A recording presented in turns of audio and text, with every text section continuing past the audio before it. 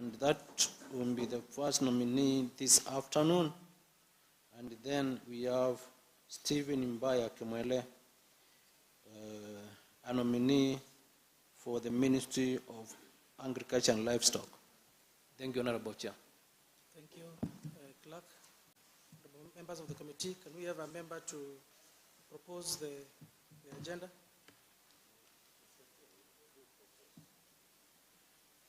Please, Majority Leader. I propose. Thank you, Majority Leader. Can we have a member to second? I second, Chair. Thank you, Minority Leader. Honorable Hussein, you have a question before we begin? No, Mr. Chair. Thank you, Honorable Hussein. Honorable members, allow me to issue a very brief but elaborate communication before we begin our vetting process. Honorable members, please note that the Committee on Appointment is established under Standing Order 184 of the Kitui County Assembly Standing Orders pursuant to Article 185 of the Constitution of Kenya 2010. Article 185.3 of the Constitution of Kenya 2010 provides that a county assembly, while respecting the principles of separation of powers, may exercise oversight over the County Executive Committee and other county executive organs. Section 4 of the Public Appointments County Assemblies Act, here referred to as the Act, provides that an appointment under the Constitution of Kenya 2010 or under any other law for which with the approval of the County Assembly is required shall not be made unless the appointment is approved by the relevant County Assembly in accordance with this Act. More specifically, Standing Order 184.4 spells out the mandate of the committee, which is to consider for approval by the County Assembly appointments under Article 179.2 of the Constitution of Kenya 2010. Honorable members, the procedure of conducting approval hearing is as follows. The procedure for conducting approval hearings of any constitution or statutory appointment is provided in the Act. This shall be as guided by the chairperson during the vetting.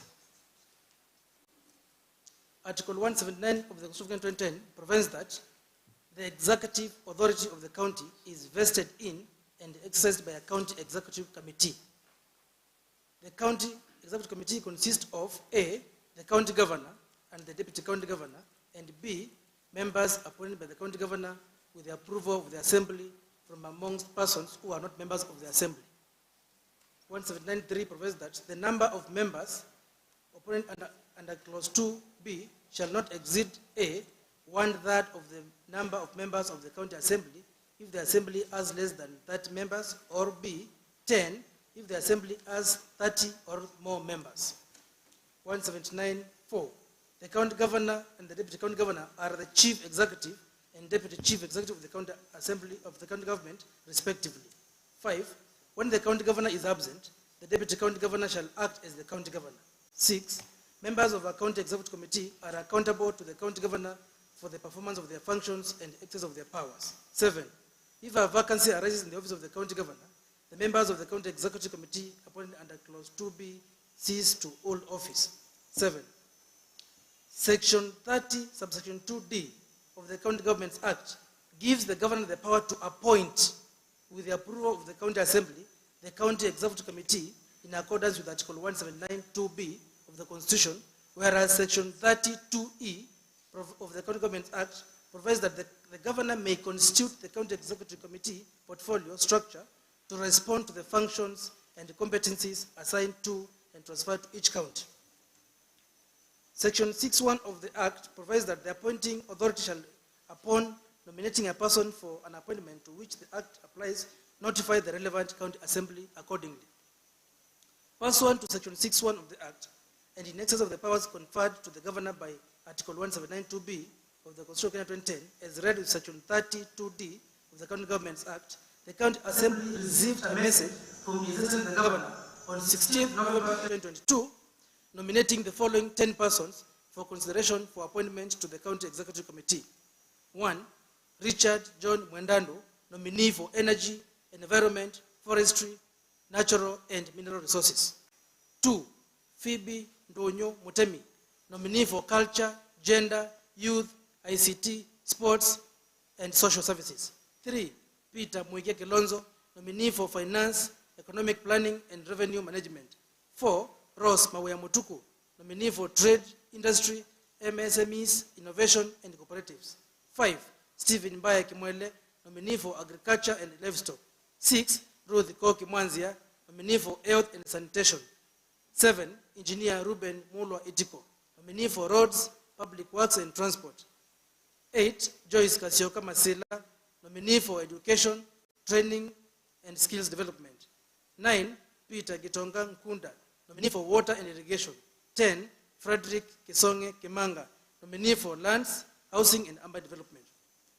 Honorable members, please note that upon receipt of the message, the Speaker notified the County Assembly of the message from the Governor through a communication dated 16th November 2022, upon which the names of the nominees stood committed to the Committee on Appointments and their curriculum vitae and other documents were accordingly forwarded to the said committee pursuant to the provisions of Section 7.1 of the Act.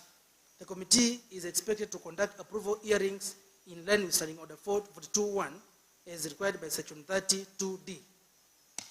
Honorable members, Section 7.4 of the Act provides that the clerk shall notify a candidate of the time and place for the holding of an approval hearing by notice in at least 2 newspapers of national circulation and by writing and such other form of communication as the clerk shall consider appropriate. Pursuant to the above provision, the clerk published an advert on 18th November 2022 in the Nation newspaper dailies and further wrote to the nominees to notify them of the time and place of holding the public hearings. This message was also published in the Kitui County Assembly website. Honorable members, the notification made on 18th November 2022 were however cancelled due to unavoidable work-related challenges. On 8th December 2022, the Clerk of Assembly, pursuant to Section 7.4 of the Act, notified the nominee on the time and the date of holding the public hearings through an advert placed in the Star and the Standard newspapers. Honorable members, Article 196 of the Constitution of Kenya 2010 provides that the County Assembly shall facilitate public participation and involvement in the legislative business and other business of the County Assembly and its committee. Section 7.5 of the Act further provides that the committee shall by notice in at least 1 newspaper of national circulation notify the public of the time and place for holding an approval hearing at least 7 days prior to the hearing. Pursuant to the above provision, the clerk published on behalf of the committee an advert on 18th November 2022 in the Nation newspaper, notifying them of the time and place of holding the public hearings. The notification made to the public on 18th November 2022 were however cancelled due to unavoidable work-related challenges. On 8th December 2022, the Clerk of the Assembly, pursuant to Section 7.5 of the Act, notified the public on the time and venue of holding the public hearings through an advert placed in the Star and Standard newspapers. Honorable members, Section 7.10 of the Act provides that any person may, prior to the hearings and by written statement on oath, provide to the clerk with evidence contesting the suitability of a candidate to hold the office to which the candidate has been nominated.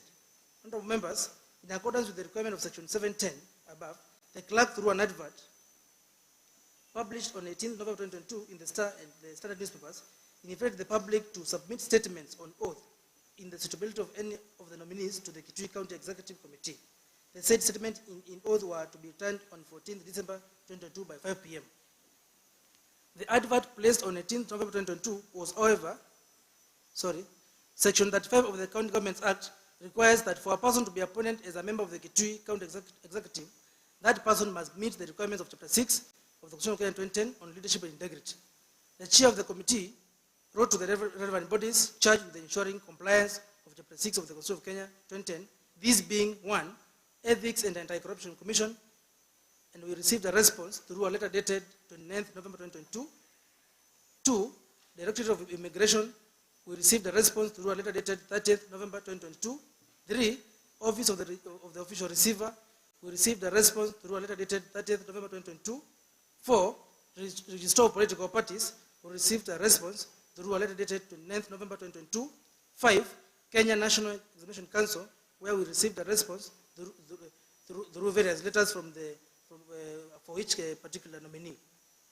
Honorable members, the individual nominees are also required to submit documents relating to their compliance with Chapter 6 of the Constitution of 2010, which was submitted, and the committee is required to confirm the validity of the submitted documents.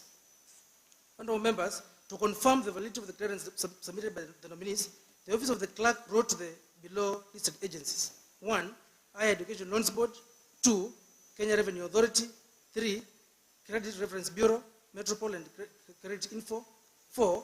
Directorate of Criminal Investigation. Issues for consideration by the committee.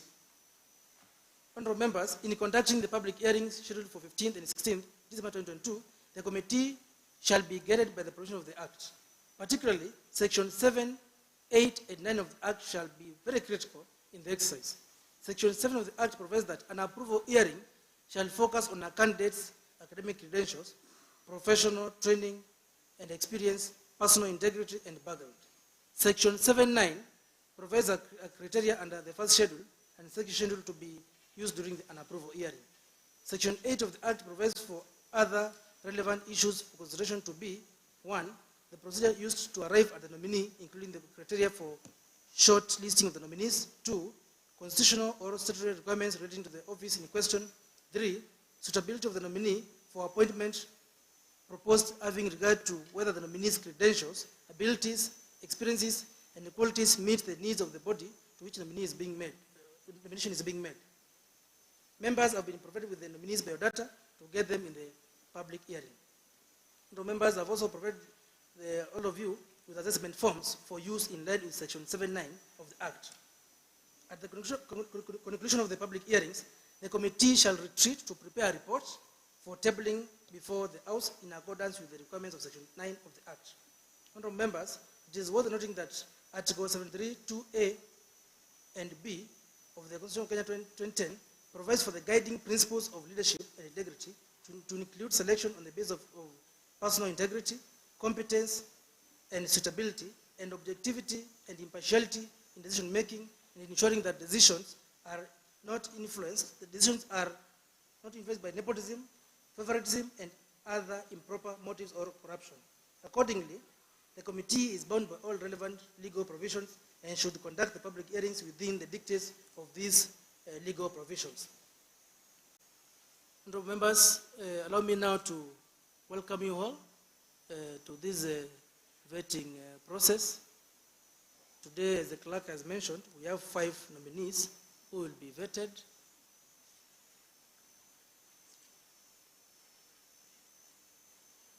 We have 5 nominees who we shall be vetting today, 3 in the morning session and 2 in the afternoon session. But before we call our first nominee, honorable members, allow me to recognize the following guests who have visited us. And I will request, if they don't mind, when I call their name, to just wave so that we can acknowledge them. Honorable members, allow me to recognize our Deputy Governor, His Excellency Augustine Wambua Kanani. Thank you, Your Excellency. Allow me also to recognize Mrs. Ruth Zambi Joseph, who is a member of the Kitui County Assembly Service Board. Thank you, Mrs. Ruth. Allow me also to recognize Mr. Wilson Mwange Musioka, who is also a member of the Kitui County Assembly Service Board. Thank you, Wilson. Allow me also to recognize Koinari Saidim from the office of the DCC. Thank you, thank you.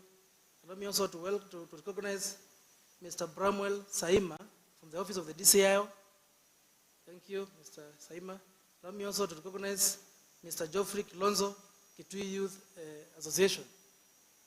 Thank you, Geoffrey. Several other guests will be joining us as we continue, and we shall recognize them accordingly. So thank you, members. Allow me now to request the clerk to bring forward of the first nominee, Mr. Richard John Mwendandu.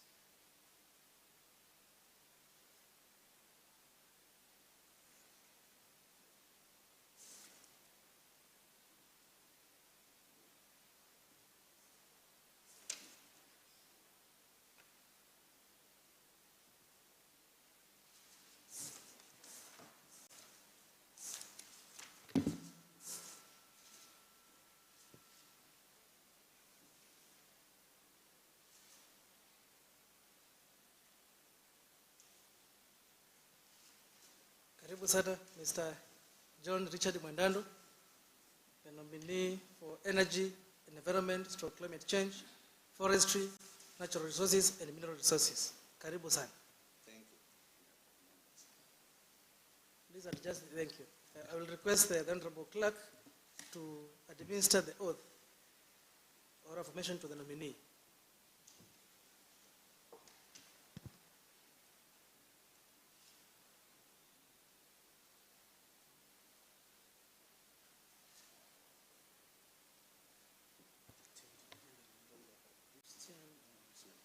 I'm a Christian.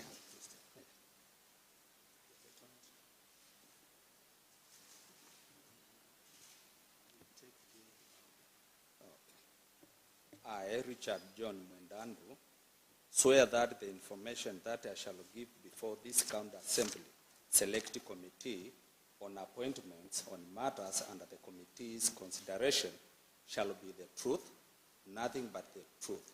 So help me God.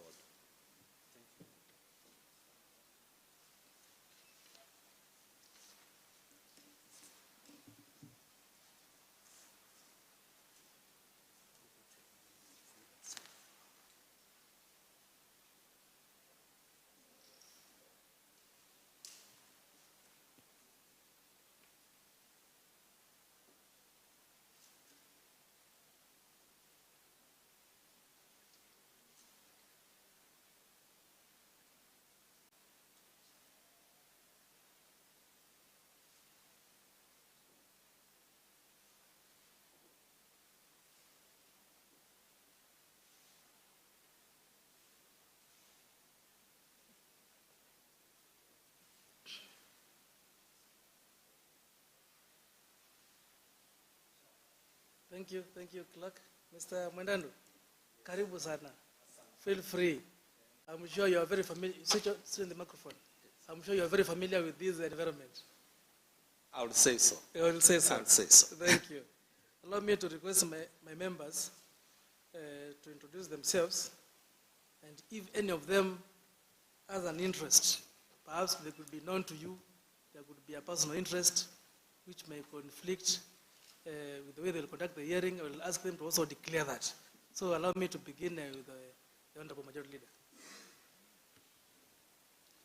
Leader. I'm Honorable Harrison Maluki, member of County Assembly for the great people of Migwani, and also the leader of majority, and a member of this appointment committee. Thank you. Thank you, Honorable Minority Leader. Thank you, Chair. My name is Honorable Alex Mutambunganga, member of County Assembly, Kitui, representing Meambane Ward, minority leader of the County Assembly of Kitui, and a member of this honorable committee. Thank you, Mheshimiwa Vice Chair, Board. Thank you, Honorable Chair. My name is Matthew Ngobivudi. I'm a member of County Assembly, Choluni Ward, representing Choluni Ward in Kitui County. And also I'm a vice chair of County Assembly Service Board, and also a member of chair of Implementation Committee. Thank you. Mheshimiwa, do you have any interest? And also I'm the member of Appointment Committee. And do you have any interest? Declare your interest. I don't have any interest. Thank you. Majority Leader, you have not declared your interest. Declare your interest. I don't have any interest. Minority Leader, declare your interest. None, Chair. Thank you. Honorable Hussein Mwandia. With your permission, Mr. Chair, my name is Hussein Mwandia, an elected MCA of Ikuda Ward, where I represent the great people of Ikuda. Mr. Chair, I'm a member of this committee. I'm also a member of the County Assembly Service Board. And I have got no interest, Mr. Speaker, in this contest. Thank you. Thank you. Thank you. Mheshimiwa Judith. Thank you, Mr. Chair. My name is Judith Wanza Kasioka. I'm MCA New Ward, and I'm a member of Appointment Committee. and also I'm the chair and the docket of sports and gender. Thank you, Mheshimiwa Judy. Members, allow me to invite the clerk to introduce the members of the secretariat.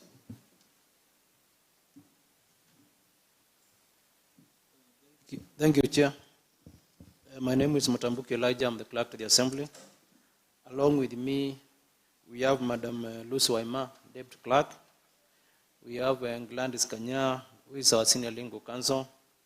We have... Let them stand so that our nominee can see them. Start from the Deputy Clerk. We have Madam Lucy Waima. Waima is the Deputy Clerk. We have Madam Gladys Kanya, our Senior Legal Counsel. We have Mazi Kilonzi, she is our Principal Clerk. We have Njospat Kwanda, who is our Principal Clerk.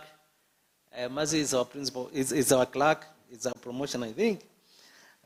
We have our sergeants along with us. We have the Senior Sergeant, Lawrence Kiriwi. We have Malali, a sergeant with us. We have Wambua, a sergeant with us. We have also our communication team, starting with Lynn. Lynn is our communication team. We have Alfred Malu, who is our answered editor. We have Dennis Kaviso, in charge of the Speaker's office. And then we have Joshua Muimi. Joshua Muimi, still from the Speaker's office. Again, we have a communication team from the Governor's office. I may not know their names, but I can see them around, starting with that beautiful young lady over there.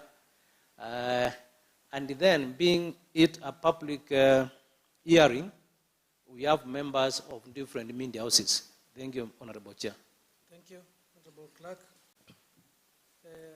Mr. Mwandandu, allow me to explain to you what the mandates of this committee are and to tell you why you are here. This committee is established pursuant to Article 179 of the Constitution of Kenya 2010, and the committee is also established under Standing Order 184 to consider for approval by the County Assembly appointments under Article 179(2) for members of the County Executive Committee. We are here, Honorable Mwandandu, to ascertain the suitability of the nominee to discharge the duties of the public office to which the governor has nominated you. So we want to know your suitability. We will not be very strict on the time we will give you, but we expect you to be as brief as possible. Tell us respond to the questions which we ask you. Don't tell us things which are not relevant. Thank you. For the purpose of this vetting process. Yes. And I will be allowing my members to ask you questions individually, and also any member can also ask a follow-up question, and we expect you to respond to all answers to the best of your ability. Thank you. I will also expect that everybody in this room maintain silence and order, and if not so, our sergeant at arms will do as required. We should also make sure that we switch off all our mobile phones, especially our nominee. Nobody should call you. Mr. Kiribi can keep the phone on your behalf if you have it, so that nobody disrupts you as we do the vetting. Let us use a language which is respectful, and also let's maintain decorum. This one I will specifically address my committee members and also the nominee. If a question is asked and you feel worked up, just sip water and respond in a calm way as we maintain decorum. So, Mr. Mwandandu, I will ask you a few background questions. Then I will request my colleagues to ask you now other specific questions. And before I do that, I know the letter you received from the clerk required you to come with all the original documents. Mr. Kirugi, please pick all the documents from the nominee so that you can give our senior legal counsel for verification. And the senior legal counsel will report to me in case there is a document which is not very clear, so that I offer the necessary guidance. all the originals. You can keep the copies, Mr. Mwandando. We just need all the originals. Thank you. If Mwandando prefers tea, let tea be provided for him. Are you okay with the water, Mr. Mwandando? So far, so good. I want you to feel very relaxed and feel very free. Yeah, okay. Yes. You have a notebook? Yes. Thank you. I will request you in 10 minutes, and our clerk will be timing. Perhaps the clerk, you can explain how these timers are working so that our nominee can understand. Thank you, Chair. When the chair decides on the time that you are supposed to take, immediately we start off, we will be having the green light. The yellow one will be a warning that you are running short of time, so it will be calling upon you to start summarizing. And the red one means that your time is over and you'll have no time to summarize. We will close at that. Thank you, Chair. Thank you, clerk. Mr. Mwandando, I would like you to tell us about yourself, where you expect to tell us your name, your family background, your academic background, your professional background and work experience, and also tell us if you are in good standing professionally, and also tell us how is your work experience related to the position which you have been nominated for. So your 10 minutes begin now. Thank you. Thank you, Honorable Speaker. My name is Richard John Mwendandu.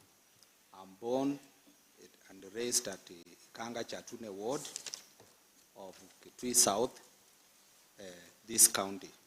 I started my school there at Kanga Primary, proceeded to St. Joseph's, proceeded to Kapsabet for my A-levels, and ended up at the University of Nairobi, where I attained a first degree in forestry, Bachelor of Science in Forestry. Immediately after that, those years jobs were available. I was hired by the Ministry of Agriculture, where I started as a very young officer as the National Agroforester. I was the one who started the first tree nurseries in the Ministry of Agriculture, because nurseries were at that time for forestry. I worked there for 2.5 years before I was hired by a development project called DRC, that is IDRC, it is Canadian, and I was doing dry land, now soil management in Machakos. I was lucky to have won the small grant project award in Africa, and that gave me a scholarship to go to University of Toronto in Canada, where I was supposed to be there for 2 years to do a postgraduate diploma. I did it in 1 year, so I benefited and extended to those of my masters. All those papers are, of course, what I've given. Upon coming back, I was hired by KEFRI, Kenya Forestry Research Institute, as a dryland research officer. While I'm there, I'm the one who worked things in the Bura. I was doing the dryland introduction of species wood fuels. Actually, I'm one of the people who brought the famous Madenge around. Then I also was hired by the Japanese JICA Social Forestry, and I'm the one who set up the Kitui Center here, plus also the Kwavonza Tiva Research Center. I would say during that time, I was also having the benefit of having introduced the trees which have been planted from Siongela to Kwavonza. That's my interaction, also very close with Kitui. Then in 1997, I resigned and went for politics. I did not succeed under KANU, and I became an independent consultant, which I put on my CV. Which seat were you contesting, Mheshimiwa? The MP for Kitui South. Okay, please continue. I was eliminated in the preliminaries. Then, after being a consultant for some time, up to 2002, I also tried again the Kitui South seat under NAC. I think I was second, and also after that I resigned from active politics. I went back to practicing my professional training. Since then, I've just been employed by various organizations.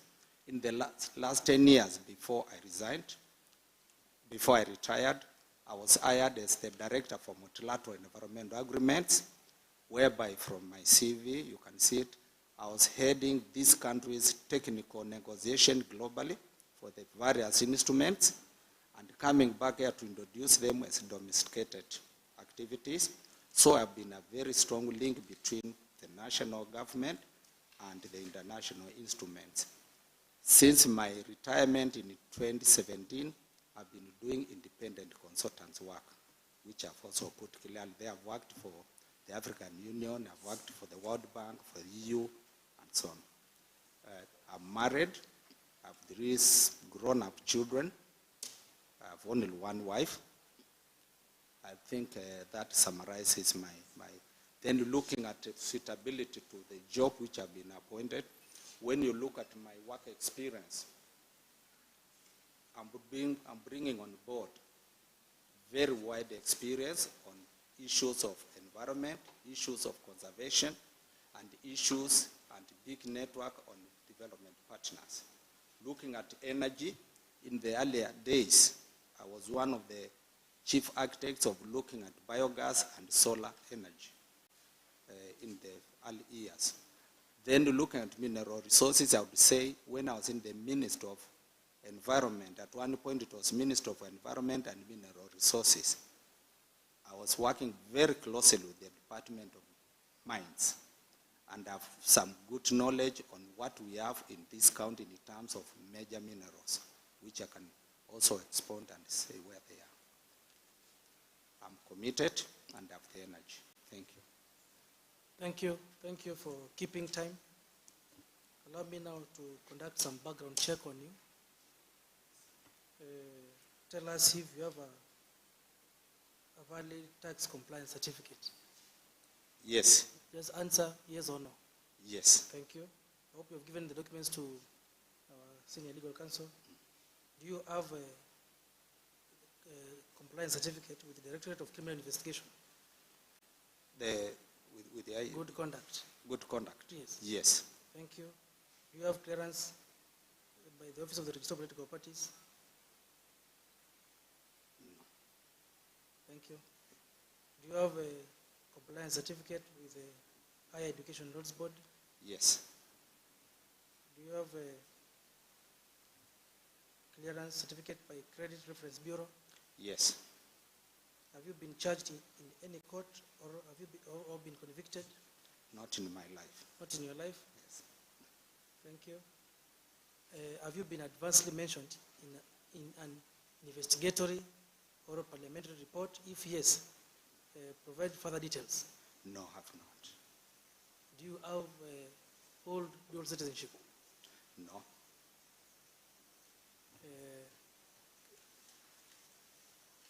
Please tell us about your current net worth, and you can give us a breakdown of your net worth.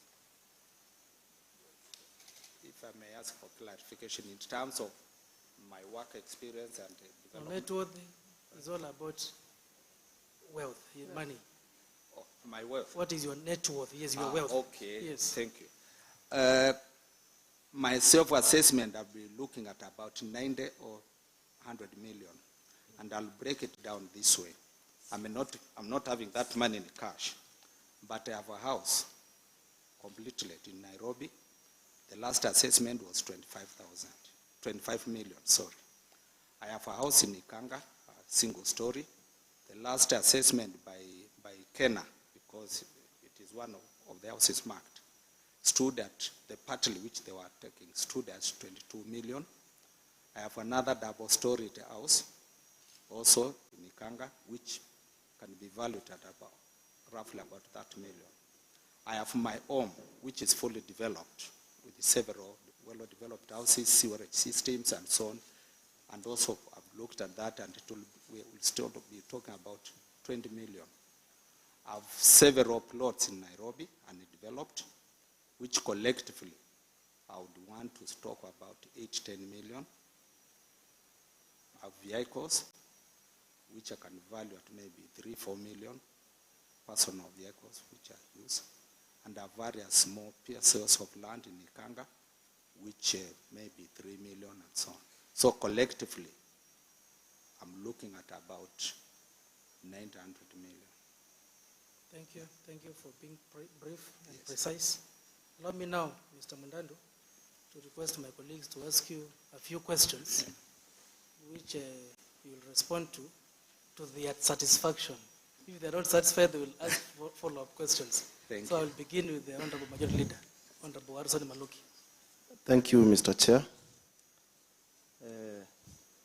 Mr. Richard John Mwendandu, Yes, sir. please, can you kindly explain to us your understanding on the ministry where you have been proposed as a nominee, what the ministry deals with, and also the plan you have in the ministry, which you think is of importance or can help the great people of our county, Kitui. Thank you, sir. I think in the docket I've been asked, there are 3 dockets, key ones: energy, environment, and mineral resources. On the understanding of energy, I would want first to say energy is the key pillar to development because it provides the energy to do various things. I would want to say, I want to work towards increasing connectivity of the main powers to as many villages, as many locations as possible, because then that will spur development in various ways. As a county, we are endowed naturally by a lot of sunshine. I believe this is an area we need to promote, solar energy, especially looking at bores, looking at shallow wells of people who are doing irrigation, looking at isolated urban centers where we need to light. That is another area I think I would want to really emphasize, promoting solar energy. Lastly, on energy, there is an area which we have not really done a lot called biogas. We are endowed with the livestock, most of us, in this county, and we have looked at cow dung going to waste. Yet our populations are using a lot of wood and charcoal, which is causing deforestation. I think it is an area we need to introduce systematically and see how it can pick up. It can relieve a lot of pressure from the environment. Looking at environment in total, environment, I want to look at forestry, I want to look at soil and water erosion, I want to look at the issues of sand, and I want to look at issues of charcoal. These are all tied up in this county. Our environment determines the quality of our environment, determines the quality of our livelihoods and the livelihoods of the people you respect. Because when you have very poor environment, you are bound to find very poor people. I'm saying this because our people are directly relied on the environment, whether for agriculture, livestock, for water, and so on. So I'm looking at a situation whereby I want to promote good environmental conservation. And when I talk of environmental conservation, I don't want to talk about plant trees and don't go there. I want to promote a positive interaction between the users, the planters, so that as they plant trees and put grass, they're also getting something back. Instead of the traditional way of plant trees, don't go there, nothing goes there. When people don't benefit, they don't become part of the process. So that's how I want to change that paradigm shift, whereby what we are doing is also benefiting the people. They can see it directly. For example, you can plant trees and you can plant grass. After every 6 months, the farmer can cut the grass and sell. That's a benefit as he's waiting for the trees. Looking at the sand harvesting, that is a nightmare in this county, simply because we need to put policies and regulatory frameworks which will manage sustainably the harvesting and selling of sand, which will affect from the grassroots, the seller, to the transporter, to the county, and to our people. So I'm looking at trying to bring that into order. Looking at charcoal, if, I may be wrong, if we were the only one using charcoal without sending it to Nairobi, maybe it is enough for us. But the extra demand to export it causes extra need to cut more charcoal. That is an area I wanted to review the 2014 charcoal policy so that we see what are the gaps, which can make us sustainably produce, manage charcoal business, benefit our people, benefit the county, and benefit the environment. Still again, I'll look at policies, regulatory frameworks, which will come squarely to this assembly for approval, for discussion after the normal processes. Mineral resources. I dare say this county is endowed with major mineral resources which are prime movers to development anywhere in the world. We have coal, we have limestone, we have iron. Those three ingredients are drivers to every industry. But if not well handled, they'll leave our people poor and we just see lorries carrying. I think I want to spearhead trying to come up with policies, county policies, because that room is there. How they will safeguard and how they will engage the national government if there is any extraction being done. And that will still come to this assembly for approval. That's how I want to see it. Thank you. Thank you. Thank you, Chair. Are you comfortable? Yeah. Are you satisfied with the response? Yeah, I'm satisfied. Thank you. Mr. Mundando, allow me now to request Honorable Alex Nganga, who is a minority leader, to also ask you a few questions. Karibu Mheshimiwa. Thank you, Chair. Richard Mwendadu, first, congratulations on your nomination. And I'll just ask first out of curiosity, how did you learn about your nomination? To be fair, I was taking a shower. Somebody called me and told me, congratulations, and I said, on what? And before that, another one and another one. Actually, initially I learned through the course from friends. Thank you, that's a good one. You are an expert in forestry. I want, in your estimation, to tell this honorable committee, how would you estimate the forest cover in Kitui County? The last estimate, we are talking of 7%.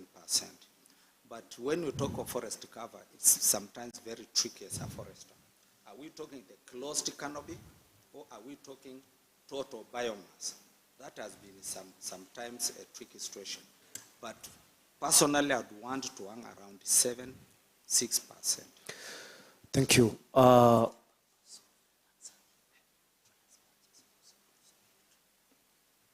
What plans or initiatives would you come up with to increase the forest cover in Kitui County? I want to start by looking at what has been done to identify any gaps and to see what are the several interest groups. Traditionally, when we talk of tree planting, sometimes we have one big day and everybody goes home. We want to engage the communities, and when you look at the manifesto of His Excellency, he was talking about providing seedlings. I think we need to have more nurseries, especially community nurseries, which we manage the type of seedlings, the type of seed, the type of tree, so that it can match the site where we are taking it. We want to look at what do we have to plant. We have areas which are solely owned by the county government, some hills, watersheds, water towers. We want to use that as a county tree planting process. Then we have private land and farmland. We want to engage the farmers. I mentioned earlier that the traditional way is to tell the farmer plant 50 trees and then you wait for 15 years for the tree to mature. I think I want to introduce a combination of plant 40 trees instead of 50, and between put grass. It will be a win-win because we will do soil and water conservation. Thank you. That's enough, sir. Yeah. My other question is there any personal initiative which can be associated with you in line with your profession and which has contributed and can be cited as a landmark from you in this county? Yes. Just like we have heard of Dr. Isaac Kalua, his love for tree planting, greening this country and this county. Is there any personal initiative we can associate with you in line with your profession? Yes. One, have put together previously a team to find out this tree called mukau, how widely spread it is. And personally, I've done a lot of survey beyond the rack and so on, and to find out which are the plus trees, so that when we come to say we are planting mukau, we are having seed from already known plus trees. In the forest also we select trees just like in the livestock, how you can select a bull. So that is one area I think it has been a personal initiative. It has been a personal initiative. Yes. Any evidence of the same? Probably physical or reference we can make? Yes, I mean, before I left it, I gave it also to Kefri, and we have trees which are marked all over from Voi to Embu, which are trees which they are calling mother trees. Okay, Yes. that's very good. You've not come out emphatically in your introduction to talk about charcoal trade. I would want you to dwell more on the same.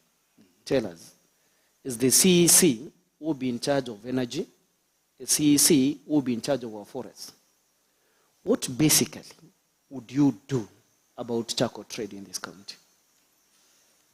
As I had mentioned, it all starts by having proper policies and regulatory frameworks, which will involve charcoal producers, methods of production, because, for example, if we go the traditional way, the threat is, when I speak traditional, is somebody picks an axe, goes for one tree, you rarely do 3 trees a month. But when you bring the power saw, you can do an acre in 1 hour. Those are some of the things we want to control. True, try to put together the producers at the lowest level and have an inventory. How much have you produced? Because we have village administrators who can be taxed to monitoring how much is coming from your village, so that we don't have people overdoing it. 3, I would want to look at what trees are we cutting, because sometimes we can encourage people cutting. That's enough. I got it. So basically, what you're talking about is you would want to regulate charcoal trade. Yes. Would you not advocate for the banning of charcoal trade in Kitui County? I would state straight to go to ban, because to me, if we ban totally without proper alternatives, it will still be done illegally, and we'll spend more time just chasing the illegal producers and transporters. However, if we regulate it, the producers themselves will become part of the people controlling and knowing what much they are producing. At this point in time, I would not want to advocate for total ban. The same about sand harvesting? The same about sand harvesting. Thank you, Richard.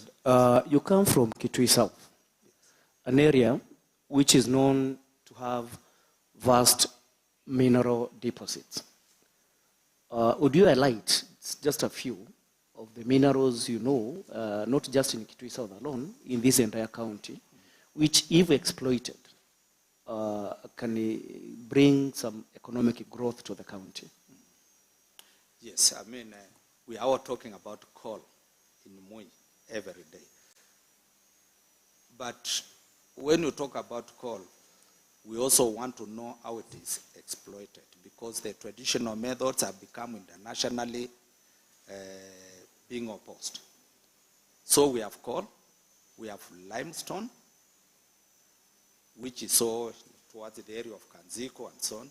We have iron, which starts from Ikuda all the way to Voi, but I'm talking about the Kitui side. We have a mutualite. A mutualite is a silent mineral used to do fireproof materials like ceilings and so on. It's not being exploited, but it's down here. We share it with the Makueni. We have industrial graphite, yet we are importing pens. Thank you. Let's say you have already highlighted on the main ones. Yes. Very specifically, when you sit as the CCM, after this approval, if it goes your way, what will you say you'll do about coal in Moi Basin? Again, I want to start by the county because there is room in the fourth schedule developing airtight policies and regulatory framework for engagement with the national government if it comes to extraction. 2, I will spearhead for what we call best available technology. It is not just going to dig about coal, but having the best available technology which safeguards the environment and our people. 3, if we are using it there, we'll also want it to have safeguards into after exploitation, whether open pit or closed. How do we get our people back? How do we recover the environment which has already been extracted? And finally, over and above, it's about poverty. What is the equity component into the exploitation?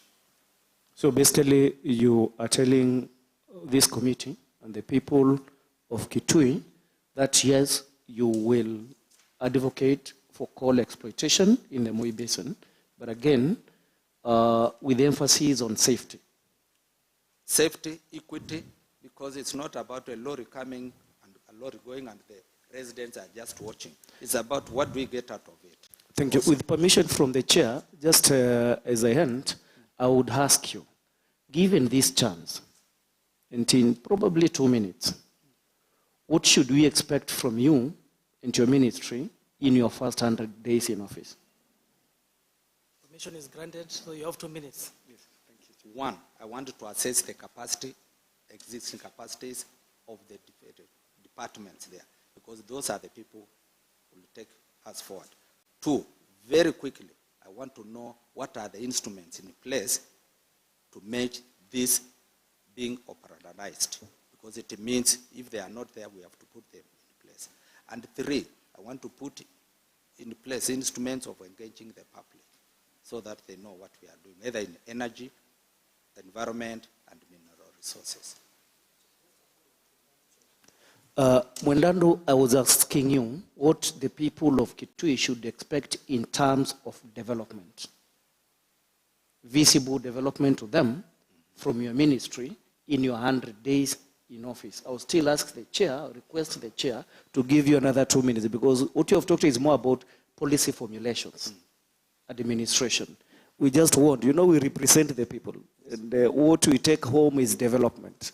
Perhaps, Mheshimiwa Nganga, as Yes, a sir. response, Yes, sir. we also need to know whether you understand the Kitui County government policy in your particular department. You should have done your research work. Tell us what is our policy and how will we improve on it? Thank you, the existing policy. Thank you. Yes, I've looked at the existing policies in this docket. And as I've mentioned, on Chaco, for example, I said the 2014 policy was not really implemented. Instead, I think between there was a ban on Chaco. So, to me, that is an area which I understand what was happening. On energy, there was the Kanyonyo solar, which was also going to be developed. But to me, the most important thing was we should have improved on solar more than what we are doing. Then on mineral resources, I dare say not much is happening which is organized except what we are told we are going to do coal or we are not going to do coal. There isn't much as a county we are doing, either in policy on minerals, policy development, or exploitation, or engaging a serious partner. Thank you, thank you, thank you. Chair, Yes, Chair, just a follow-up question. Yes, please. On the side of minerals. Yes. I think Kitui South is the leading in limestone. What is your thinking? Are we going to extract, or are we going to take the coal, the limestone, and then we leave all on your thinking? Is it possible that we build a company there and we do the processing there, or we just take with the Lord, as you said? My take in this is I would want to see everything processed there because of 3 major considerations. 1, employment will be local, or at least non-super professionals will be sourced from the local team. 2, it will spur money flow within that area. And 3, on climate change, we will be reducing on what we call carbon miles. And this means internationally, we are reducing transporting something from Mwingi all the way to Mombasa for processing because it costs a lot of emissions and so on.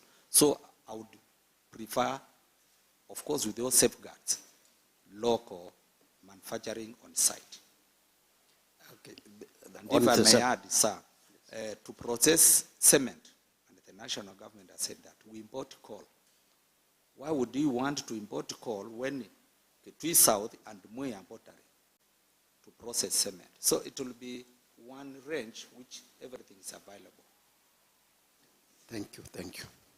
Thank you, Mr. Mandano. Remember, we are recording this on your answer, so use your microphone very well as you respond. Allow me now to welcome Honorable Matthew Ngobivode to ask you a few questions. Thank you, Chair. My question goes to electricity. I think, Mr. John, with your understanding, electricity regulation is one of the functions that has been developed in counties. How do you intend to utilize this avenue to ensure increase in electricity connectivity within the county? And how are you going to assist our residents in Kitui County, especially in the payment of the connectivity? Thank you. Thank you. I fully agree, sir, that connectivity has become a major challenge in terms of the cost. However, we all know that we have strategic partners who have been trying to support this country and counties to expand connectivity of electricity. And what I mean by this is something like shilingi kwa shilingi. You know, the donor comes says, we'll put 1 shilling, you have to put a shilling. And this is an area we need to maximize so that we are able, and I work for a budget which can be our contribution so that we also tap in on the donors' contribution. As far as where do we take the priorities, that will be now administrative work in consultation with you and other relevant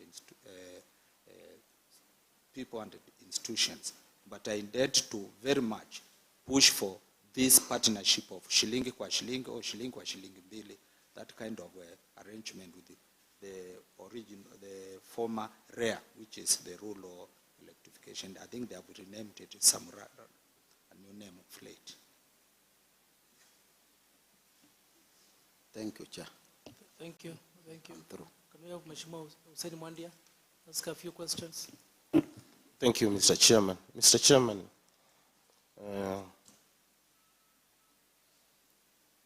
I'll take only 5 minutes. Richard John Mwendando. I think that's your name. Yes.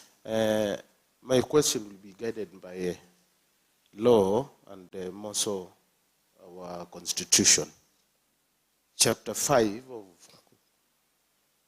our constitution 2010, Article 69. It is part 2 of that chapter, talks of environment and natural resources. And the obligations of the government or government arms as far as environment is concerned. If we go to Article 69, subsection H, it says that the state shall utilize the environment and natural resources for the benefit of the people of Kenya. Based on that, please, Mr. Mwendando, we have a problem of encroachment in our forests, use and riparian areas. what policies will you put in place to stop this and protect our green areas? Guided by Chapter 5 of our Constitution 2010. Thank you, sir. One, in this chapter, when you look at it widely, also the government has a responsibility to provide safe and good environment to the residents. So it is not just they will use carelessly. Looking at encroachment, encroachment is very well covered by national laws, which we can also domesticate. Encroachment could be encroachment on protected areas. And this is very rampant. When I talk of protected areas, I talk like the national park. We can talk of Kora National Park, where it is the field of Hada. So that is covered under the Protected Areas Act. We look at riverine protection, which with a lot of humility, we are all cultivating up to the river. There are laws, there are instruments like in agriculture, water, and forest, which say don't encroach riparian land up to the river. So these are some of the acts which we intend to look at, domesticate, and engage our people to understand it is for their good, not to cultivate or to cut trees up to the river. Just like sand, it is to their good, not to scoop until you leave the rock at the bottom. These are some of the issues which we need to manage and control. Because if we don't do it, then the quality of the environment goes down and the quality of livelihoods goes down. Both those things are related. Another question. Yes. We have our areas like the Kitui South National Game Reserve, the Kora, and currently we are experiencing a lot of maiming, killings. As an environmentalist, what, in your own understanding, what measures, if given the chance, you think you can employ to ensure that those conflicts are reduced? Because our people, the Kambas and the Kamohadas, are fighting. Well, sir, first of all, I have to say these are resource-based conflicts. They are not political, as people tend to say. They are resource-based. What I mean by natural resource-based, I mean the conflict between call them the Kambas and our neighbors is about grazing. And especially if you have followed it, it only happens in the dry period from August to October. Once it rains, everybody goes back to his business. I think from where I stand, our neighbors have overstocked their land. They need to be discounted to engage the national government to find a way of saying, can you have enough livestock which can be well taken care of in your area? Because they have overstocked. And once you overstock, you cannot have enough feed around the year.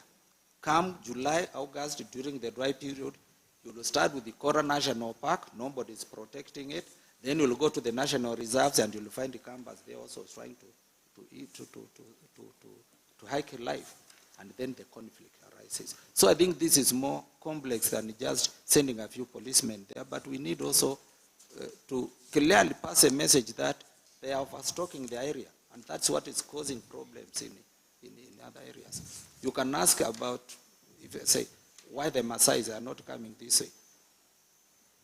I dare say because they have the Amboseli, they have the Savo West, which is really very rich before they reach us. But where they don't have that, they are still also in the conflict. It's about overstocking. So, Mr. Mwendando, on that context, would you encourage campers also to have more cattle like our neighbors so that we can utilize our forestry? Because I my understanding is they come because we are not utilizing those areas, the like of Kitui Southern National Game Reserve. I think telling people to carelessly have too many animals than the area they can have, it will be suicidal in a way. What we need is better quality animals, even if they are less. And the Canvas already, I dare say to this honorable committee, Canvas already we are on the right direction. We want better animals to give us better revenue, not hundreds of animals which are dying each year. So I will not advocate for us having many animals. I will advocate for us to have quality animals which are within your land capacity.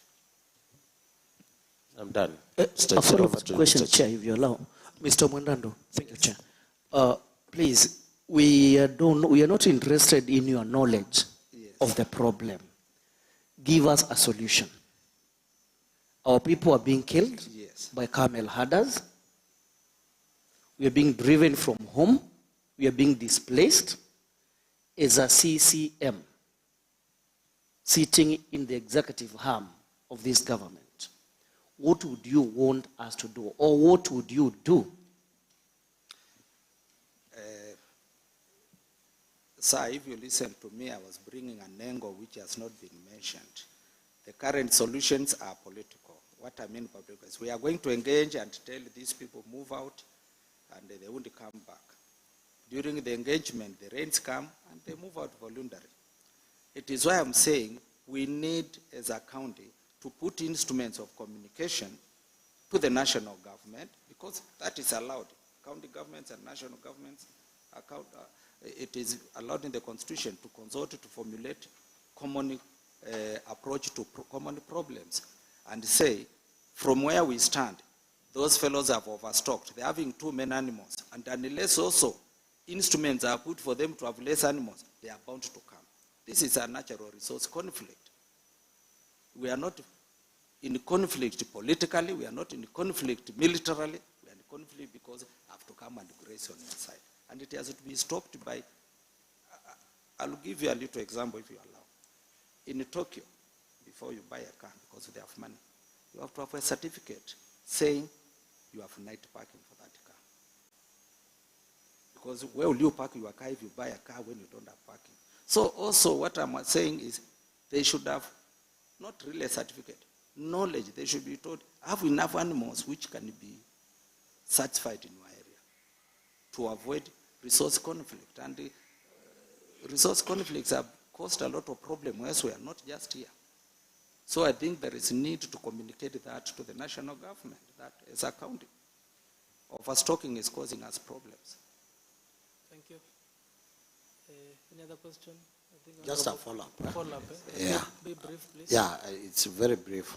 Yes. I think you have told us that the policies, many policies are concerned with the cultivation along the river banks in our protected areas. Which mechanism which policy will use, or mechanism you are going to use to enforce for that as a minister, if you get that chance? Thank you. I think first it starts by informing and sensitizing our people. It's not just one day you wake up, you cut a rungu and tell them out. We very widely, as a department, say, inform them of the dangers, of the risks of cultivating up the river. And it used to happen before, many years. And then we sensitize them. We have means of engaging people in livestock, means in agriculture. We want to use those avenues and forests to sensitize them. And then start telling them, move back voluntarily. Otherwise, we'll start looking who is not moving back voluntarily. These are the instruments we want to maximize. And of course, we have extension services. We want to use those extension services to inform the people that it is not helping them climbing all the way to Mother Hill and cutting trees from the top. They are cutting their own livelihoods. To me, I think education, sensitization is very important. Thank you. Let me now allow Honorable Judith Wanza to ask a few questions. Okay, thank you, Mr. Mwendandu. Congratulations for making it to that far. Thank you. Okay, my question is just very simple. I want to know, the county government has invested heavily in the installation of street lights in both urban and rural areas. Most of the lights, unfortunately, do not work. How will you ensure that our urban as well as rural spaces are adequately lit at a cost that is both manageable and sustainable?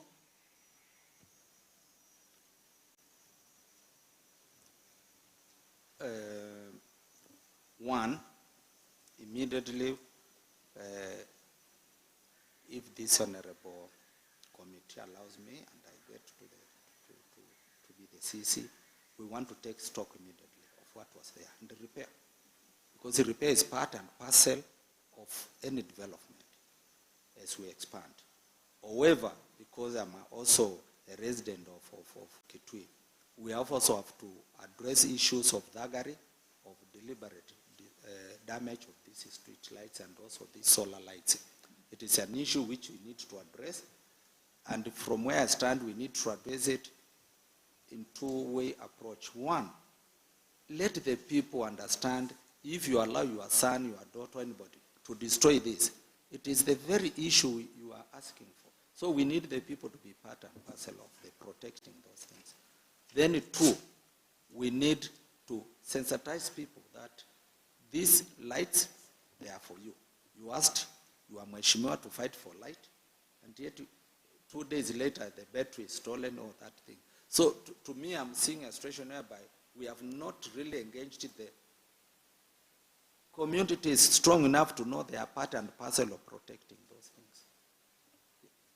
Of course, I mean, you go to Nairobi and you see all sort of one man of destruction, but still, we are a smaller count. Maybe we could use traditional way of telling people, look, this is ours. Okay, Mr. Mwendandu, I have another question for you. The whole world is currently dealing with the effect of climate change. What plans do you have to increase our forest cover? I did mention that to increase tree cover, we need to plant trees. I wanted to strive to have a community large nursery per ward, because you cannot transport seedlings from Ikuta to go and plant in Mwingi. The cost of transport doesn't make sense. That is one area, because to have seedlings, you need tree nurseries. We want to promote those ones. Two, we want as much as possible as a department to see whether we can engage the producers of the tree nurseries. I'm asking about the Kitui County, how climate change has affected the Kitui County. It's the area we are dwelling in. Okay, we have not been here. Thank you. Climate change is a global issue first. And when we cascade it, it has affected us very seriously. I mentioned our people are directly relied on the environment for agriculture, for food, for everything. With the climate change advent, food production has been affected. Fodder, grasslands have been affected.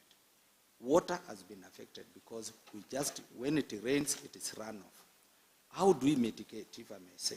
There are two major instruments of mitigation. One is adaptation. This short term, because it's where we look and strive to source for funding from the Climate Green Fund, from the Adaptation Fund Board, from the global mechanisms. I'm lucky about that network to address things of adaptation and to address issues of mitigation. Mitigation is a long term, and it involves a lot of tree planting, a lot of grass planting with the communities. And outside there are people willing to say, if you are going to plant trees, we are going to support you. Okay, fine. I would like you to tell the panel, what plans would you put in place to ensure better waste management in our dumping site? That's in Kalundu, and this is a hazard.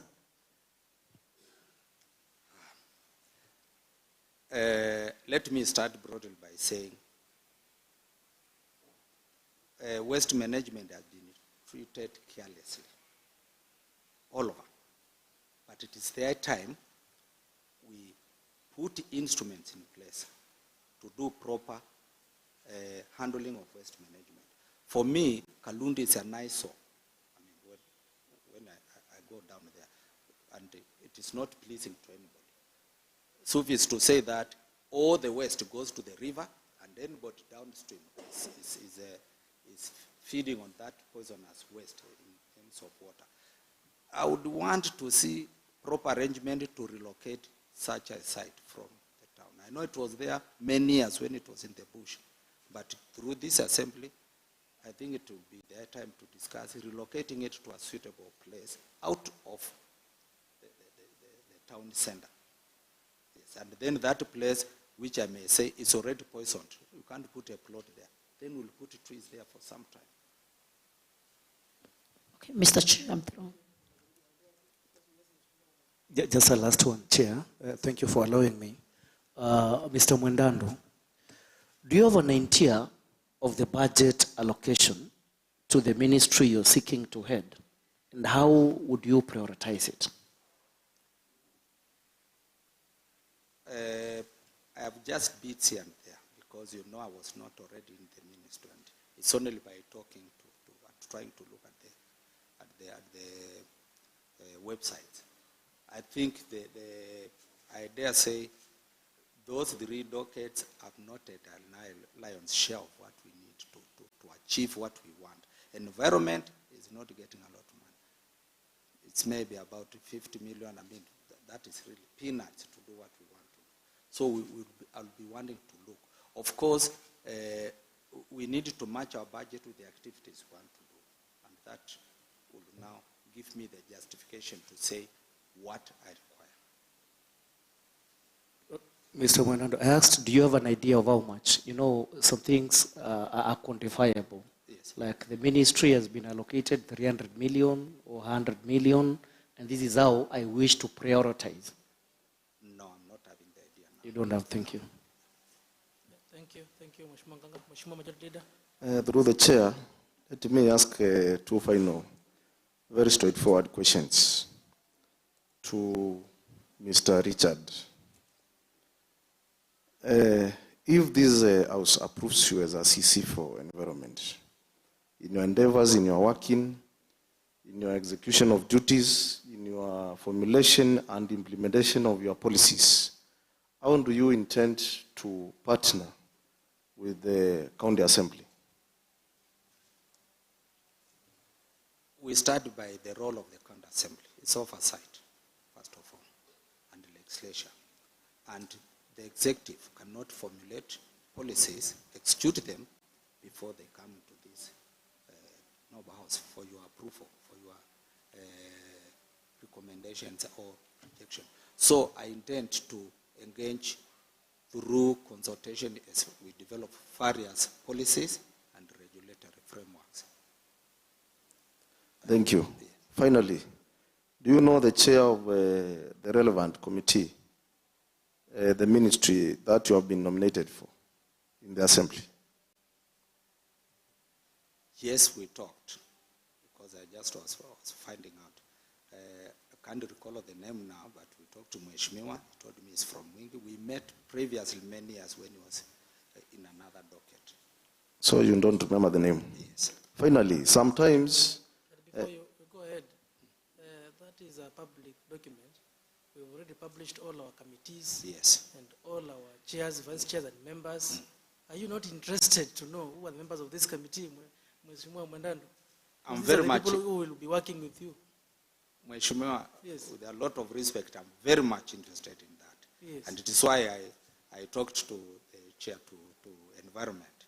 But I think, as you say, that is in the public domain, and I should emphasize that I'll be looking at each one of you, those who are in my committees, so that they assist me in moving forward.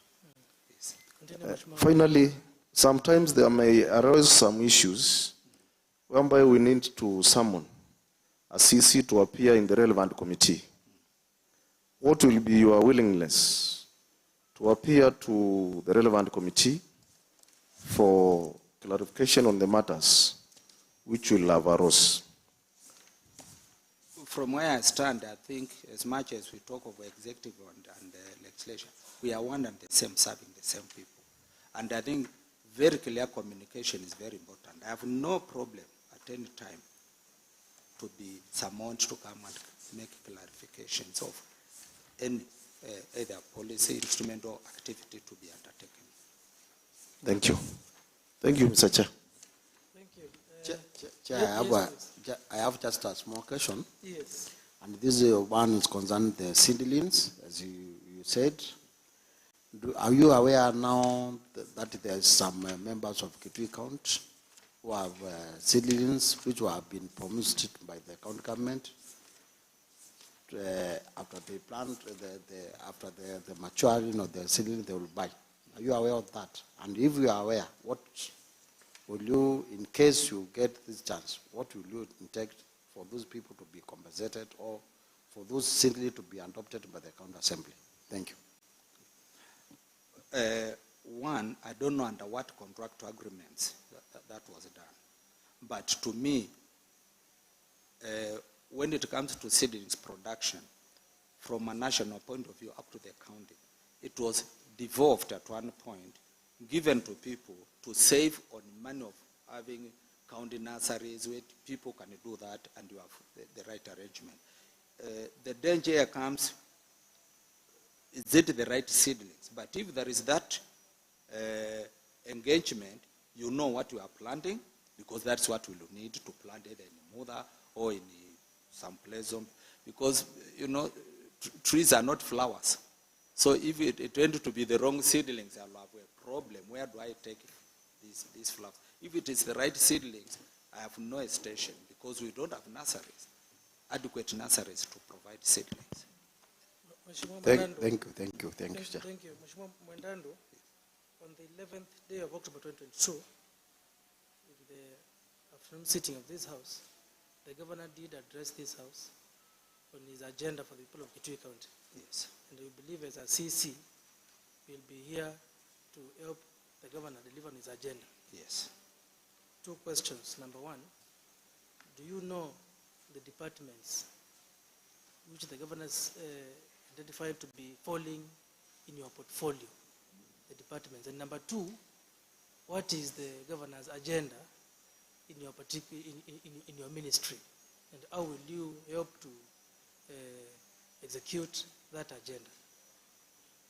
That address is a public document. It is actually in our website, so you should Yes. have had sight of that address. Yes, on the departments, let me first take the broad dockets. Energy. Within energy, there is now the connectivity. No, Mheshimiwa, be specific. There are only, I don't know, tell me how many departments Yes. are in your ministry, and give us the names of those departments. We don't know how many. Tell us. I'm aware of three. Tell us those three departments. Energy. In environment, there is environment and there is climate change. I think it is falling under that docket. And we have mineral resources, which is just one single department. Mr. Modan, did you read that address? I did, even have it. But I can't recall all the details. But You also don't even know energy, how many departments. I've talked of three. You've talked of three. Four, actually. Oh, there are four. Four, yeah. So there are 4 departments. And you are certain there are 4 departments. Anyway, let's continue. Tell us the Governor's agenda in your particular ministry, and how will you, because the Governor's agenda is the agenda for the people of Kitui County. It is the agenda of the government of Kitui County. How will you, do you even know those particular specific agendas which the government of Kitui County through the governor want to implement? And I will follow up with on Honorable Nganga's question. In the first 100 days, there are specific agendas which the governor said he will execute within 100 days in your department. Do you know them? Yes. Tell us. In energy, it was to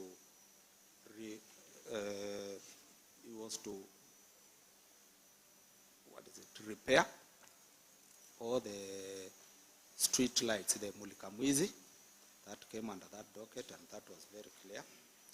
In environment, we wanted to do several earth dams and check dams, sand dams, because these are easy to do before we go to the main ones and large dams. On climate change is to source funding from the Green Fund,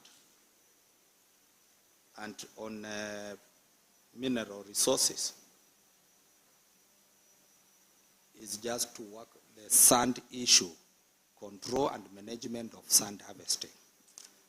Again, also on energy, the charcoal issue, bringing it back under control and proper management. Yes. On the environment, again, we have the issue of tree planting because the season is already on, and was to provide seedlings to each family. Thank you, Mr. Mandando. Is there any other question from my colleagues? As we wind up. Yes, Mr. Chair. Yes, Mheshimiwa Mwandia. Thank you. With your permission, John Mwendando, we have this issue of slaughterhouses, and in our big town near Kitui. How do you see it, where it is placed? Do you, if given the chance, prefer to relocate it somewhere else?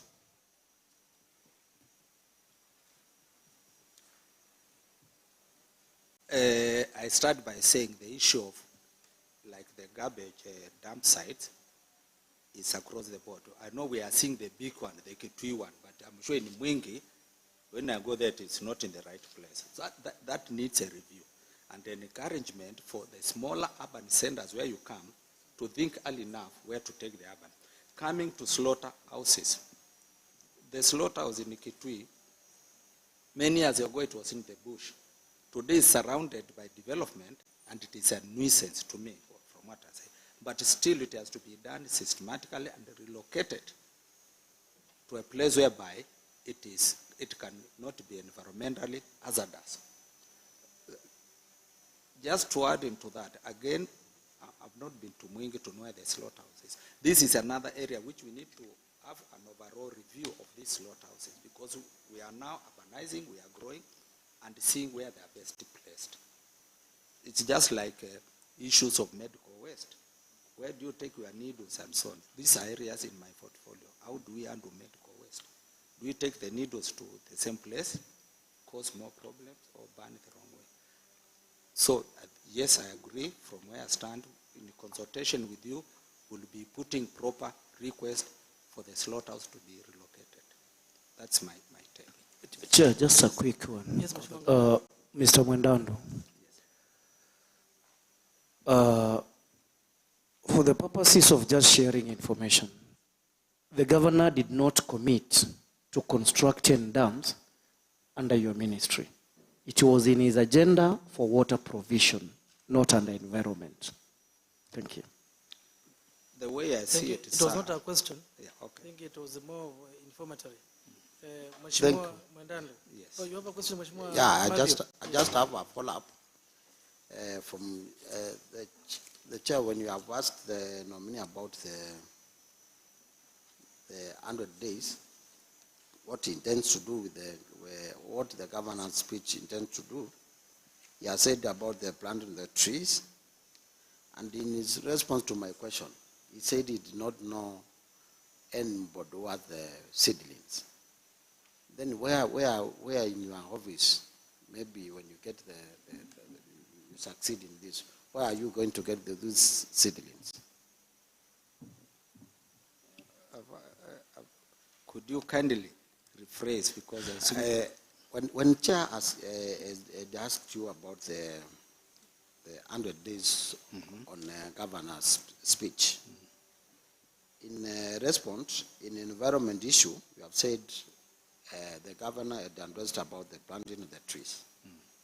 And I had asked you about do you have an idea that there is some people, some resident in Kitui County who has already planted some seedlings, and you said you don't know. No. Now, where being a nominee in CC in an environment, where are you going to get the seedlings to plant within 100 days. I think, Mheshimiwa, what I said, maybe I did not come clear, is that as a person, I could not say so and so. But outside here, people have many seedlings, not just here, even in different wards. And also what I said is, I don't know the earlier contractual agreement of the arrangement of produce seedlings, how do we buy? However, I said if those contractual agreements are good and they are producing the right seedlings, I have no reason to look otherwise but to go for those seedlings. Yes. And also I'm aware that there has been a lot of tree planting during the rains in some of these areas recently. Thank you. Thank you. My question was, I think Chair has given me the question, the answer. I just don't want to hear from him that he knows Thank there you. are some seedlings around. Thank you, Mheshimiwa. I did not want him to name specific somebody. That's okay. Thank you, Mheshimiwa and honorable members. Allow me now, as we conclude, to give Mr. John, is it Richard John or John Richard? Richard John. Richard John Yes. Mwendando, strictly 5 minutes to tell us why this committee should consider you. In other words, tell us your wish. Thank you, sir. I think my wish is to be approved by this committee. I mean, I would be cheating if I don't say that. I want to say, one, I'm very energetic and committed to serve this county. I'm bringing on board a very wide network of development partners, experience and skills, which I want to share and serve my people in partnership with you and other leaders. So I think that's very, very, very, very clear. I believe in team spirit, teamwork. So again, that is something I want to bring on board with my department and another partner who is working in this county for the betterment of our people. Lastly, I look forward, if I'm offered this chance, to be very open and work in partnership with the various representatives of, because you represent the people, so that I want to listen and look forward to formulate structures which serve the people without favor or without choosing different places, but universally available. Yes. Thank you. Thank you, Mheshimiwa. We have taken more than the time we thought we will take with you. I hope you did not mind us asking you so many questions. No, I do not mind, sir. So thank you. On behalf of this committee, Yes. we have heard you. We will retire and prepare our report, and we will definitely consider what you have told us, because this is a process. And remember, you'll become a minister, not for the executive, but a minister for the county government of Kitui, Thank you. which comprises of the assembly and the executive. So you'll become a minister for the people of Kitui County, all of them. Thank you. So thank you very much. We wish you all the best. And I will request the Sergeant at Arms to lead you as you exit the chambers. The senior legal counsel will give you all your documents. Confirm they are all there. Confirm they are all If I there. can confirm in the room there. Yes, yes, yes. Thank you. Thank you very much. Have a good day. Thank you, and I appreciate your time and the engagement we have had. You're welcome. Thank you. Thank you, sir.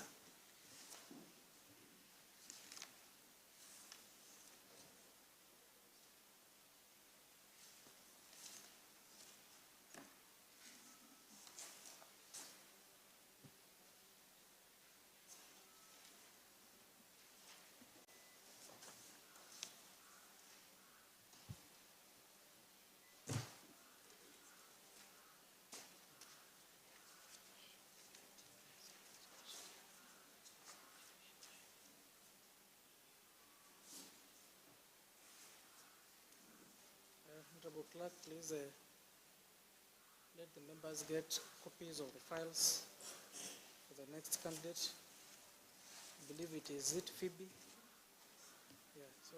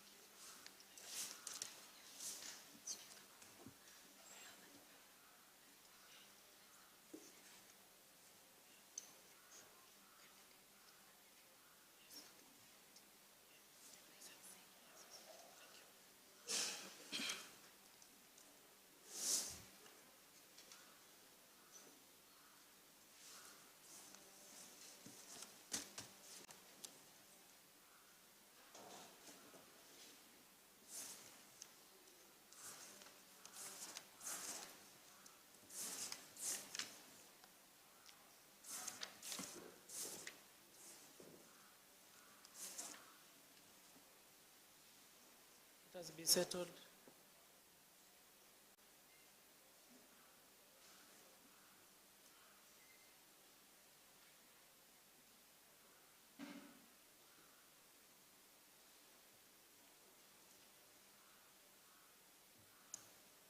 Before we call our next nominee, allow me, members, to recognize some other guests who have joined us. We have our colleague, member for Ikanga Kiatune Ward, Honorable Cyrus Musyoka Kisavi. Please, Mheshimiwa, wave at us. Thank you. When we meet next, you will tell us your experience while seated there with our able Deputy Governor. Thank you very much for joining us.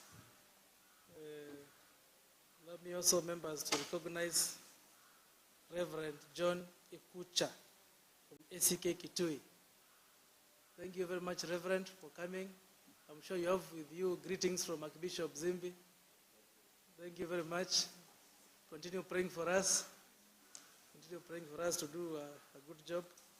Members, also allow me to recognize Ustad Jaffa, Deputy Imam, Jamia Mosque Kitui.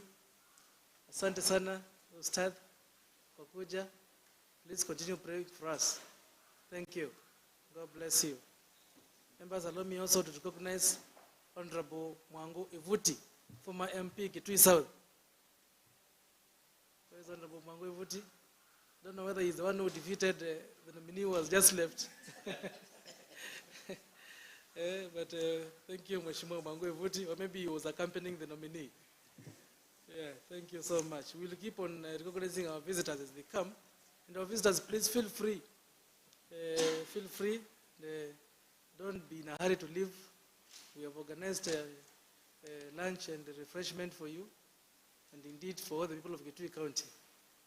Yeah, we are trying to make sure that this process is as open, transparent, and engaging as possible. Members of the public who are following us through the various social media platforms can give their response, and also if they want to ask any particular question, they can do so. And we'll be very happy to engage everybody, because we believe these nominees are meant to serve the people of Kitui County. So having said that, honorable members of the committee, allow me now to request the clerk to call upon the next nominee, who is Phoebe Ndonyomotemi, nominee for Culture, Gender, Youth, Sports, and Social Services. And as she comes, we will follow the same procedure. We'll follow the same procedure, members. Please, let's try to be as brief as possible. As you ask your questions, remember we are vetting, not interviewing. So if the nominee does not answer your question correctly, just take note that the interview has not. Don't insist on getting a response, which you want. Yeah, we are vetting. We want to know their suitability. Are they suitable? Yeah, because you may have very good papers, but you're not suitable. Or you may have poor papers, but you're suitable. So members, let's have a wide scope of the things we want to gather from the nominees, so that we identify their suitability. Mheshimiwa Nganga, you want to say something? Thank you, Mheshimiwa Nganga. Yes. So let's wait for the next nominee. In the meantime, you can go through the files and make sure that you are prepared.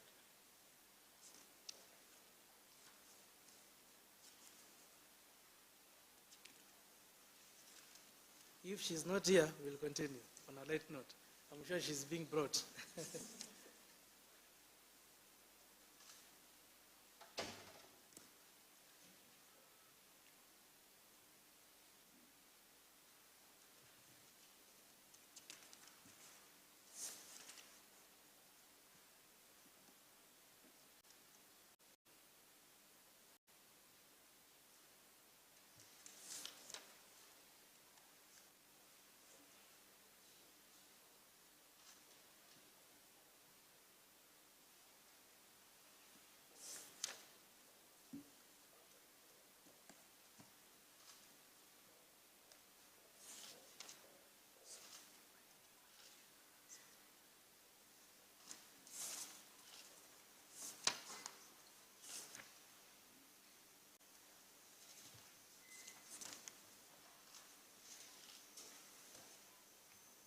members of the committee, allow me to introduce before you Phoebe Ndonyo Mutemi, who is the CCM nominee for Culture, Gender, Youth, Sports, and Social Services.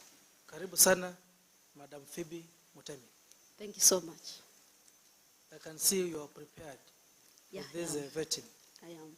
Thank you. I will request our Honorable Clerk to administer the oath or affirmation to the nominee.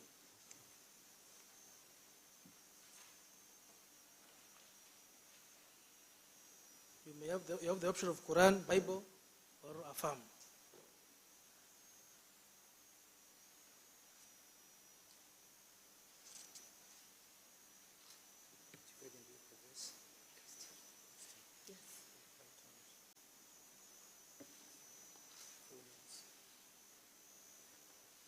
I, Phoebe Ndonyo Mutemi, swear that the information that I shall give before this court, before this county assembly, select committee on appointments on matters under the committee's consideration shall be the truth, nothing but the truth, so help me God. You may have to repeat again. I've heard the word court. This information is being recorded, so read the way it is.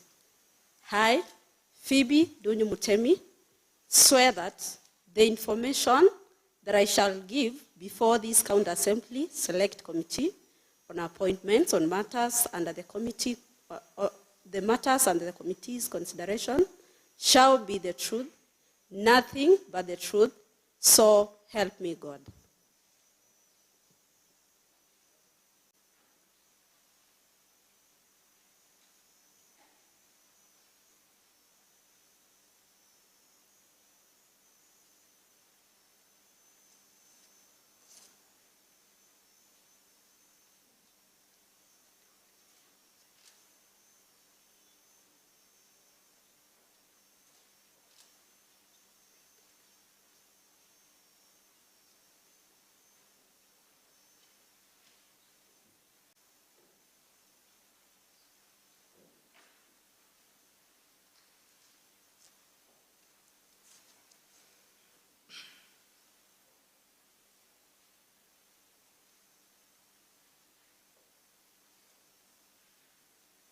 Thank you, I'm done.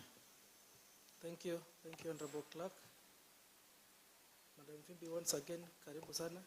Thank you. For this vetting process. Please remember that everything you're going to say will be recorded and answered, and you have just sworn that you will tell the truth.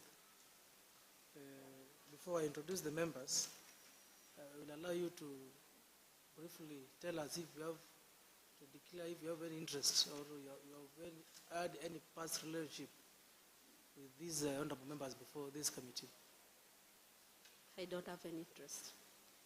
Do you have any past relationship with them, any member here? No. Thank you. Allow me now to introduce my fellow panelists. So I'll begin with the majority leader. And as you introduce yourself, also declare whether you have interest. I'm Arson Maluki, elected by the great people of Migwani Ward. I'm the leader of majority and a member of this appointment committee. Thank you, Chair. Thank you. I have no interest.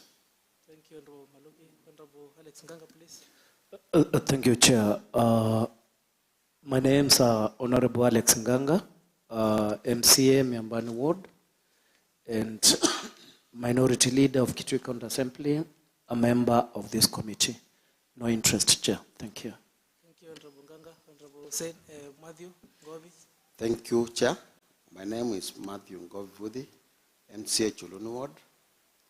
I'm Vice Chairman of County Assembly Service Board, and also I'm a member of this committee, and also I'm Chairman of the Implementation Committee.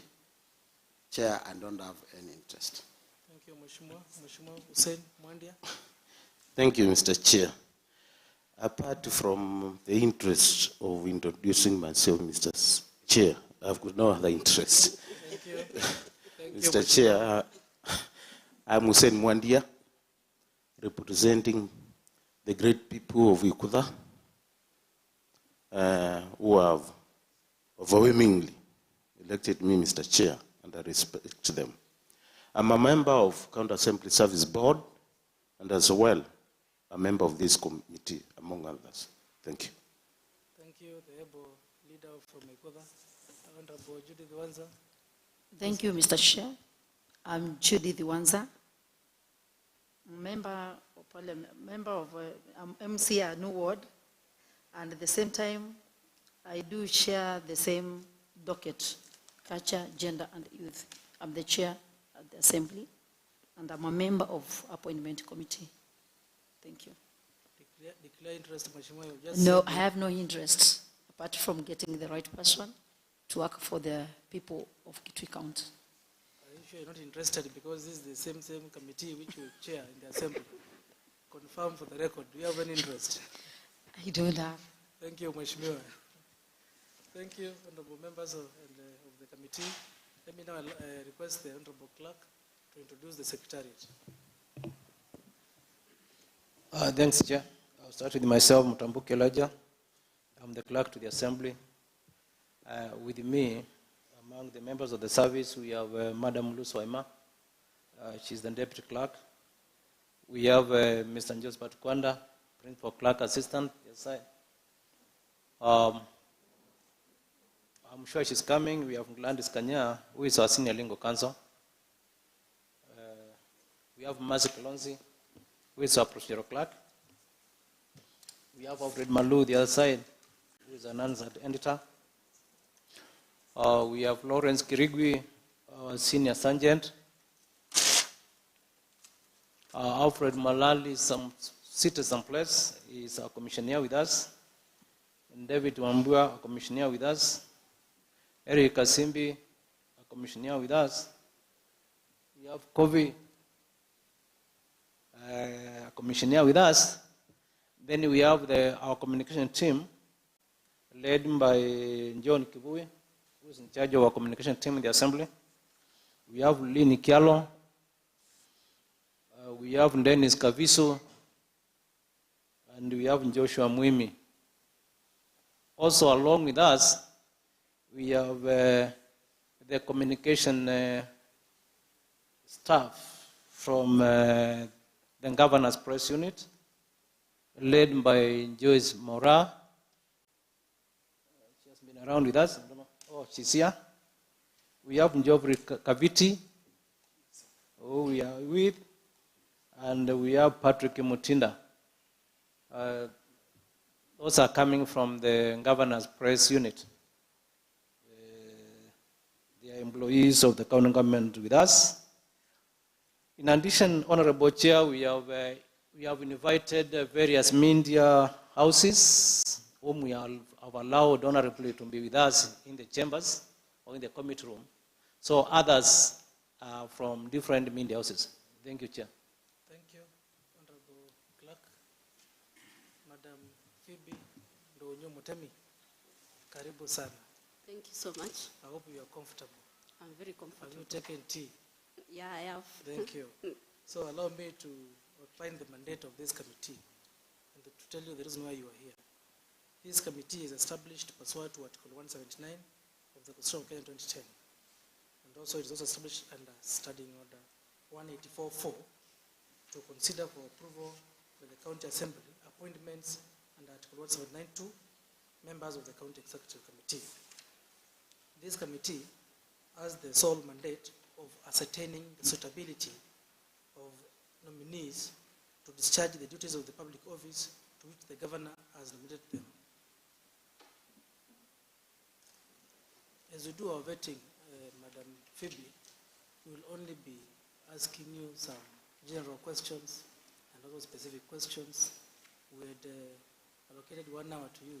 We may take lesser or more, depending on how you respond to our questions. But remember, it is a vetting process, not an interview process. And anything which you will say will be recorded. Yeah, so you have sworn to tell the truth, and nothing but the truth. So we believe that you are going to tell us the truth. So I will be requesting the clerk to be timing where need be, or to allow you to respond to the specific questions. I will ask you a few questions before I allow my colleagues to also ask a few questions. I will request you to maintain a decorum.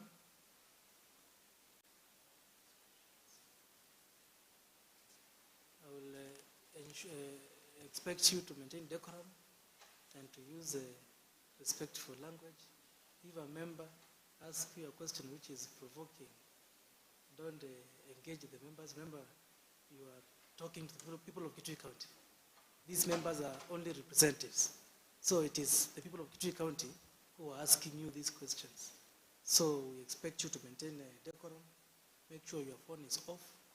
Actually, you should not be having your phone here with you. If it is here, give Lawrence your phone, because we want you not to be disrupted as you respond to our questions. Yeah, I don't have my phone. Thank you. Yeah. So I will ask our clerk to direct you, or rather to explain to you how these 3 lights work, because they'll be used to assist in timing. Thank you, Chair. The conversation may be timed as directed by the Chair, and once that is said, you will get the green light on. If you are given 10 minutes, we will have the green light on to indicate it has started. After you have spent about 6 to 7, I will give you a warning, which will be yellow, telling you now you are supposed to start summarizing whatever you are saying, and closely. When you get the red one, then you are supposed to end your conversation. Thank you. Thank you, Honorable Clerk. Before I ask you questions, in the advertisement, we asked you to come with original documents of your academic credentials and any other relevant document. Do you have them with you? Mr. Chairman, I do. Please give them to our senior legal counsel. The Sergeant at Arms will assist. Thank you very much.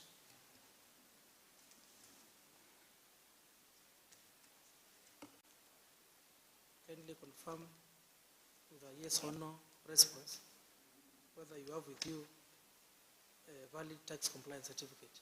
I do. Do you have a certificate of compliance with the Director of Criminal Investigation? I do. Do you have a compliance certificate from the Higher Education Loans Board? I do, Chairman. Do you have compliance certificate by Credit Reference Bureau? I do. Have you been charged in any court, or have you been convicted? I have not. And have you been advancedly mentioned in an investigatory or parliamentary report? If yes, give details. No, I have not. Thank you. I will give you 10 minutes, which the clerk will time, for you to tell us about yourself. Tell the people of Kitui, who is Phoebe Donyo Mutemi? Where do you come from? When were you born? Are you married? Family? Yeah? Your academic background, your professional background and work experience, whether you have good standing professionally. I've seen somewhere that you're a teacher. Are you in good standing with the employer? Tell us your work experience and how it is related to the position which you have been admitted for. And finally, before you end your introductory remarks, tell us your net worth and give us a breakdown of your net worth. So the 10 minutes begin now. Thank you, Mr. Chairman and honorable members of this committee.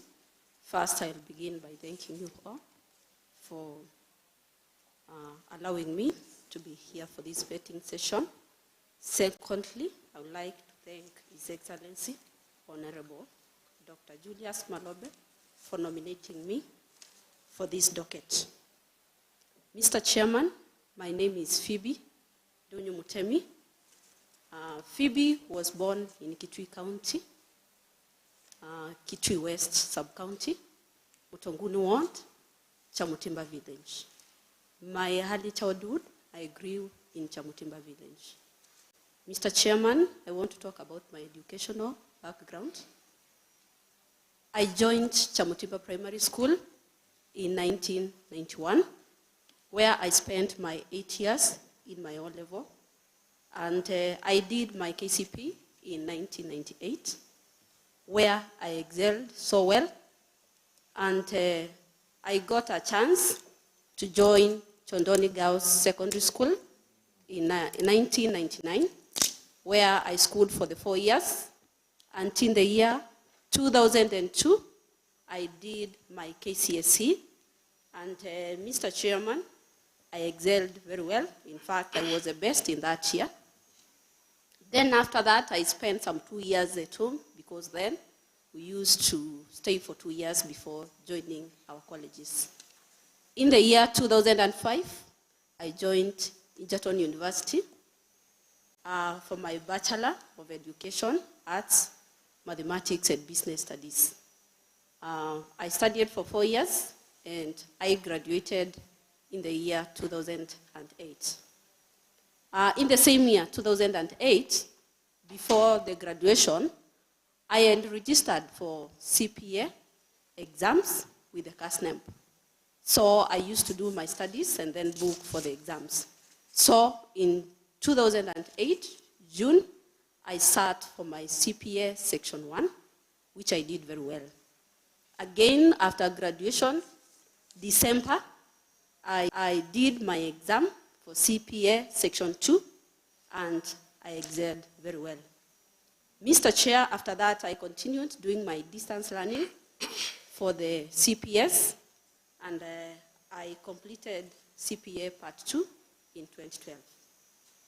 Mr. Chair, 2021, I joined Kenyatta University for my master's degree in Business Administration, Finance option, which I was doing in my evening classes, and I graduated in the year 2013. Mr. Chair, let me speak about my work experience. Immediately after graduation in 2008, I was lucky and I got a teaching job with the BOM terms at a school called St. Michael. At St. Michael, I taught for 1 year, and after that, I left the job due to some family reasons. After that, in 2010, I was lucky. I got employed by an NGO at Kariobanki, Ujamaa Watoto Wenye Haki, as an accountant and administrator. In that NGO, the main objective was to uplift and to empower some of the vulnerable group in Korokocho slums. During that time, apart from doing the accounting work, since I had some skills in training, I used to train the people in Korokocho about some of the skills in doing the businesses. Then after that, I worked in that NGO from 2010 to August 2011, from which I felt overwhelmed because the same time is when I was doing my master's, evening classes, and I was also continuing with my CPS. So I resigned in 2011, and I concentrated on doing my master's degree. Then after that, I did not stay for a long time. In 2012, that is exactly 5th October 2012, that is when I got a TSC employment on permanent basis at a school called Kitui Secondary School. And that is where I've been working up to date. At Kitui Secondary School, I had some duties and responsibilities, and one of the core duties I had is to teach my specialized subjects, that is mathematics and business studies. I also, apart from teaching, I also had other responsibilities. Immediately when I joined Kitui Secondary School, I was appointed as the head of mathematics department, where I tried to lead the mathematics department so that we can uplift the main school of mathematics for Kitui students. Apart from that, I was also appointed as a senior teacher in 2016, whereby I have been dealing with the discipline of the students as well as doing curriculum development. Again, I was also appointed as a board member representing the staff in the Board of Management, and I have been working, or I have been sitting on the Board of Management up to date. Again, Mr. Chair, during my working time, I also had a chance and I was appointed as the trainer of teachers in Simase. Simase is strengthening mathematics for secondary school education. And I was training teachers in the county, Machakos County, so that we can improve the performance of mathematics and also integrate ICT in learning and teaching. Again, Mr. Chair, when I joined Kithioko Secondary School, I found that they did not have a welfare group, and I initiated and started a welfare group with the teachers, where I was the chair led, and I've led the group to this far, and we have done many things, investments, and so forth. Mr. Chair, in my working, I've gained a lot of experience from the duties and the roles I was given. I attained some competencies, integrity, communication skills. I'm able to intermingle with the others, and I've gained the skills of working in a team. Again, Mr. Chair, I am also a trained examiner. I mark mathematics paper 2, so I have the skills of integrity, and I exercise them. Mr. Chair, I want to go to my social life. I am married. I have children. I participate actively in the community. I'm married to one man. Be specific. I'm married to one man, Mr. Chair. Yes. And I have 3 children. Thank you. I actively participate in the community. Mr. Chair, as we talk, I intermingle very well with the women around the community. In fact, Mr. Chair, I have joined around 3 self-help groups where we empower ourselves as women and try to empower others in the community. And again, apart from empowering ourselves, we also try to visit the vulnerable group, like the elderly, and provide them with some help. Mr. Chair, I think I'm through. Thank you. I can add you 1 minute if you are not through. The clerk should not scare you. Do you need 1 minute to finish? Because there are 2 questions you haven't responded to. The question on net worth, you have not. Yes, So Mr. Chair. I'll give you 2 minutes. Very fast, I'll go to my net worth. I'm worthy 45,950,000. And I will give my breakdown. And Mr. Chair, as I give my breakdown, the net worth includes the fixed assets and the family investments. I have the Zuva farm, which is worthy 5,000. And the Zuva farm includes our house, 5 million. And this one includes our house, which is worthy 2 million. A boho, which is worthy 1.6 million. Land, 6 acres, worthy 1.2. And we have livestock and the little amount of money I earn, which amounts to 200,000. Mr. Chair, I have with Yei Farm 13 acres, which is worthy 2 million. 2 vehicles, which are worthy 4 million. We have 2 plots, 50 by 100 at Soya Dam Estate, worthy 2 million. I have a Mwingi project, which is ongoing, which is worthy 6 million. We have Seaton investment. Just an interruption, Chair.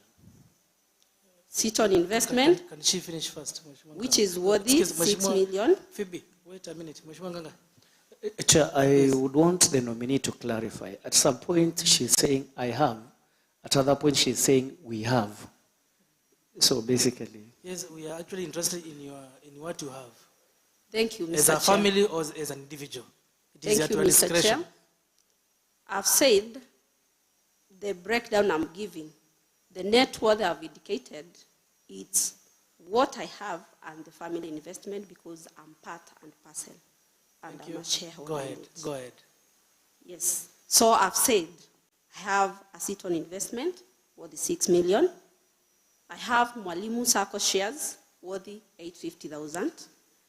I have a self-help group where I have 400,000 shares.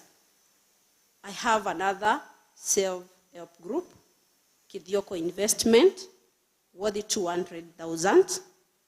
I have a plot at Kwamudosi, worth 500,000. And I have a monthly estate house worth 20 million. When you do your calculation, and before that I have a liability with Mwalimu National Sacco, a loan of 1 million.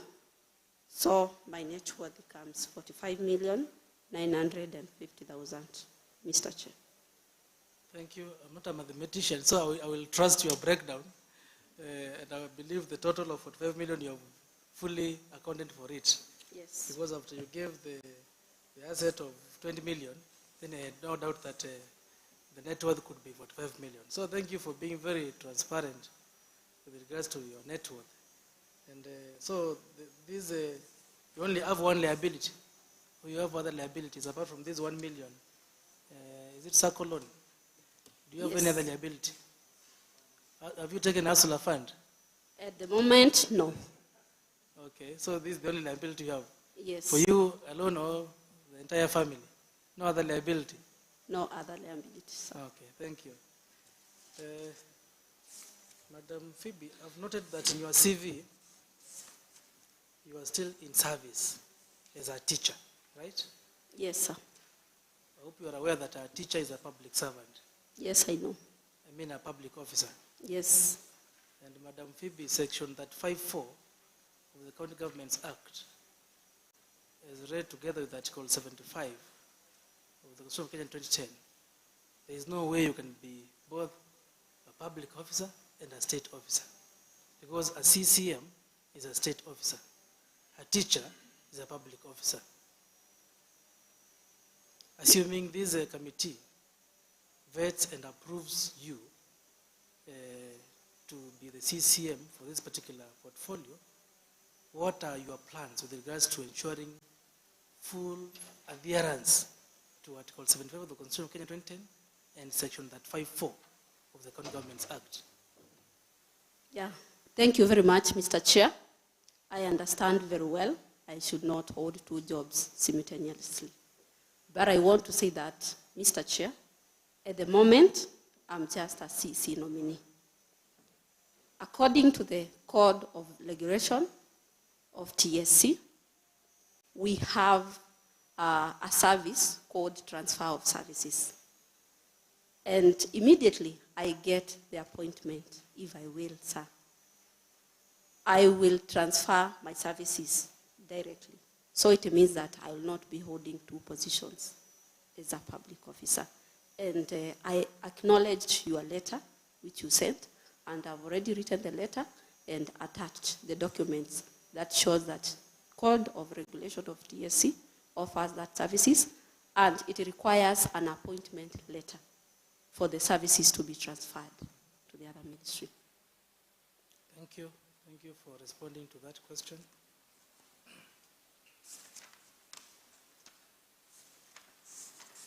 Allow me now to request my colleagues to ask you a few questions which you will have to respond to their satisfaction. If they attack you so much, I can protect you, but you have to respond to all the questions which will be asked by my colleagues. So I'll begin with Honorable Harrison Maluki Mawea, Majority Leader. Thank you, Chair. Ms. Phoebe Ndunyu Mutemi, I have two questions for you. Number one, can you explain to us your understanding on the Ministry of Culture, Gender, Youth, ICT, Sports and Social Services, and what you will offer in that ministry, if approved by this House, to the great people of Kitui?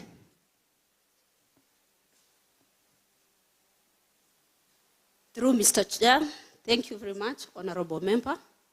I want to answer or to respond to your question. The Ministry of Culture, Gender, Youth, ICT, Sports and Social Services is a wide ministry, and I'll break it down according to the sections. I'll start with culture. Culture, it's where we need to preserve the Kamba culture in the Kitui County. We have the gender mainstreaming, ensuring that there is equality between the gender, that is the women and the men. We have youth. In the youth, we are dealing with the youth issues. As you understand that the youth, we have many issues, which includes one, we have the unemployment and underemployment. We have healthy-related issues in youth.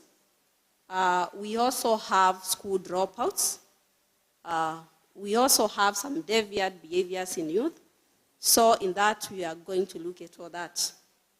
Then ICT, information, communication technology. We are looking at how we are making the world digital, all the services, and make it easy to offer services. Then sports. In the sports, we are looking at how we can develop the sports talent, as well as developing the sports infrastructure and facilities. Then social services, how we help the most vulnerable group in the community and in Kitui at large. Now, the next question is what I'm supposed to do for the ministry. Now, for the ministry, starting with the culture, as a CEC, or if appointed as the CEC, I'm going to develop the culture of our community and preserve the culture of our community. Remember, we cannot know where we are going unless we know where we are coming from. So we go deep to preserving our culture for our future generation. Then in the gender, I'm looking at empowering the women socially and economically. Honorable members, we know that when women are empowered, then it means that the world will be habitable for all of us. Because when the woman is empowered, then it means that there is peace in the family and there is peace in the Kitui County at large. Then the youth are solving problems of unemployment for the youth, looking at youth issues, how to eradicate or curb the drug and substance abuse. Then our ICT, how we are going to promote the ICT and equip ICT centers with the necessary facilities. Thank you, Just Mr. a Chair. follow-up question. Looking at your CV, the only ICT experience you have is proficiency in Windows environment, competent in Microsoft Office application suite, database management, knowledge in navigating the internet, and emails and the use of projectors, especially when teaching learners. Is this experience enough to help you lead that particular docket? Because basically this is the introduction to computer studies. Thank you, Mr. Chair. you find that in ICT, when you get the basic ideas, you are able to navigate and understand more about ICT. Tell us the meaning of ICT. ICT is information communication technology, where we are able to get information online, use the internet and other social medias to do different things. Like for example, in ICT, we can try to make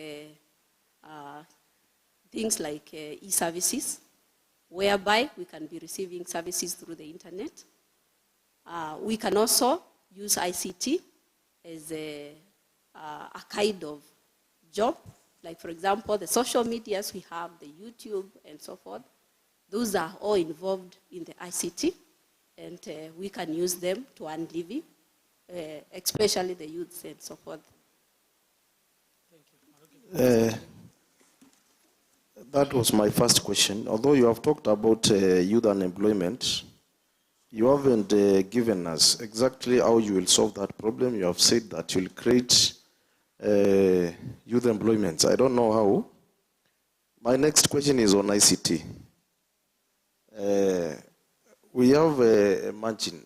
Actually, IT evolves each and every day. We have some of the emerging technologies. Now they are being called the 2023 emerging ICT technologies. Are you aware with the N3 of the emerging ICT technologies?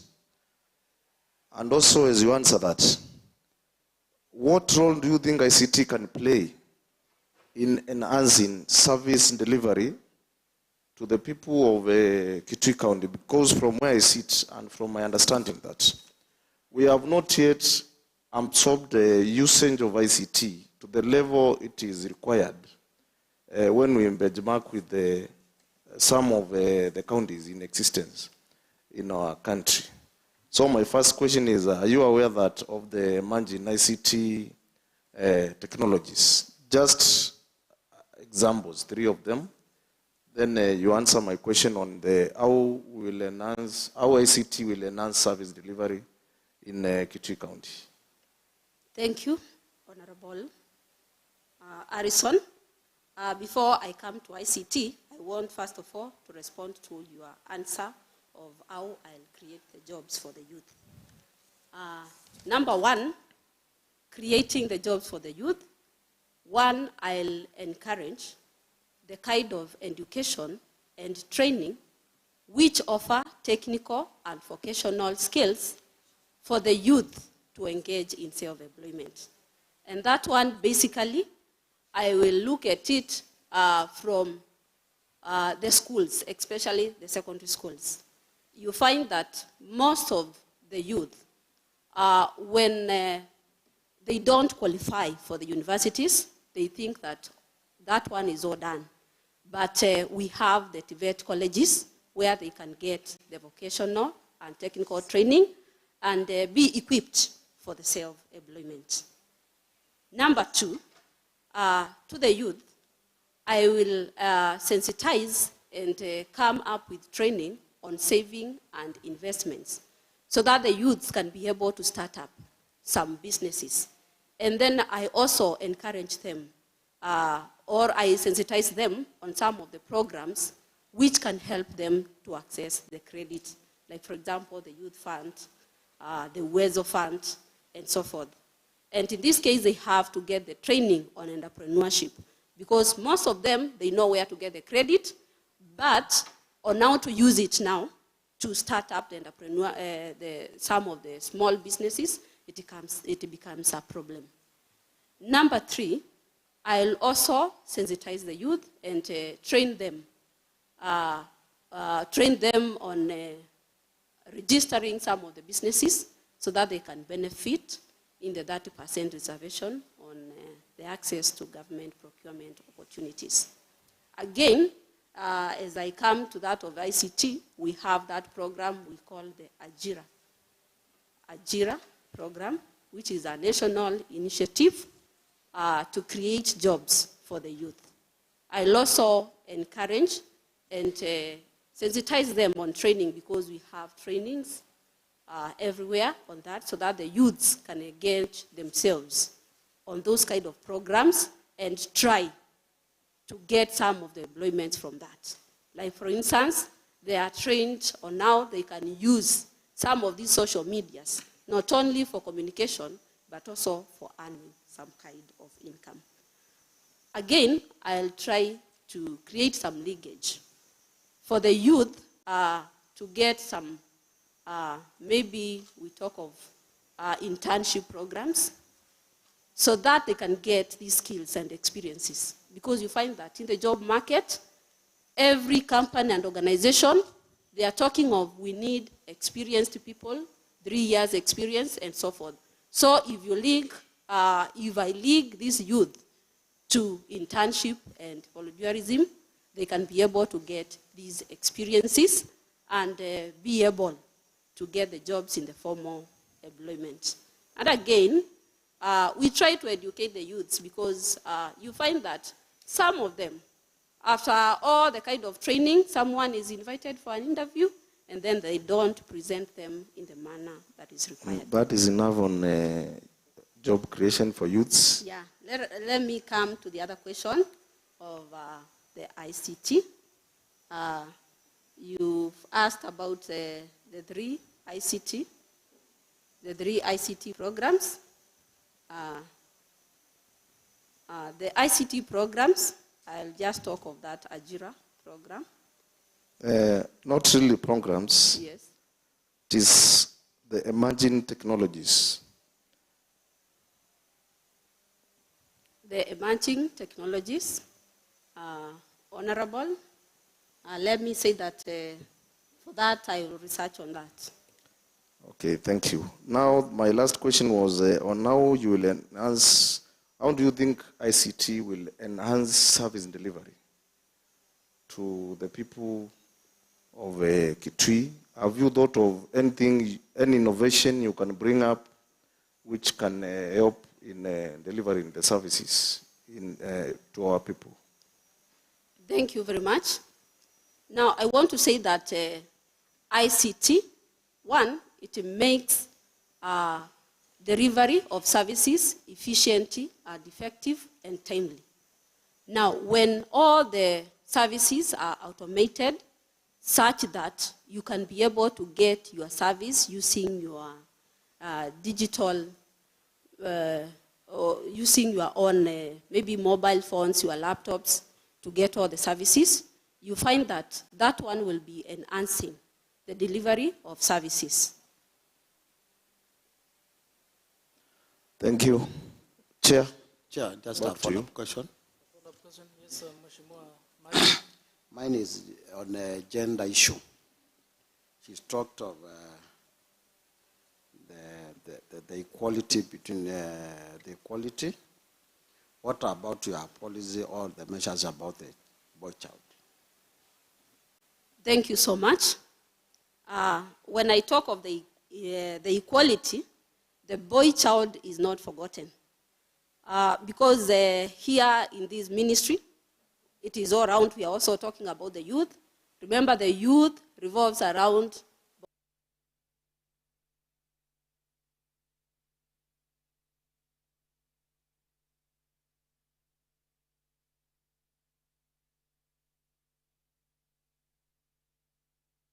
most of the institutions, even just before the gender role came.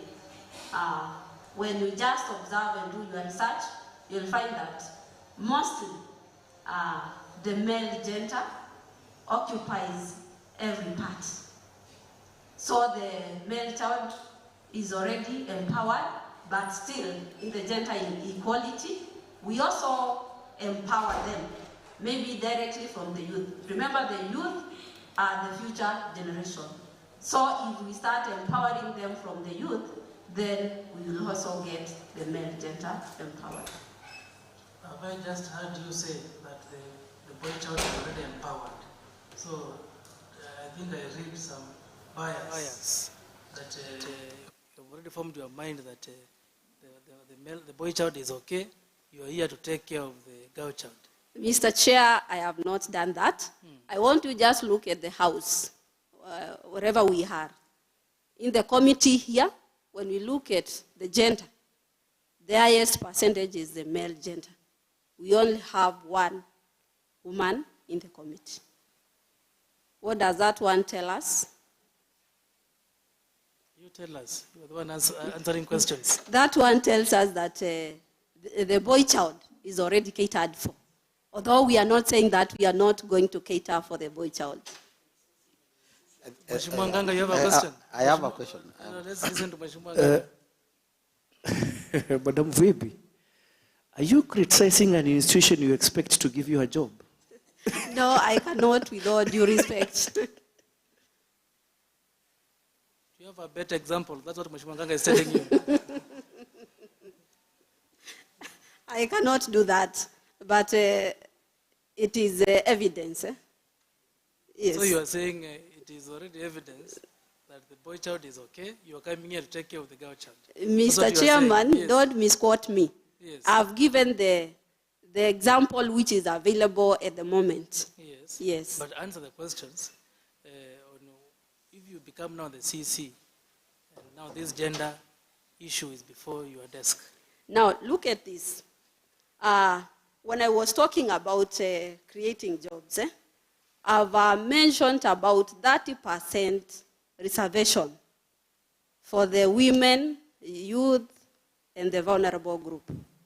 Now, it means that the other 70%, it's for all.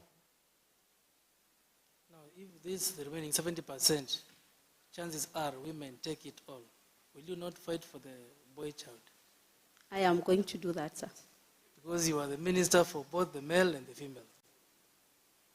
Anyway, continue. Mheshimiwa Matthew. Also to add something, Chair, when you are given a chance, and you know this time, and I just want to quote Mkoka, is killing most of men, most of boy child. What initiative are you going to take to protect the boy child this time? Thank you very much. That is an emerging issue which is affecting mostly the boy child, although the girl child is also involved. And I thank you for that question because I've seen it. Because in my teaching career, I get involved in these youth and I've seen what they do. So if appointed as a CC, number one, I will encourage guidance and counseling right from the secondary schools. Because when these people are guided, they are shown the right way. Number two, I will also sensitize the community and the people of Kitui, right from the community, from other forums, like the churches and so forth, to talk about this issue of the MIRA, drug and substance abuse, so that they can sensitize them on the negative effects and the dangers of the drug and substance abuse. Number three, I'll also look at sensitizing and even educating the parents to be the role models. Because if the parents becomes the role model and have time for their kids or for their children, then they will be able to give their first guidance from the homestead. Again, we look at coming up with rehabilitation centers so that we can be able to rehabilitate those who have been addicted by these drugs.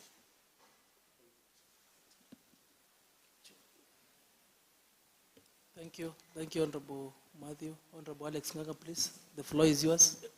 Thank you, Chair. Honorable, the nominee, Madam Fib, first, congratulations on your nomination. And then again, I'll just be brief because basically, in a nutshell, when the majority leader was on the floor, you might have addressed many things we wanted to hear. You've talked about measures taken by the government to enhance access to government procurement opportunities for people living with a disability, women, and the youth. Now, if you're confronted with a situation as a CCM, remember you wield executive authority, whereby there is only one opportunity, or there is only one tender to be given, and there is a woman and a youth competing for the same. And remember, both are prioritized and huggable. Where will you cast your die? Thank you very much. Honorable Nganga, through the chair, now I'm posted with this question. We have one opportunity, and we have a woman and youth. Now, in this regard, as the CEC, I'm going to look at the qualification of the board. And again, we have a budget. Maybe once year budget, we also have another one. So if it can only accommodate one, then we can look forward. If anything else comes up, then we can consider the other one. Madam Phib, Yes. you are confronted with a situation whereby you have to make a decision. There is an opportunity here. Let's even call it a tender. All the qualifications have been met. But there is a woman here and there is a youth here. You have to make a decision. On this, both of them equals, one has to get the opportunity. Where will the opportunity under your guidance go? Because it has to be given anyway. Okay. Now, in that case, I will consult with the department, and if I was to rule, then my ruling should be through the consultation of the department we are working with, because I'm not working alone. We have a team, and then we come up with a decision. Please don't avoid the question. Just answer the question. You are the minister. All that has been done. Yes. All the reports have You are been the brought minister. to Now, you. how will you address that issue as you? Because the person who is here is not the whole Department of Gender, Youth, ICT. It is you. You are the minister. You sit at the cabinet level. Yeah? How will you make that decision as a person? Now, if that one now comes up, and I need to make the decision, then I'll go for the youth. You will go for the youth. Yes. Okay, thank you. Maybe one or two reasons? Not many, just one or two reasons. Yeah. Now, when the youth is empowered through that, maybe that job opportunity, number one, the youth is a key resource. And according to the way the world is becoming, sometimes the youth, you find that maybe they can come up with more ideas. I'm not saying that the woman will not come up with more ideas and so forth. Again, the youth is energetic and also can provide for more people around the community. Don't worry about it. There was no specific answer to it. We just wanted to hear your thinking about it. And remember, in such a scenario, the youth could also be a lady. So you might find yourself with the two women whom you have to make a decision, but you don't go further on that. There was no specific answer to the same chair. We just don't want to hear, if confronted with such a situation, probably how we should handle it. Now, Madam Phib, you have been nominated to a very sensitive docket. A docket which basically will take care of our people living with disability in this county. A docket which will take care of our youth in this county, and a docket which will take care of our women, including many other social issues. So it's a very sensitive document. And I believe, like you have just elaborated before, you've also done your homework to research on the same. Because upon approval by this assembly, if that happens, His Excellency can give you a job opportunity immediately, and you have to start working. In your understanding and estimation, how many people in Kitui County are living with a disability?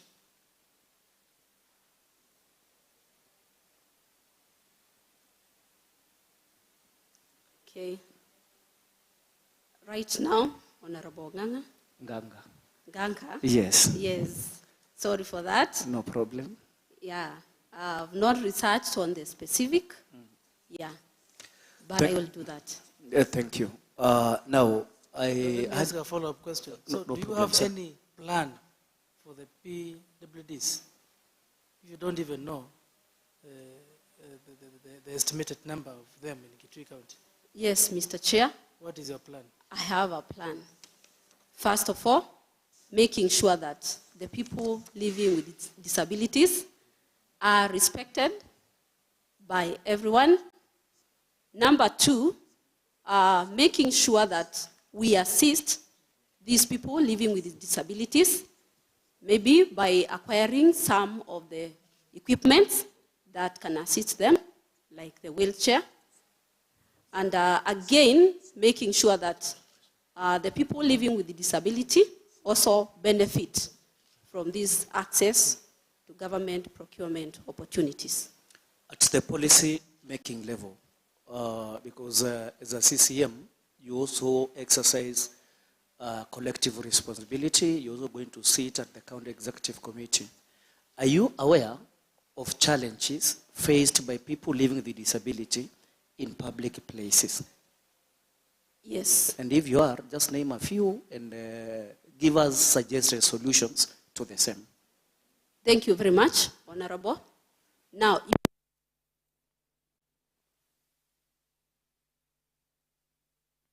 you find that some of the constructions, like the building, they don't cater for these people living with disabilities. You can find that maybe in the public toilets, the way they are constructed, even the people living with disabilities cannot access them.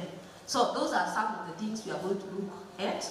The public places, we make sure that if there is any kind of construction being done, we cater for them, and we make sure that the people living with disabilities feel comfortable and they are respected by like any other person. Yes. Yes.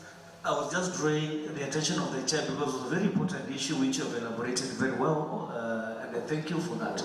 My last one, Chair, is on sports. Are you aware of the existence of a sports policy by the county government of Kitui? And if you are, can you, in a very brief manner, highlight of it? Yes, I'm aware of the existence of the sports policy, and in it, the main objective is the talent development and also the development of the infrastructure. In the talent development, they focus on developing the talent of individuals and also teams and the clubs. Thank you, that is enough. My last one, we have had teams, and let me speak more of football teams in Kitui County, and take pride in at least two. I know there are many which are doing very well. There is one called FJS in Mwingi. There also existed another one called Kadungi Football Club here in Kitui. And we have had cases or achievements by those teams whereby they have played to the level of joining regional tournaments. But at the end of the day, they begin very well. No, by the beginning, they begin very well. But as they progress, you realize they are not even able to honor away matches. Just in football, away matches is where you play away from your home. Maybe going to Thika, maybe going to Meru. And at the end of the day, when we thought they were good enough to join the National Premier League, it just ends there. What support would you suggest or would you give to such a teams so that we see their progress, probably to join the Kenya Premier League? Thank you. I'm aware of this. And in additional of the ones you have talked about, in my sub-county, we also have another one, the biggest tournament, that is the Guna Cup, which is doing very well. Now, if appointed as the CC, I want to promise that I will have to support the sports, because you find that sports is a social integration, and it helps in the economic development. Now, in these teams, first of all, we have to support them by training the coaches. We have to identify coaches which we can train through seminars, symposiums, retreats, so that they can assist these teams to be competitive enough. Number two, we look at the playgrounds they are using. Are these playgrounds up to standard? And if they are not, we try to upgrade them so that we can make these teams comfortable and do well. Again, we also sponsor them, maybe in their competitions, and we also honor the best so that we can initiate the spirit of competition.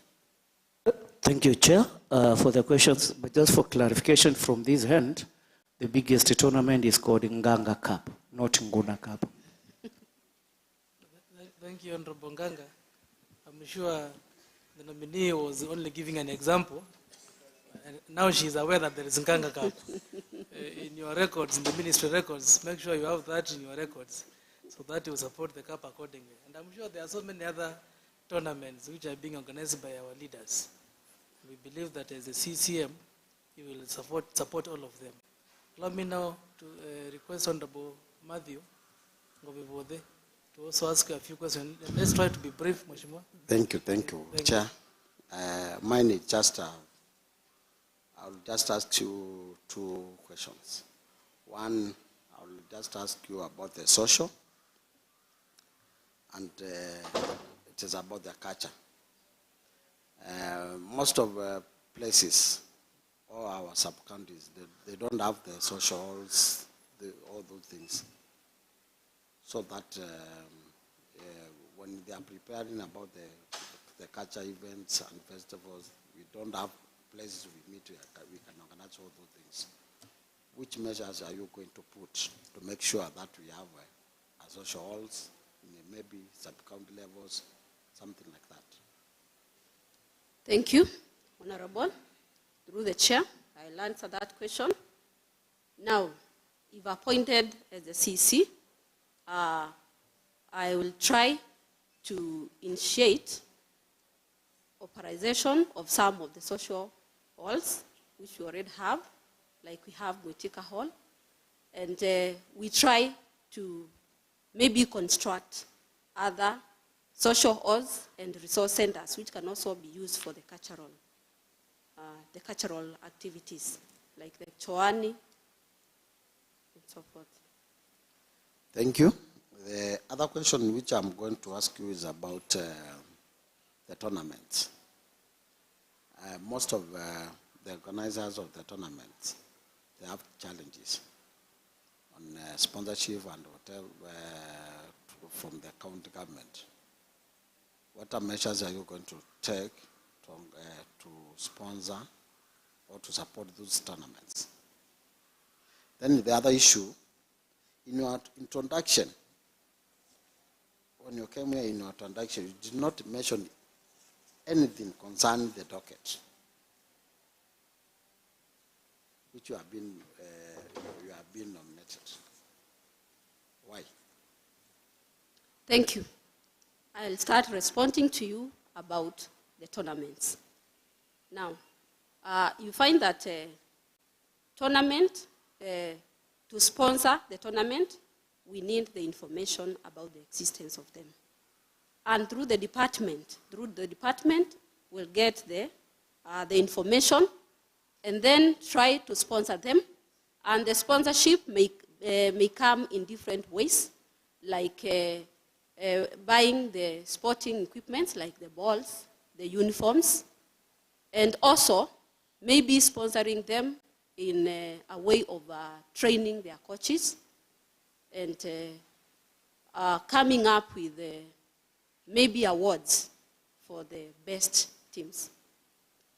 To respond to the other question, I did not mention about my docket.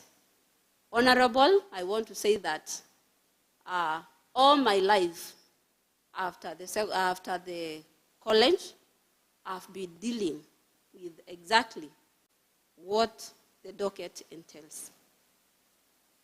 After the campus, I've said that I joined NGO.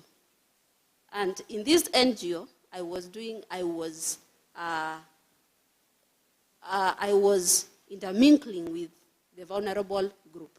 People living with disability, people with HIV and AIDS, women, youth. When it comes to my teaching, I'm already, or I've been dealing with the youths from the age of 13 years. And I already know their issues. And then when they come out of the school, we don't leave them at that point. We still follow them through the alumni and so forth. Again, I've talked about my community participation. I've said that I intermingle very well with the women, and I already have some of the groups which involves the women. Thank you. Chair, through Chair, I just want to ask you, what will be your coincidence between all relationship between you as a minister, for example, if you have been approved, and the county assembly? Thank you very much. Through the chair, I want to say that the county assembly and the CEC, all of them, they are having the same objective. And the objective is the people of Kitui County. Now, knowing that, the CEC is only at the implementation level, while the county assembly is at the legislative level. So my relationship with the county assembly, I should exercise a lot of respect and mutual understanding with the county assembly, and our relationship should be cordial. Mheshimiwa, do you know all the members of the county assembly secretarial committee on culture, gender, youth and sports? Is that that committee? Do you know the members of that committee? Because that is the only way or the best way in which you can engage the assembly. Mr. Chair, right now, I don't know them, but I know the chair. She's right here. Honorable Did you know her before you came? I knew she's in the committee, but I didn't know her. So you don't know the members of that committee. So we don't see any passion in you that you'll be engaging the assembly through that particular committee. Mr. Or Chair, you'll be doing your own work. Mr. Chair, immediately I get the appointment. I'm a social being. And to start working, first of all, you need to know whom you're working with. So that one will be my first thing to do. Know the people in the committee and form a relationship, which I've already talked about. So before you are appointed, you will not have any interest of knowing the members? Already I know the chair, so it will be very easy for me to know the members. Yes. And how many departments do you have in your docket? We have 2 departments. Which are? We have the culture, gender, and the youth. And then we have the culture, gender, ICT. Then we have sports, youth sports, and social services. Go and research again and know their correct names. Because you have an idea, but you don't fully know. Okay, sir. The correct names of those departments. Because we expect you to have them in your fingertips. I'll do that. Thank you. Honorable Matthew, are you done? Thank you. Honorable Hussein Mwandia. Thank you, Mr. Chair. Madam Ndunyu Mutemi, you are the one. Yeah, I'm the one. Yeah. Can you share with us what you experienced when you realized that you have been nominated by His Excellency, the Governor of Kitui, one, Dr. Julius Makau Malombe? Thank you, Honorable. To be sincere, I never knew whether I'm a nominee to this docket. Until that time, I remember very well, I was in school, and around 3 p.m., not exactly, around 3 p.m., I started receiving some phone calls from different people. In fact, the first phone call I received from one of the members of the County Assembly, but I never knew whether he's a member of the County Assembly, telling me that he can see my name somewhere. So I was not sure about it. Then I received several other calls confirming that. And for some minutes, I did not know how to react. But now it is sunk that I am the nominee after some hours. So it was an end of year surprise. It was a surprise. Thank you. Guided by our Constitution of Kenya 2010, youth lies on which chapter of the Constitution? The youth, the gender, the PLWDs. You don't know, say you don't know. I'm not very sure, but I know it is there. Okay, fine. Thank you. Article 26, if I may refer, because this is a replica of a Bible, if I may quote, Article 26, 1, every person has the right to life. Okay, I read together with the Article 55, 54,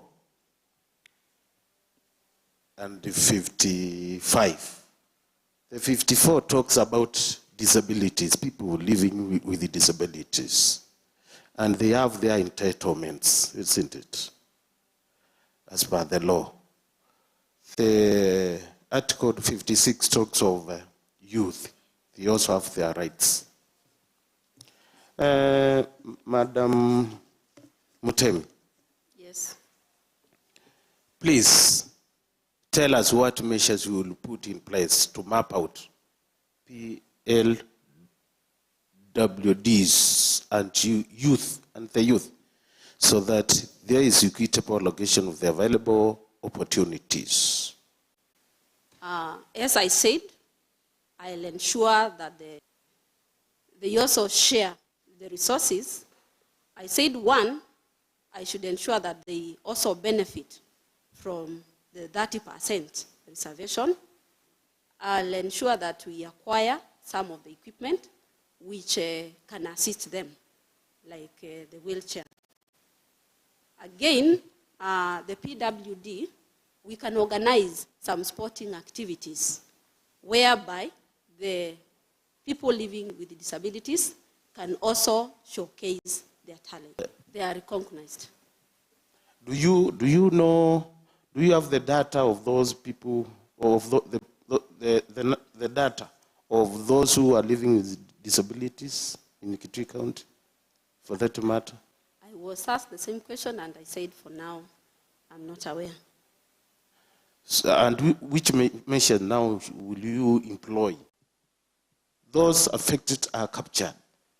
Thank you very much. Now, to make sure that all those people are captured, I will use the people in the villages, or the leaders in the villages. We have the village administrators. We have the church leaders. We will sensitize them to look for those people. And also, Honorable Member, I know that every ward, as an honorable member, who can also sensitize their people to look for those people, they are part of the people. Madam Temi, normally it is talked about the gender rule, the what. Can you critique? Give a critique. Suppose that you are given the mandate of allocating this department, the culture, the gender, youth, the ICT, the one you have been nominated for, as opposed to the Ministry of Tourism. Where will you place culture in? Will you marry it with tourism, or will you marry it with the gender, youth, ICT, sports, and social services? Honorable, I don't understand your question. Come up again. My question is, Yes. we have culture. So I want to know the relationship between culture, these departments now, the culture, gender, youth, ICT. Which relationship is more closer? The subject is culture, the culture. Yes. Is culture more closer to gender, youth, ICT, or it is more closer to tourism ministry? Thank you very much. Okay. I will not say that culture is more closer to gender, because you find that through the culture we have, there is that attraction of the tourist.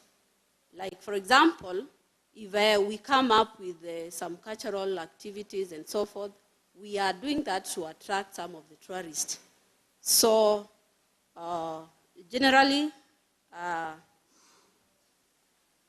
culture, gender, and youth, they are related in a way, but they are too close to the tourists. So, if you have given this job, will you advise the governor to put gender in a tourism department? No, I'll not do that. But what we do is work closely with the other ministry, because here we are a team. When I come with the cultural activities and so forth, we work together with the Ministry of Tourism. Okay. Do we have a Ministry of Tourism in Kitui County? And if yes, in which portfolio does it fall? It follows under the Deputy Governor. Is it a ministry or a department? A department. Okay, thank you. Okay, last question. Please share with us the difference between sex and gender. Thank you.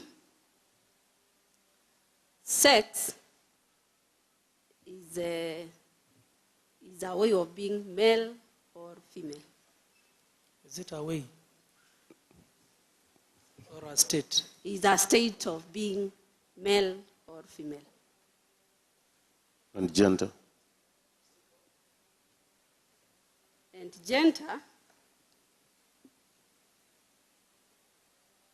gender is being a woman or a man. What is the difference? Because you are the Minister for Gender, what is the meaning of gender? Mr. Chair, Yes. I thought she would, in my own understanding, she would say sex is biological and gender is maybe social, the work you do for that matter. Anyway, thank you. Don't answer for her. She has responded the way. Because we are testing suitability. There we go. There we go. Thank you. Thank you, Mr. Chair. Over to you, Mr. Chair. Thank you. Thank you, Mheshimiwa Hussein Mwandia. Over now to Mheshimiwa Judith Wanza, and she declared not to have any interest. So, Mheshimiwa, please continue. Yes, thank you, Mr. Chair. I have no interest, as I said, but welcome Vibi, Thank you. to the panel, and congratulations for making it to that far. And I won't say that I will support you, but we are here to get the right people to work for the people, for our people in Kitui County, which is our county, and mostly to add value on our people. So for me, it's like, suppose you are given the chance or you make it to be the CCF. My question is, what is your policy on women empowerment? Men or gender? No, continue.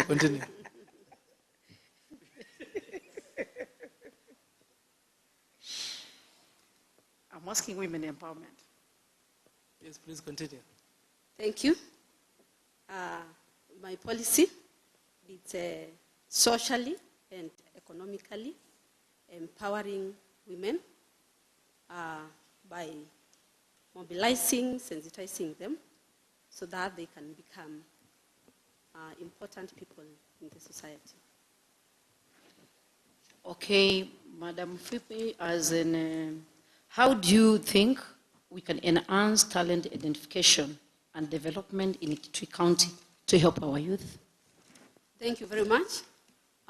We can enhance talent development by maybe coming up with regular events, like, for example, the music festivals, so that we can be able to allow the youth to showcase their talents and identify those who are talented, because a talent can also be an employment for them. Okay, fine. Sports sector is a very important sector, as it can be used to engage youth and prevent them from engaging in illicit behaviors, like chewing of cats and abuse of substances. What plans do you have for this sector? Thank you. As I said, one of the plans I have is through guidance and counseling, of which I said it should be initiated right directly from the schools. I also talked about sensitizing the youth by using all the forums, the community forums, the churches, to talk about the drug and substance abuse and talk of the negative effects of these things so that we can help our youth. I also talked about sensitizing the parents to become the role models of these youth, because you find that some of our youths, they are getting to those things because they lack role models. And most of the times, the parents are not available for these youth. Thank you, Mr. Chair. Just a follow-up question. Thank you. Yes, Mheshimiwa Nganga. Thank you, sir. The nominee, while addressing the question on women empowerment, you've talked about mobilization. You will mobilize and sensitize. Kindly explain to this committee how mobilization and sensitization can accrue to tangible benefits in empowerment. Thank you, Mr. Chair. Now, sensitizing and mobilizing them, I will do that, mobilize them so that I can help them.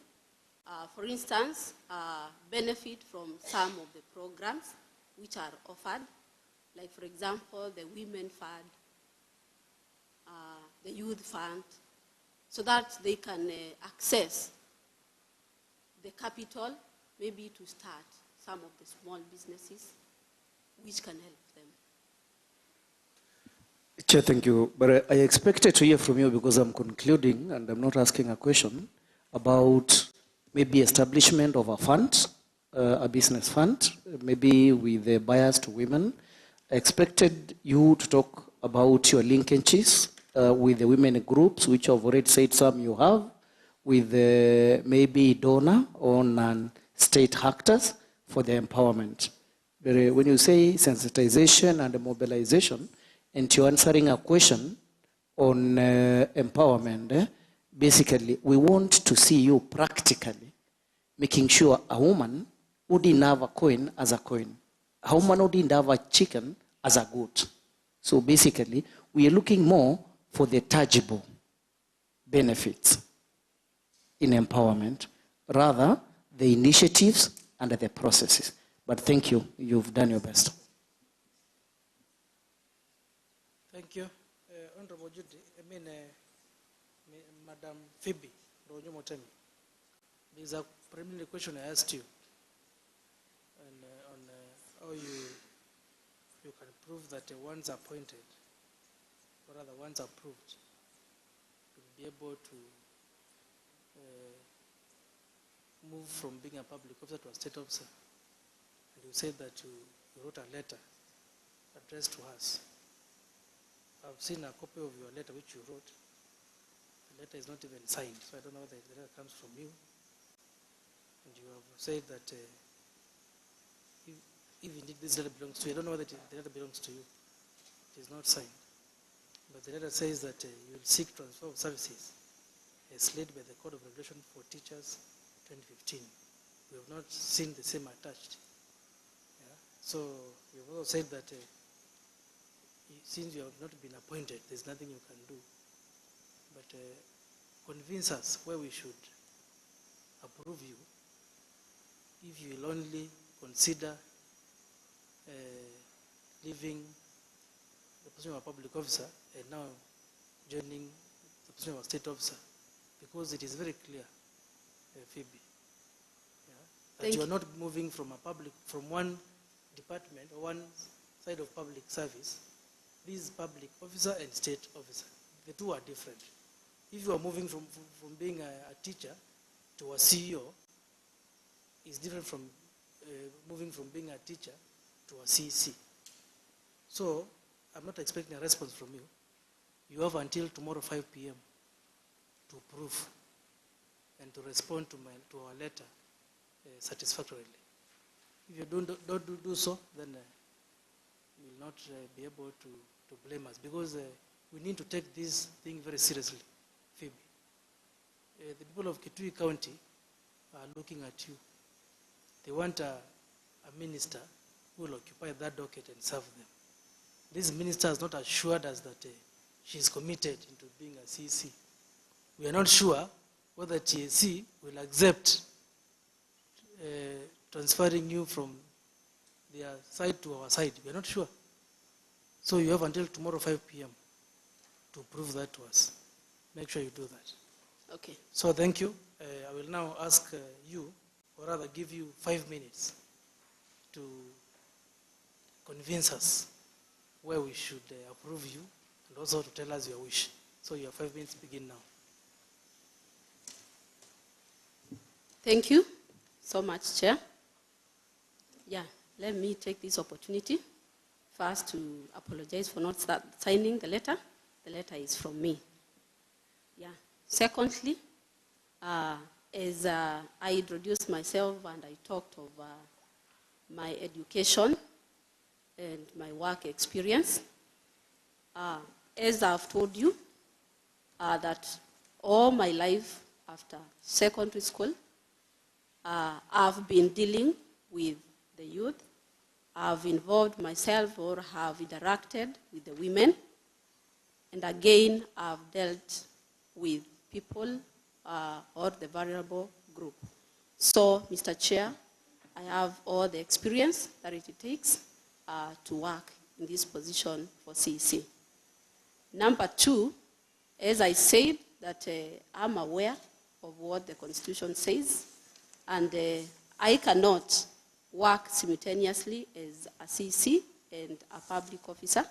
And I had done my research and called the commission, and they had said that they do that service, and they told me they need only the appointment letter, and then they can be able to act on that.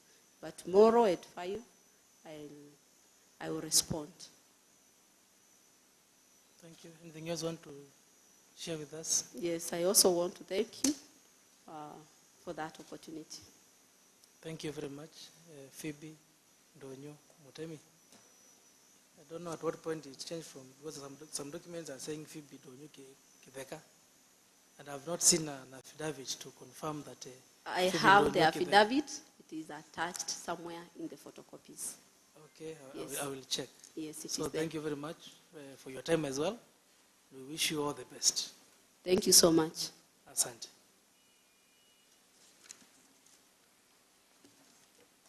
You can be given your original documents and then you can hang around. There's lunch and some water for you. You have spoken for more than 1 hour and you have not sipped water. I can now take it. Thank you.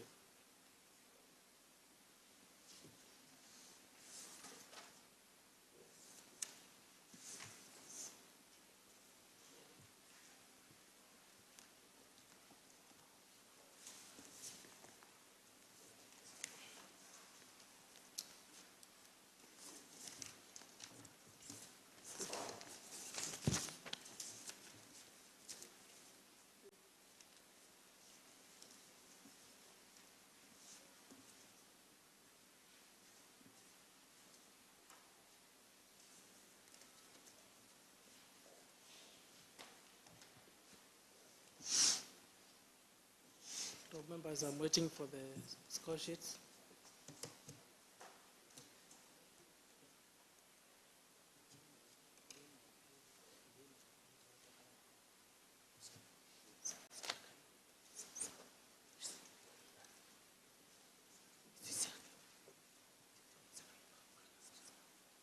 Thank you, honorable members and members of the service for the good job so far. We can take five minutes break.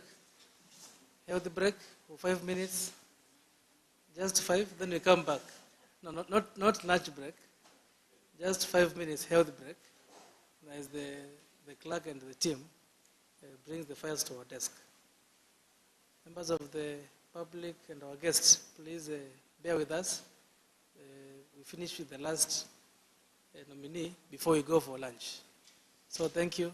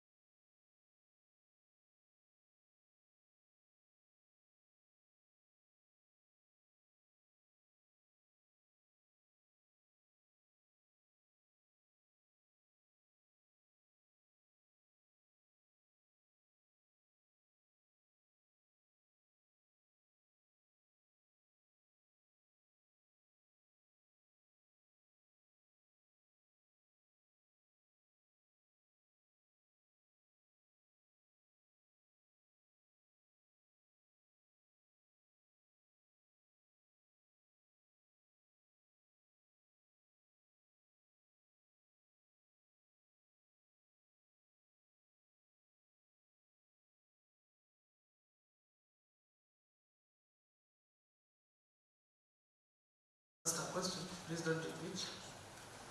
You can only ask maybe a follow-up question. Remember again, this is not an interview, it's a vetting. We want to establish the suitability of these candidates. Somebody must be able to convince the people of Kitui County, whom we represent, why we should approve them. Remember again, honorable members and members of the public, these are not nominees for the governor. They are nominees for the people of Kitui County.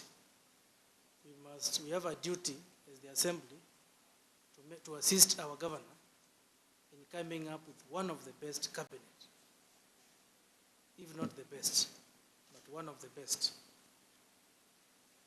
As you look at the various CVs of the nominees and also the biodata which we have provided, I'm sure you can come up with a question or a clarification. Actually, you can actually just ask for clarification.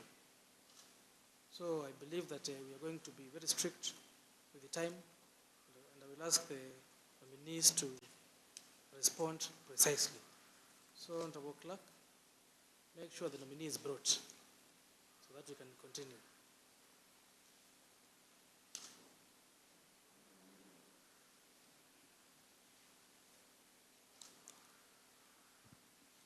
Karibu sana, Honorable Peter Mwiki Kilonzo.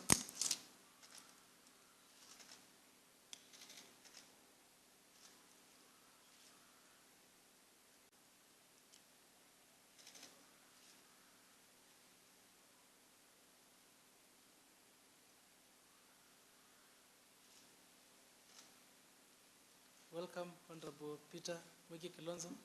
I'm sure you're familiar with this environment and you know how to turn on the microphone. Yes, sir. Karibu sana, you are very smart. And I can see you are very ready for this process.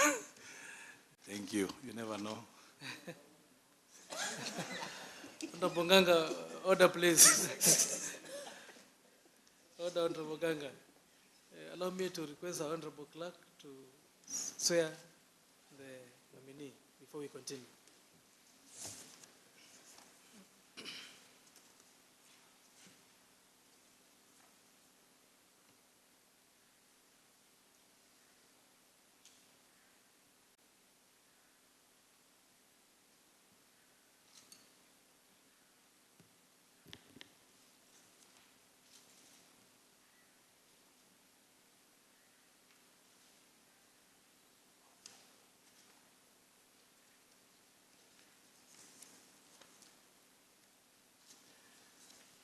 I, Peter Mwiki Kilonzo, swear that the information that I shall give before this County Assembly Select Committee on appointments on matters under the committee's consideration shall be the truth, nothing but the truth. So help me God.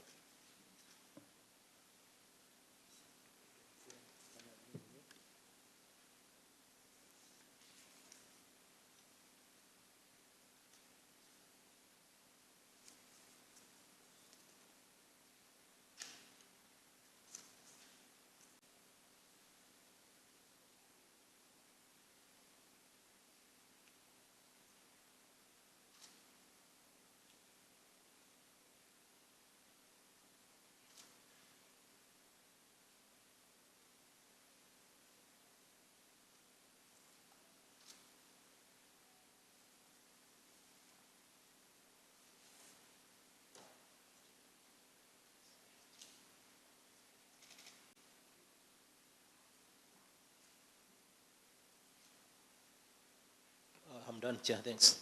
Proceed. Thank you, Honorable Clerk. Once again, karibu sana, Mheshimiwa Kilonzo. Thank you, sir. To this Appointments Committee. Allow me to introduce the members of this committee and the Secretariat. I'll begin with the Honorable Majority Leader.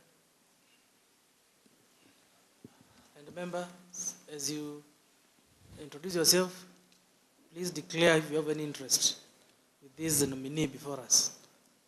Thank you, Chair. I'm Harrison Maluki, elected by the great people of Migwani to represent them in the Kitui County Assembly. I'm also the majority leader and a member of this appointment committee. Thank you, Chair. I have no interest. Thank you, Honorable Harrison. Honorable Alex Nganga, please begin by declaring interest. Thank you, Chair. Introduce yourself. My interest is to make sure the county of Kitui gets the best CCM to manage our finances. Nothing further than that. My name is Honorable Alex Nganga, MCA, member ward, minority leader, Kitui County Assembly, and a member of this committee. Thank you, Honorable Alex Nganga, Vice Chair, Thank you. Board. Thank you, Chair. My name is Matthew Vudi, MCA Cholun Ward, Vice Chair of County Assembly Service Board, and I don't have any interest. Thank you, Honorable Matthew. Honorable Hussein. Thank you, Mr. Chair. For purposes of introduction, so that if one Honorable Peter Muchaki-Lonzo gets interviewed and maybe makes it to the docket, you should know my name is Hussein Mwandia from Ikuda ward, whereby I was voted in overwhelmingly, and I love my people, and they should be served well. And as per the resource envelope we have, and you will be the order of it, you should know that my people are suffering. Thank you, Mr. Chair. I've got no interest. I thought you have the interest of the people of Ikoda. I have no interest because I don't know him. We are neither related, but I know him. I know he has been the majority leader of the former or the second assembly. Thank you. Thank so you. you have no personal interest. You only have the interest of the people of Ikoda. Yes. Thank you. Thank you. Honorable Judith. Thank you, Mr. Chair. My name is Judith Wanza, MCA Ward in Mwingi Central, member of Appointment Committee, and also I chair the docket of Gender and Sports, the Assembly. And I have no interest, personal interest, but the interest I have is to get the best person or the best CS to serve for the people of Kitui County. Thank you. I think I've just been reminded by the clerk that I did not introduce myself. My apologies. My name is Kevin Kinengo Katisia. I'm the speaker and the chair of this committee. So, karibu sana mheshimiwa. Allow me now to request the Honorable Clerk to introduce himself first and also introduce the Secretariat.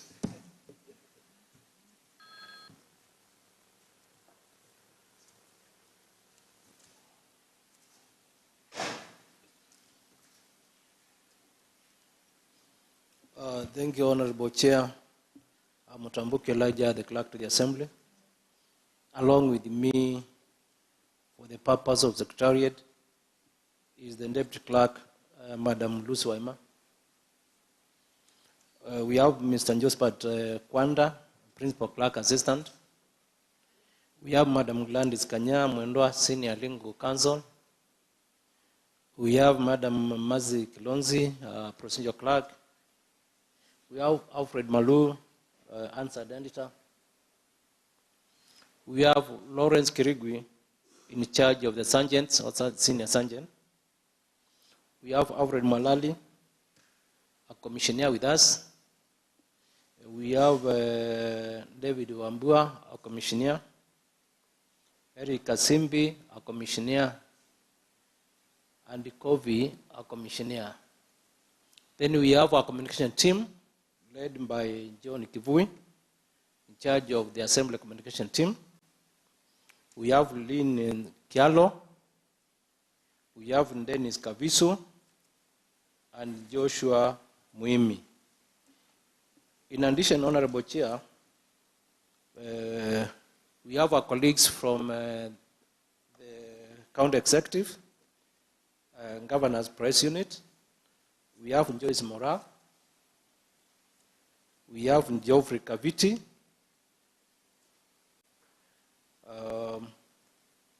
We have Patrick Mutinda. And we also have Charles Mudoka, Deputy Governor's Press. Then with us again, being a public hearing, we have invited different media houses whom we are with. I may not mention who is coming from which other media house, but for whatever reason, those whom I have not mentioned belongs to the other media houses. Included in that are those coming from Mutongoi. And I understand you are live on Mutongoi TV. For the purpose of the nominee, the chair may give you specific directions in terms of timing. So you will be timed. And when I'm instructed to give you the timing, so the minutes that you are supposed to respond, the green light will be on. That marks the start of the timing. If you are given 10 minutes, for example, we will have the yellow line to warn you that your timing you are running short of time, probably from the 7th minute. And then, when the time is over, you'll have the red light. So you have to summarize what you'll be saying. It won't be like that. Thank you, Honorable Chair. Thank you, Clerk. Mheshimiwa Peter Mwiki Kilonzo, karibu sana. Allow me to outline the mandate of this committee. This committee is established pursuant to Article 179 of the Constitution of Kenya 2010. The committee is also established by the Kitui County Assembly Standing Order number 184-4 to consider for approval by the County Assembly appointments under Articles 172 of the Constitution of Kenya 2010 on the members of county executive committees. This committee is further given the responsibility of ascertaining the suitability of the nominee to discharge the duties of the public office to which the governor has appointed him or her.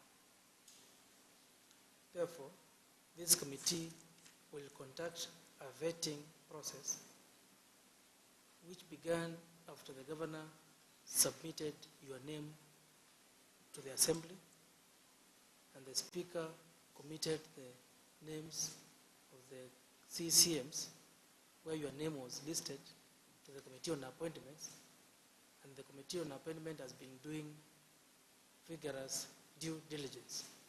I'm sure you are prepared to come for interviews the first time when we announced them, but we were forced to postpone, and we apologize for that postponement. We understand it was for good interest because we had received a letter from the EACC requiring us to get an integrity report from them before we continue. And I can confirm to you that we received a report from the EACC, and that's why we are here today. So thank you very much for honoring our invitation and for coming for this particular vetting process, not interview process. It's a vetting process. We want to know if indeed, apart from looking at your documents, are you suitable, Honorable Peter Mwiki Kilonzo, to serve the people of Kitui County, not the governor or the assembly, the people of Kitui County, as the CCM, finance and economic planning. We have read your CV, we have looked at your documents, but we are here to ask a few questions and to seek clarification. So I will be giving you some time, which I will time, for you to tell us about yourself. I will also be giving my colleagues a chance to also ask you a few questions. And please feel free to respond to the questions as they are asked. Don't go out of context. Stick to the question. And if any member of the committee provokes you, maintain your calm or seek my protection. I'm sure you know the rules of this house. Thank you, Honorable Chair. Yeah, so Mheshimiwa, without much ado, I'll give you 10 minutes, and I'll request the Honorable Clerk to time, so that you can tell us about yourself, who you are, tell us about your family background, tell us about your academic background, tell us about your professional background and work experience, and tell us how your work experience is related to the position that you have been nominated for. And lastly, tell us why you think you are qualified to serve in that position. So the 10 minutes begin now. Thank you, Honorable Chair, and thank you, Honorable members of this select committee. The place looks very unfamiliar. The last time I was here, so Mr. Speaker, who happens to be the chair, I want also to congratulate you because of the arrangements. Actually, with the majority and the minority, you have done a good job in the matters of arrangement for this vetting process. Very transparent and very open. So this has never happened because the last time I stepped in here, the mess used to sit where you are seated, Honorable Chair. Thank you, Mheshimiwa. And on matters of Honorable Chair, I want to begin with saying that I don't know the issue of interest. Also declaring my interest, Mr. Chair, because I don't know what that exactly means. But I think I know all of you. Somehow we have met in one way or the other. Because I served in the assembly. To make the matter was the Honorable Clerk is my referee because he was my last employer. I have spent 8 years in the same compound with Nganga, so when he declares that he doesn't know me, we share the same river with him, River Teva, although he says he doesn't know me. However, Mr. Chair. Are you saying they have interest? No. Oh, thank you. We know each other. Honorable Chair, my name is Peter Mwecha. I'm also known as Tangawizi.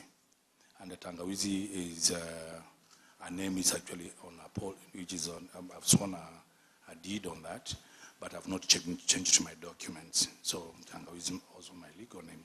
But right now, because my ID bears Peter Mwecha, I'll continue with Peter Mwecha. And I'm born from a very humble background in a village called Kilawa, which is in Athi location, sub-county Isikuda, in Kitui South. Honorable Chair, in 1979, my academic journey began shortly, but it was altered because I did not meet qualifications for the admission. Those days there was no kindergarten, no nursery, so you would touch your ear. And when I approached the school, I could not touch my ear. So it was until 1980, Honorable Chair, when officially I joined the Kilawa Primary School in Standard 1. And after 8 years, I certified the examiner for the examination of KCPE. And I got some marks which could have taken me to Kangaroo. But the pangs of poverty pounced on me and they cut my dream very short, and I had to join Ikoda Boys and Arambi School, which was nearest to me, a place I could walk sometimes and probably pay fees through Ndengo and such kind of thing.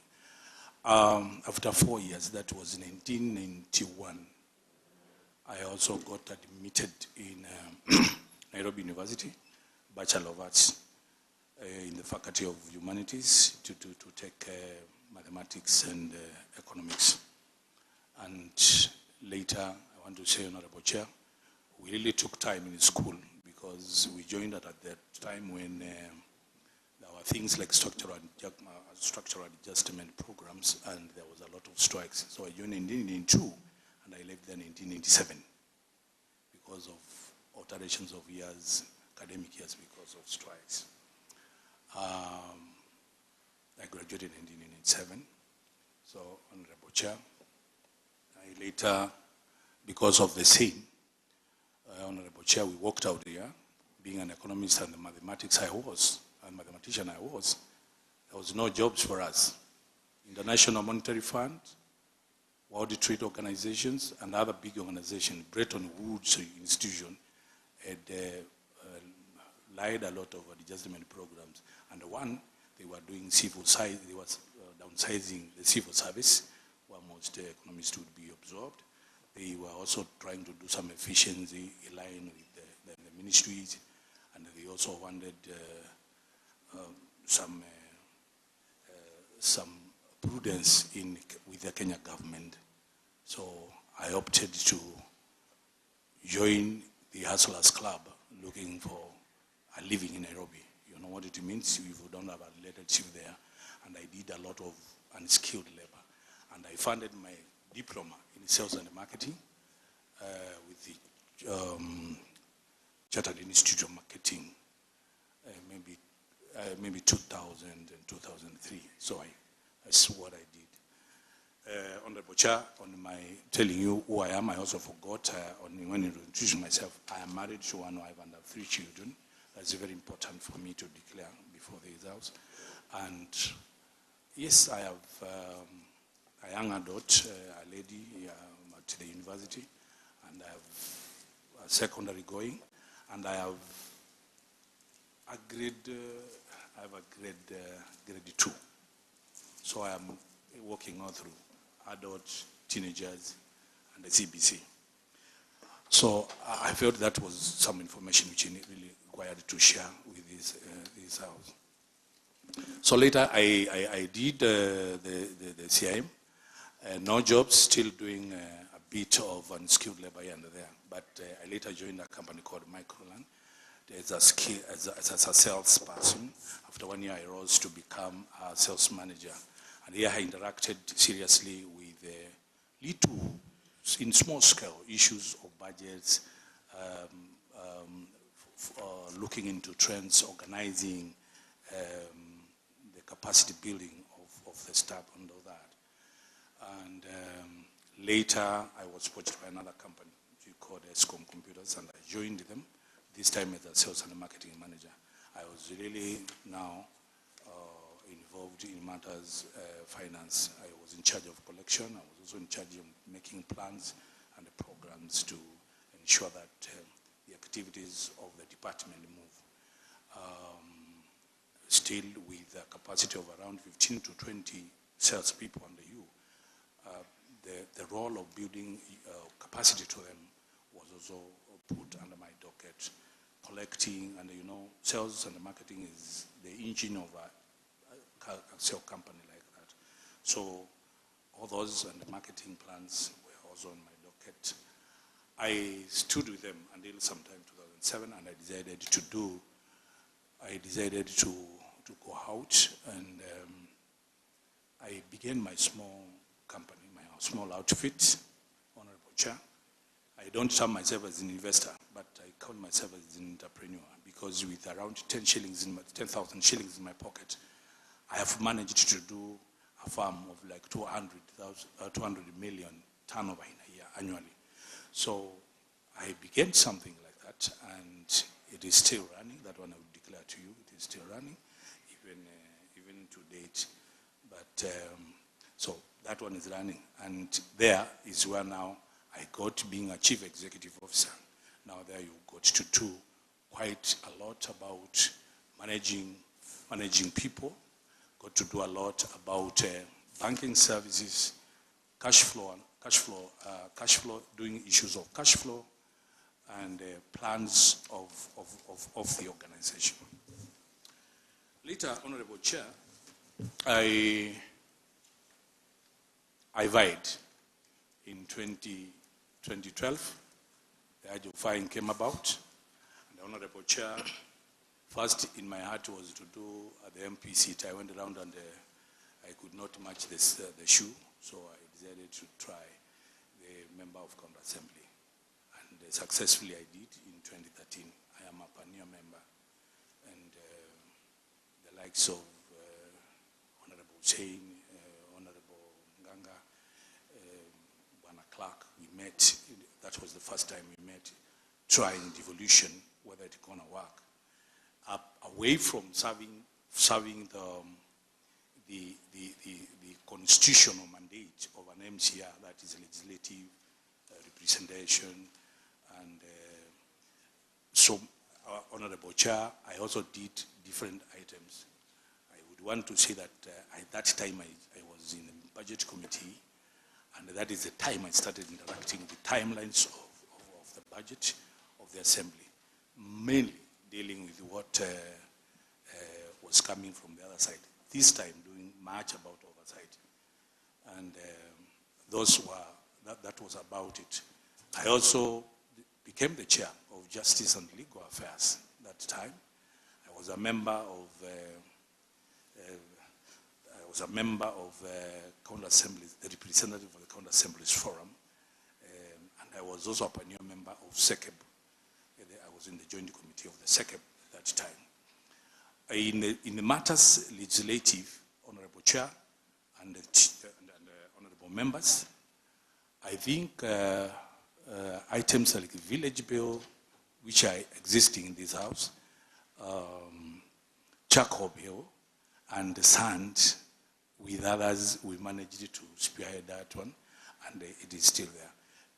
At the level of being a chair of Legal and Justice, Honorable Chair, most of the guidelines which are being used in that docket were also done under my watch.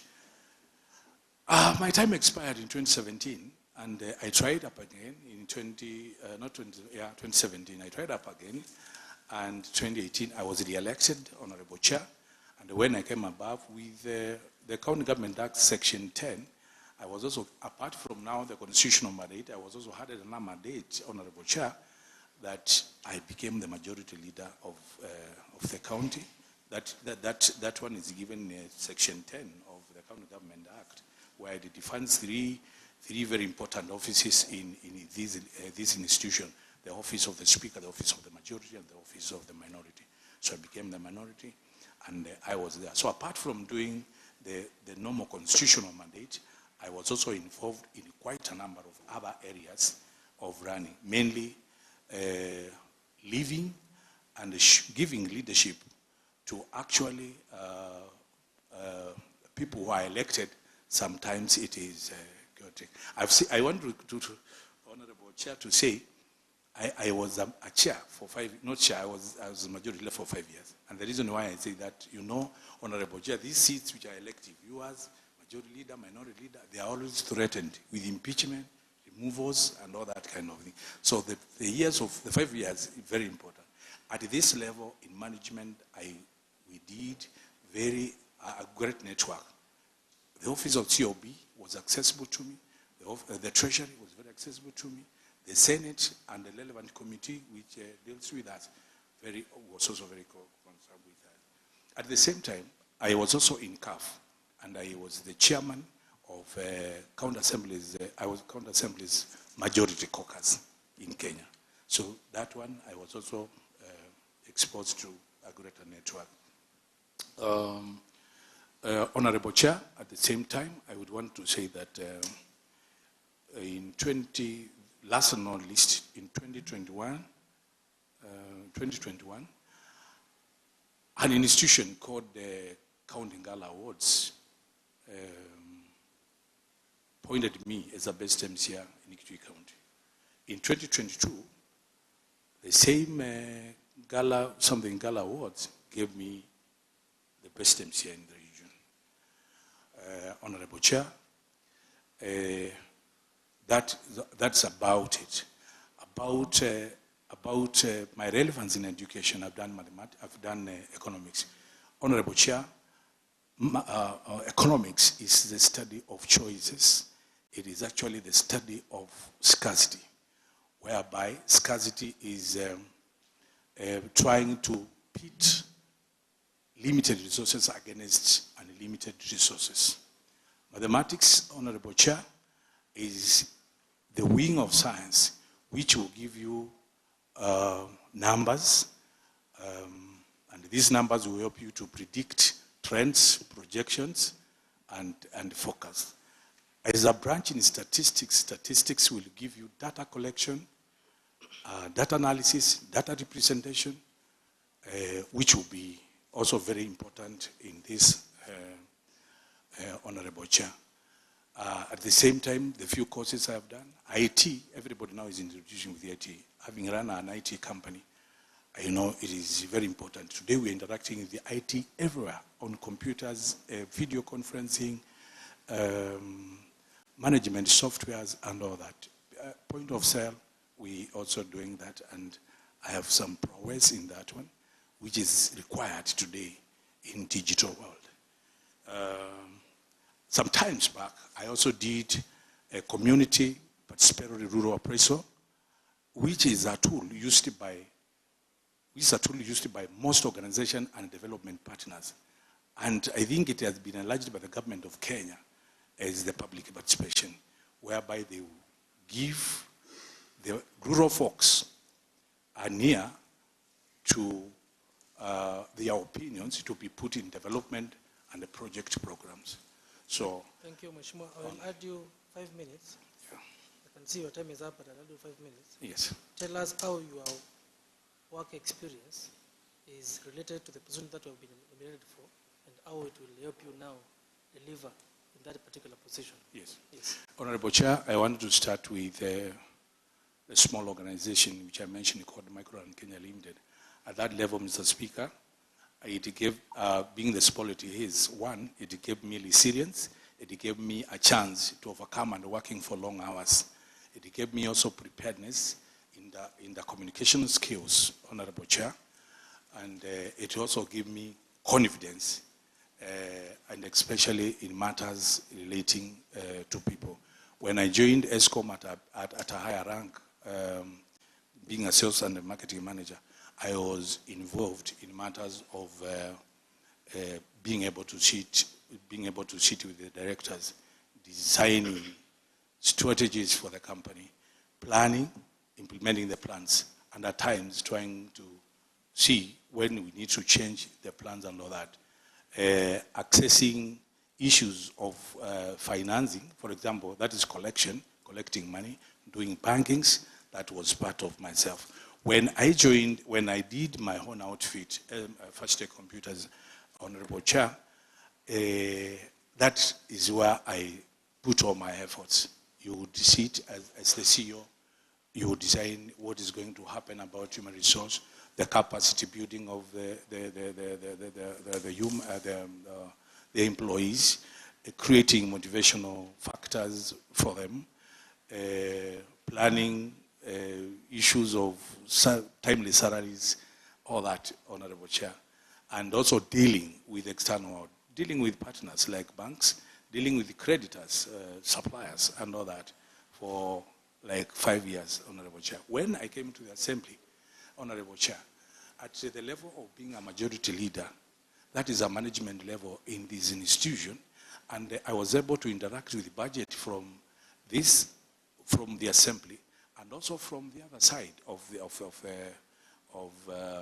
the executive. Although I was in the oversight wing, Honorable Chair and honorable members, I met with the gaps which are still, some of them could be existing, and it has always continued, which probably, so I think most of these things, the timelines and what is required in budgeting and ensuring, because some of the things, Honorable Chair, you will want the people of Kitui County to be served, is ensuring that you have a seamless interaction between the executive and the assembly. And that is very important for us to deliver. This government is not executive. This government is not county assembly. It's not for county assembly. Actually, we are like co-joint twins. So we have to agree. We have to negotiate. My negotiation skills, Honorable Chair, and the members, and the experience I've gained in most of the negotiations, I think I will use it in the department to make sure that my department, which happens to be an interface amongst the rest of the ministries, propels this county to the next level. Thank you, Honorable Chair. Thank you, Mheshimiwa. I think You have answered your questions well. Allow me now to do some background check on you. And remember, there were some documents which we asked you to come with. And I can see you have given our senior legal counsel. But you can respond in a yes or no question, answer in confirmation whether you have a, number one, tax compliance certificate. Yes, sir. So you do? Yes. Thank you. Do you have a certificate of compliance with the Directorate of Criminal Investigation, DCI? Yes. Do you have the compliance certificate by the Higher Education Loans Board? Yes, sir. Do you have the clearance by CRB? Yes, Credit sir. Reference Bureau? Yes. Thank you. Make sure that all those documents are with our senior legal counsel. Also, tell us if you have been charged in any court or convicted. No, I have not been charged, neither convicted, sir. You seem not to be sure. Please respond again. Have you been I- charged in any court or No. convicted? No, Honorable Chair. Thank you. Have you been adversely mentioned in an investigatory or parliamentary report? If yes, give us details. I have none, Honorable Chair. Thank you. Do you hold a dual citizenship? I'm a pure Kenyan. You're a pure Kenyan. Okay. Then tell us your current net worth and give us a breakdown.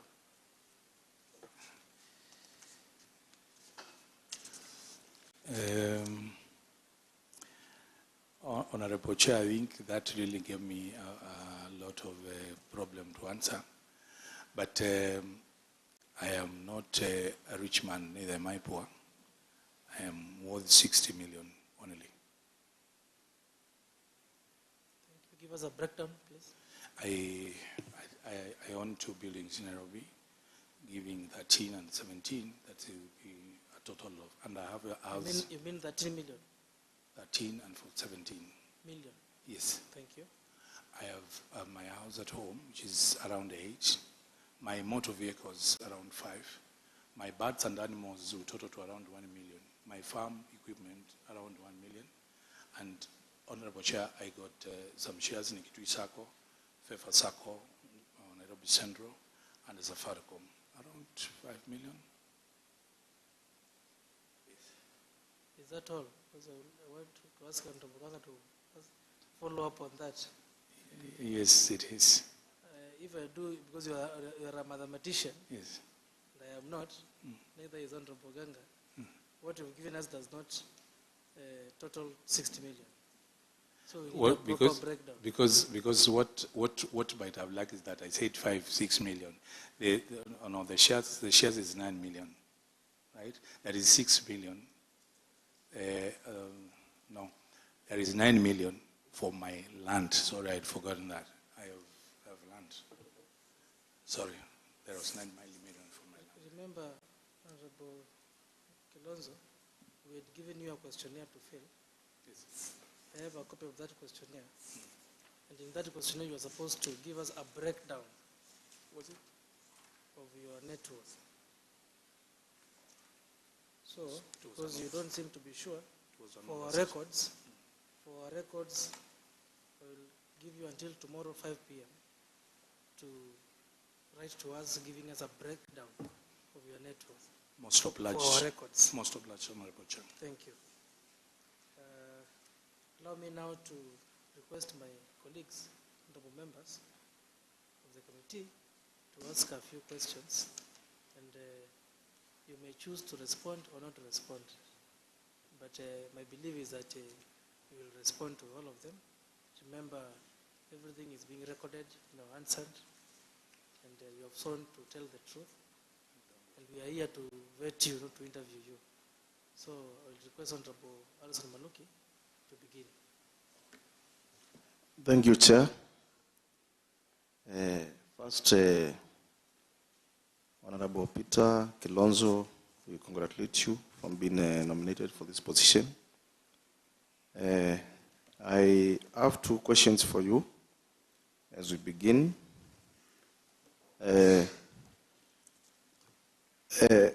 knowing that this is one of very important ministries we have, kindly explain to us what is your understanding and whether you know what this ministry deals with.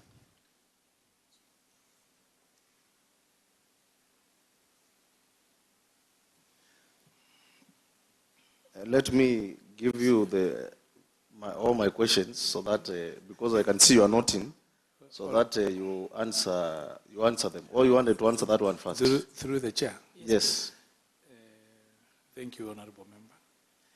If you could repeat the first question. Ask one by one. Okay. Your understanding on what the ministry deals with. The second question. Let him respond first to that. Okay. Thank you, Honorable Chair. And thank you, Honorable Member.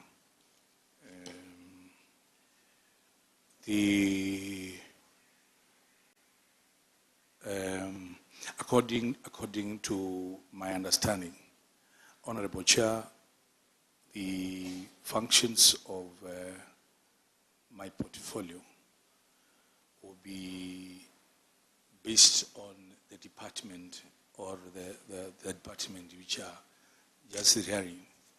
And Honorable Chair, there are two departments which are literally in my docket.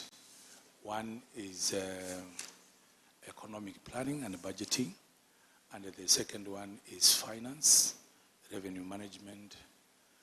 The other one is revenue management. And sorry, Chair, I don't know the other one, but I know there is finance and the revenue management, and there is also economic planning and budgeting. And the role... First one is finance, revenue management, and accounting. And accounting, right. Thank you. Thank you, Honorable Chair. Honorable Chair, this department, the roles of this department are just envisaged in the Public Finance Management Act, Section 104. They are quite a number. And it is enriched with Section 107 of the same Act, Honorable Chair, where it talks about the fiscal responsibilities. I want just to highlight a few on what is mentioned, because I may not remember all of them. It's something we can always refer on the Section 104 of Public Finance Management Act. That Treasury is that docket which will be dealing with the monitoring, evaluation, and overseeing financial and economic management of the county. This includes the budget making. This includes implementation of the same budget. This including being a custodian of the inventory of all county assets. This includes making sure that you keep records in a manner that can be understood by accounting standards for all sections. It is also the department which also tries to guide other entities. For example, here it's Kikotech and others, to make sure that they are prudent, they use the money, the county finances transparently, efficiently, and effectively. Also, this is the department, Honorable Chair, which will be tasked with mobilizing resources which will be required to finance budgetary activities or project. That all is, Honorable Chair, is envisaged in Section 104 of Public Finance Management Act. In enforcing the fiscal responsibilities which is enshrined in 107 of Public Management Act, Honorable Chair, it is the obvious ways of making sure that recurrent does not surpass the total envelope for this county. So it has controls, which makes sure in the medium term, at least, budget of development remains at that in the medium term. So it means it can increase in the long term because most of the items. It is also keeping issues of debt management at a controllable level, making sure that the risks and also the taxation which you give to our people, they are at a level where it can be predicted. You don't have to tax the vendors 2 shillings today, and the following year you tax them 100. So those, in a nutshell, Honorable Chair, that is my submission on that. Thank you. The other question, how will you safeguard the financial interests of the Assembly? Thank you. Honorable Chair and the Honorable Member, thank you. That's a good question. One, I want to begin from when I was holding the position which the majority leader himself is holding today. It is a big seat, and it has all the burden on you. The Assembly wants you to handle them. I want to say this. Honorable Chair, I've been a champion. Number one, I want to begin. I've been a champion whereby we have really tried to push, number one, trying to push Senate to make sure that the Assembly, the finances, the funds of the Assembly are being kept in an autonomy. That you don't go through the CC finance, you don't go through the governor, because in a case when it happens that the governor may not be cooperating, oversight, representation, legislative roles can be very difficult. So this is one of the matters I personally have been championing. I don't know where the bill has reached at the Senate level, but that is at the level where we reached. Honorable Member, I want to assure you that some of the things actually we have done here, which we did here, me and some other members, was to make sure that we see the good stay of the honorable members here. For example, the World Fund, which is now which is existing here, I know it is your recurrent, but also the matters of CLIDIP, they were formed sometimes earlier on. I would want to say this. I will honor all matters of CLIDIP from the Assembly, and I would also advise the Assembly, if we could come up with a legislation, because even today, CLIDIP is anchored on matters of goodwill of the governor. If we could come up with a legislation, I have no problem with the dealings with you. The other thing I want to assure, the honorable member was asking me a question, and the other honorable members, I have served in this assembly when we could get our salaries on 15th, when you could not meet the roles and obligations which you are entitled to do. Honorable Chair, I want to make sure that one does not happen and it is not repeated to you. I will go out my way to make sure that the Assembly, as an interface and always as a partner in the government, you don't face such. So I know really what the member is asking about, because I have served here.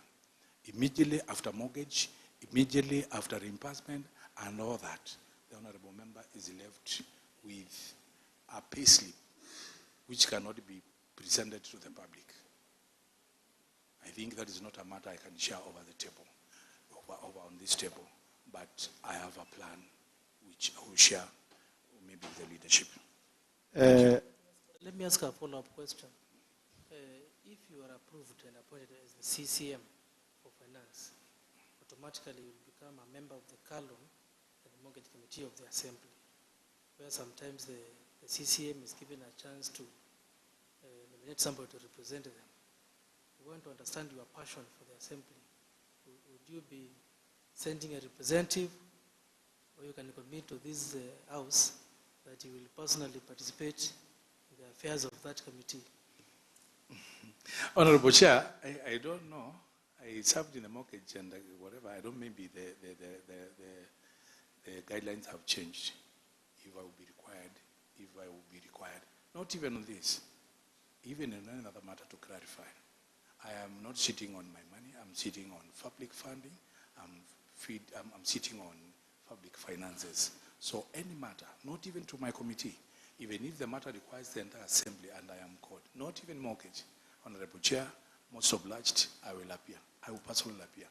Let me also say something outside this. I still feel I belong here. Anyway, I still feel this is my home. So. Thank you for that feeling. That is why I was asking you these questions. Yes. Because I know you have been here and you know what you have been going through. Yes. Unfortunately, my next question, you have touched on it, and you have said that you have been a champion on it. Yes. It was about supporting the financial autonomy of the assembly. And I hope you have touched on that. Can I add on, Honorable Chair? Yes, please. Yes, please. Being as if I happen to be the member who suits or becomes suitable for the position, I will have a chance, an opportunity of sitting in a meeting called IBEC where the Deputy President sits. And these are some of the things which needs to be highlighted there, because at their level they might not know what's happening and the wars affecting the assembly. Thank you. Chair, over to you. Thank you. I'm done. Thank you, Honorable Majority Leader. You should thank the nominee because he is your immediate predecessor. If he was here, I don't know whether you'll be there, but anyway, on a light note. Yeah. So let me now allow Honorable Alex Mutambunganga, the Minority Leader, and he has to declare interest again, whether you are still interested in the nominee. Chair, I want to thank, of course, Honorable Peter Kilonzo has been my colleague in this house for 2 terms, and also a good friend. But here, I am facing a nominee for the position of head of our treasury. I thought, Chair, probably you could have allowed us. I actually miss his debates. So probably if you could allow them to sit where you used to sit, I sit where I used to sit, and we square a little bit. I'm sorry, I can't allow that. Thank you, Chair. That was on a light note. I am happy, and Honorable Peter Kilonzo, congratulations on your nomination. And let us just have this interactive session. And I would first, because I wanted us to talk about the World Development Fund, the clip you have done with it, I will not repeat what the majority highlighted. But outside the assembly, and you know, our people, and especially the business community, suffer when they do business with the county government. I would really want to ask, because I know you know the scenarios, what measures would you put in place to ensure our contractors and service providers are paid promptly?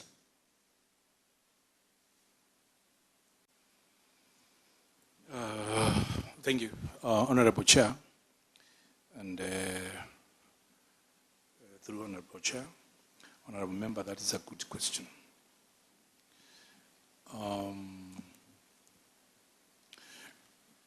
Honorable Chair, I believe that there is a procurement plan to start with. There is usually a procurement plan. And in the procurement plans, Honorable Chair, you will commit all these monies which are available, Honorable Chair. You will commit monies which are available. And I will personally ensure that, number one,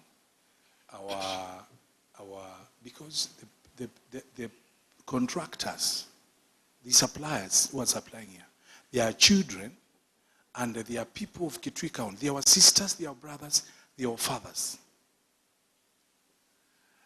Any commitment which is met and it satisfies that everything has been done, I want to assure this committee that it will needed to be paid. Honorable Chair, just when I digress on that, but I think it is an additional information. The pending bills which we have already of around 2.4 million, and having litigations. 2.4 billion. 2.4 billion, yes. And having like 560 something or 400, which is on litigations, matters which the county has not agreed. I will ensure that such matters don't. And if there is any case whereby a contract happens and the matters have come up, arbitration. Honorable Peter, you are provoking me for a debate, but because of the circumstances we are in, I just want you basically to talk, because you're not only speaking to this committee, you're not only speaking to the County Assembly of Kitui, you're talking to the people of Kitui County who are listening in various platforms. What measures would you put in place to ensure anyone who does business with the Kitui County government, they get their payment promptly? The measures. And I think I decided very well. I talked about plans. If the item is bought in a plan, it should be paid because there is a commitment which is already being made. I literally, unless it occurs where we want to cause a problem, already a plan is there for you to purchase item X or product X. So the money is there. If, for example, because there are some rolling projects, because that one, sometimes there is problem with the rolling projects. That project should go over a year to another one. I think the most ideal item on that is to make sure that the money is always reported. And right now, Honorable Chair, revotes are coming. It's not the time they would just go. So, Honorable Chair, I think that is... Thank you, Chair. My other question to Honorable Peter Kilonzo is about pending bills. Please, I would like you to demonstrate to this committee your understanding on how pending bills are accumulated. Rolling on bills year to the next year, your understanding on how these pending bills are accumulated, and as a CCM finance, the measures you put in place to either reduce or completely eradicate pending bills. How they accumulated and the measures you put in place to either eradicate or reduce. Honorable Chair, Honorable Member, thank you for that. The way pending bills accumulate, and let me just give a word of experience. One is what I call the rolling projects. Because the project is crossing the years, there will be a pending bill for that. That is genuine. The money needs to be kept waiting for whatever stage to be paid. The second one is the malicious one, Honorable Chair, and that is what I would want to eradicate. The issues where either people would want to tell us we have money in paper, right? And the fourth line doesn't have money. And that one, most of the times, happens in supplementaries. When we have a government which wants to play games, they will bring 100 supplementaries. Because one, the committee here will be tired of doing that, they will not check much. So you find that there is a project which has been allocated and the money is not there.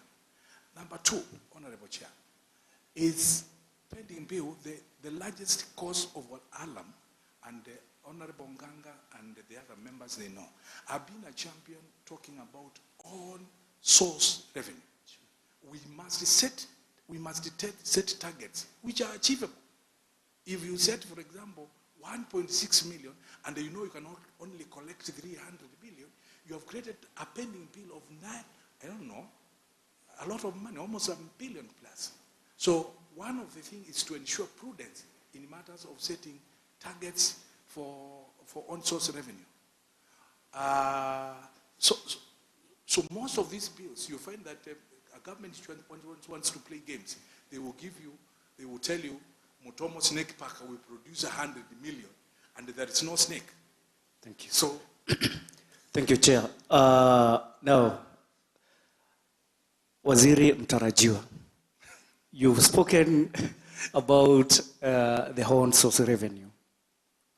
Please, can you give a commitment or an undertaking to the people of Kitui County, because we are seated there on their behalf, that you are going to set targets on non-source revenue, which in your belief are achievable, and if that does not happen, then you should be held accountable. Honorable Chair, I think I should just go straight and say yes. Don't have to delay about so much on that. I say yes. I will set targets which are achievable. But let me also put this one. The current report on Commission on Revenue Allocation has pitted Kitui County being able or with a potential of doing collection of 1.6 billion. The most important thing is to look, where are the leakages? Where are we losing money? Are people taking money from wherever and pocketing the money? Or do we have, for example, do we have staff who are motivated? Are we having people who are taking money offline? So, Honorable Chair, I am sure the potential which has been found by Commission on Revenue Allocation is not in vain. It means that this money can go above that. But it has been a cash cow for some people. No, I believe you are here to smoothen the operations, but not fatten the cash cow for the people you're Yes, talking sir. about. Yes, Now, and the last one on that, I know you're fully aware because you've served in Kitui County government, though on the legislative arm of it. And we have gone around this county, you know it very well. In terms of these on-source revenue, which new revenue streams are you planning to introduce? Because you have also talked about the potential. For us to get to the potential, we have to do things differently. New revenue streams must come in so that they bridge the gap. If currently maybe we're collecting around 450, 500 million, and the CRI is saying we've got a potential of 1.6 billion, there must be ways of us getting there or even closer to that target. Now, which new revenue streams do you plan to introduce so that at least you move us forward or closer to the target? Thank you, Honorable Member, through the Chair. I want to say, before we even move to the new, we need to operationalize the old ones. Because the old ones are not working. They are not. Let me start with hospitals, for example. If an hospital stays for a month without drugs, we are losing revenue to private sector. If we are having, for example, from agricultural sector, a tractor which has some mechanism problem in your shamba for a month, and it is not working, means that we are losing revenue. Honorable Chair, as we speak right here, the valuation role for this county has not been brought about. So what does that tell you? It tells you that the property rates which we are charging right now is even below par. One thing I want to say in this front of this committee is that I'll make sure that the valuation role, because we are getting a lot of money from property rates and the land rates. We make sure that the valuation role is, and I know there is a contractor. Nanganga knows that there is a contractor who was given that, but he was not paid. So he decided to stick with the valuation role. So the property which we are charging now, we are charging values of 20 or 30 years ago. Really, when we have a market. When you look at the assets of the county, we have a housing. Those houses have been dilapidated. They are left just like that. They are not maintained. They are not painted. So you cannot even add a single cent. Housing in Nairobi, here in Kitui, has really gone up. Let's look at the ATC, for example. There are products, agricultural products in ATC. Do we know them, even ourselves? Do we buy them? So that is a marketing position. There are some of these products which needs to be marketed for the people to, some creation of awareness for people to know. So, Honorable Chair, I want to bring on a light note to you that I would want to work with each ministry because I know that it is the ministries which will be deciding their revenue streams, to know how possible is they, how can they move from where they are. Liquor licensing, there is a lot of liquor being drinking in Kitui or in Kitui County. Liquor licensing, as I tell you, Honorable Chair, is at the whim of the national government. That is, the DC. We don't have boards. Those are some of the things. Those are hanging fruits. You form the boards, they start operationalizing immediately. At the hospital, Honorable Chair, you will find that Honorable Chair, you find that at the hospitals, the people who are collecting, and hospital is a technical place. There, I would want to start immediately, because I want to tell you, health facilities are the ones which are contributing the biggest chunk in on-source revenue. First, we start with the minister who will be appointed, if I'm also appointed, so that we create an initiative of looking at the people who can collect money from the hospital, because you must know the operations of the hospital for you to collect the money there. Otherwise, it will change what you have. Thank you. Thank you. My last one, Chair, if you allow me, this will be my last one. Honorable Peter. Yes, sir. Just let us look at areas, and let me just use that word. We look at areas of conflict between the Assembly and the Executive on budget making. And now, having worked with the Assembly, and now with the Executive, you are approved, how will you address those areas so that we can always have our budgets in time and for smooth operations of the county? And basically, I know you know the interest of the Assembly more than you know the interest of the Executive here joining. I would really like to see what you intend to correct from the Executive on the budget making process, so that we can always have budgets approved by the Assembly on time. Thank you. Thank you, Honorable Chair.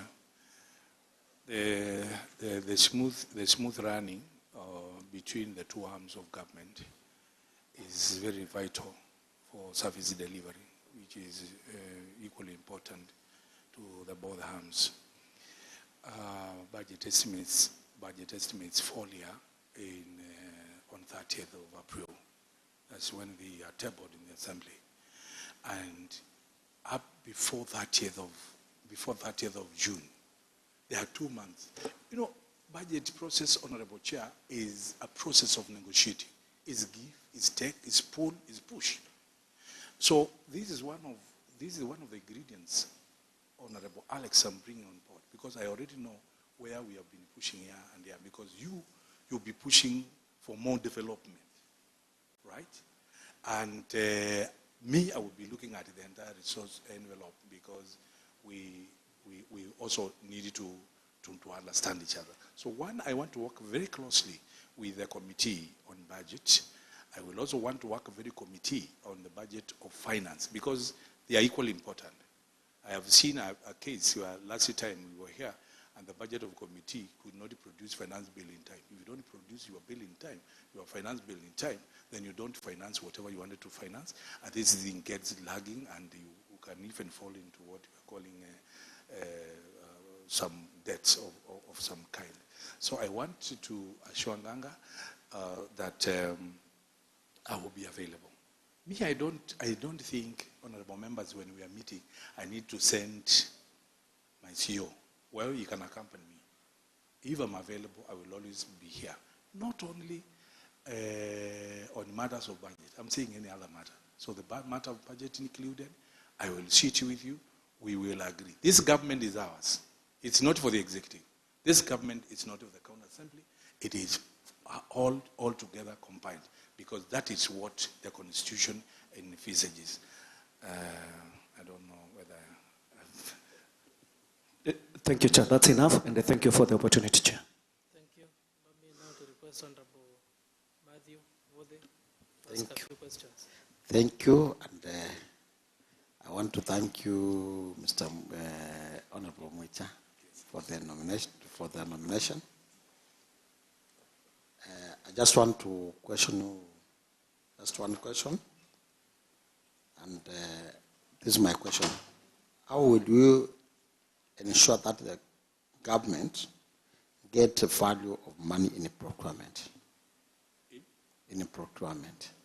Value. Yeah.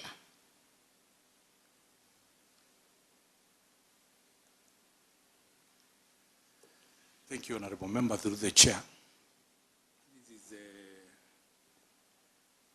a good question. Procurement. Yes, procurement is a sub-department or rather the department. And my approach, Honorable Chair, will be simple. One is that immediately after every year goes out, or at the end of every year, every department, they will send their procurement plans to the head of the procurement. So it means there will be allocations and they will be there. The question is value for money. And this is how I would want to tackle it. This is my submission. Honorable Chair, the first thing I would want is, because value is not vested on the Assembly or the Executive, the first item I would want to say is public participation, making sure that we've gone out, we have identified what our people want. Because if you take a road when they're looking for water, they will still not feel the value for money. So the first item, according to me, will be public participation. So we public participate, we identify what are the needs and what needs to be tackled. We prioritize on that. Number two on that is, again, an issue which I wanted to bring on of the cost element. Because that, well, I know when he's asking me that, he's looking for the cost element. For Kitui people to get the value for their money, the item will have to be costed as much what it is supposed to be cost. Not loading margins or quotations which you go 3 times because the people will not get the value for money. Number 3 on the same is ensuring that their source, wherever I'm going to source this item, is somebody who can be relied on. And I talk about source. I'm talking about, let's not get a contractor who is unable to do water. Because that water, the last item, will not be provided timely. Because still when you provide the right need and they produce it out of a certain time frame, people still don't get value for that. So here I will consider public participation, I will consider issues of timing, I will consider sourcing, I will consider proper BQs if it is construction, proper pricing. Thank you. Thank you, Chair. My another question is it's about apart from revenue our own revenue collection, apart from the national allocation to the county assembly, to the county government, what other source can you mobilize for the benefit of this Kitui County as a Minister of Finance? Apart from exchequer. Yeah, apart from revenue collection, Yes. apart from the national allocation for to the county government, which other measure can you take for or other policy can you create for Kitui County to get finance? Honorable Chair, sorry, I seem not to really understand because our money will either come from our own source revenue. I really don't think I will request. Mheshimiwa, please rephrase your question. My question is this.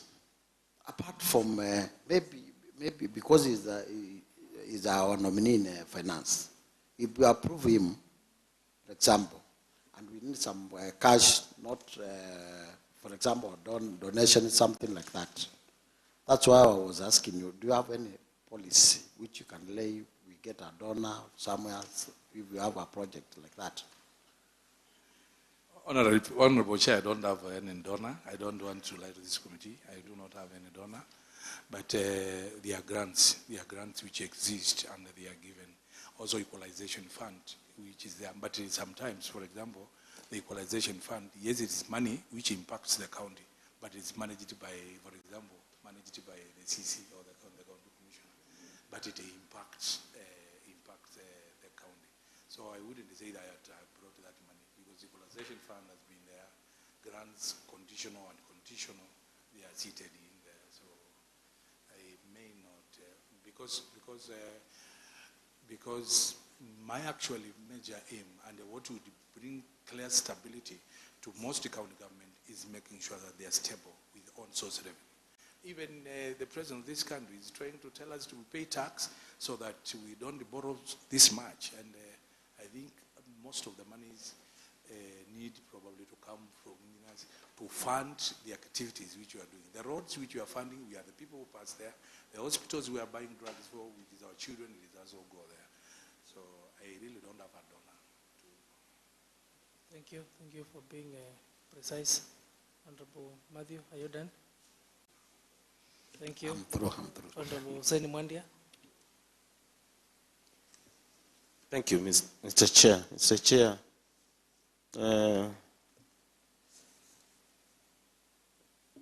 thank you for the permission. Mr. Alonso, you are the one. Yes. And you told us you are also Tangawizi. Have you sworn an affidavit? Did Paul? To that effect? Not yet. Eh? I've done a deed, Paul. Okay. My question will be straight. This a devolved unit that the county government of Kitui, among the other 46 which are also devolved.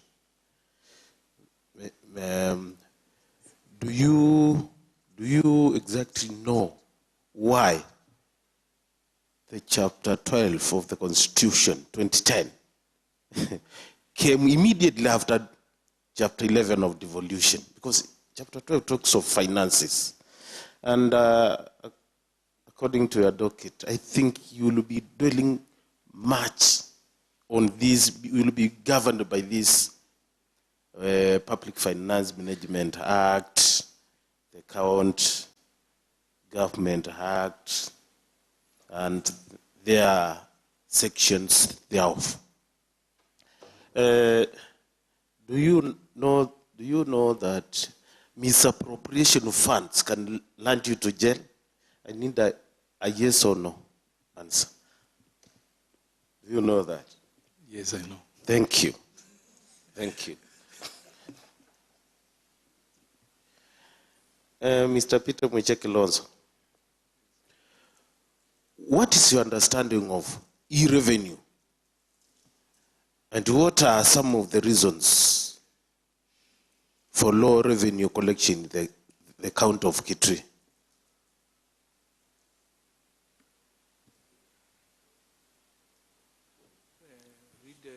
The question is e-revenue?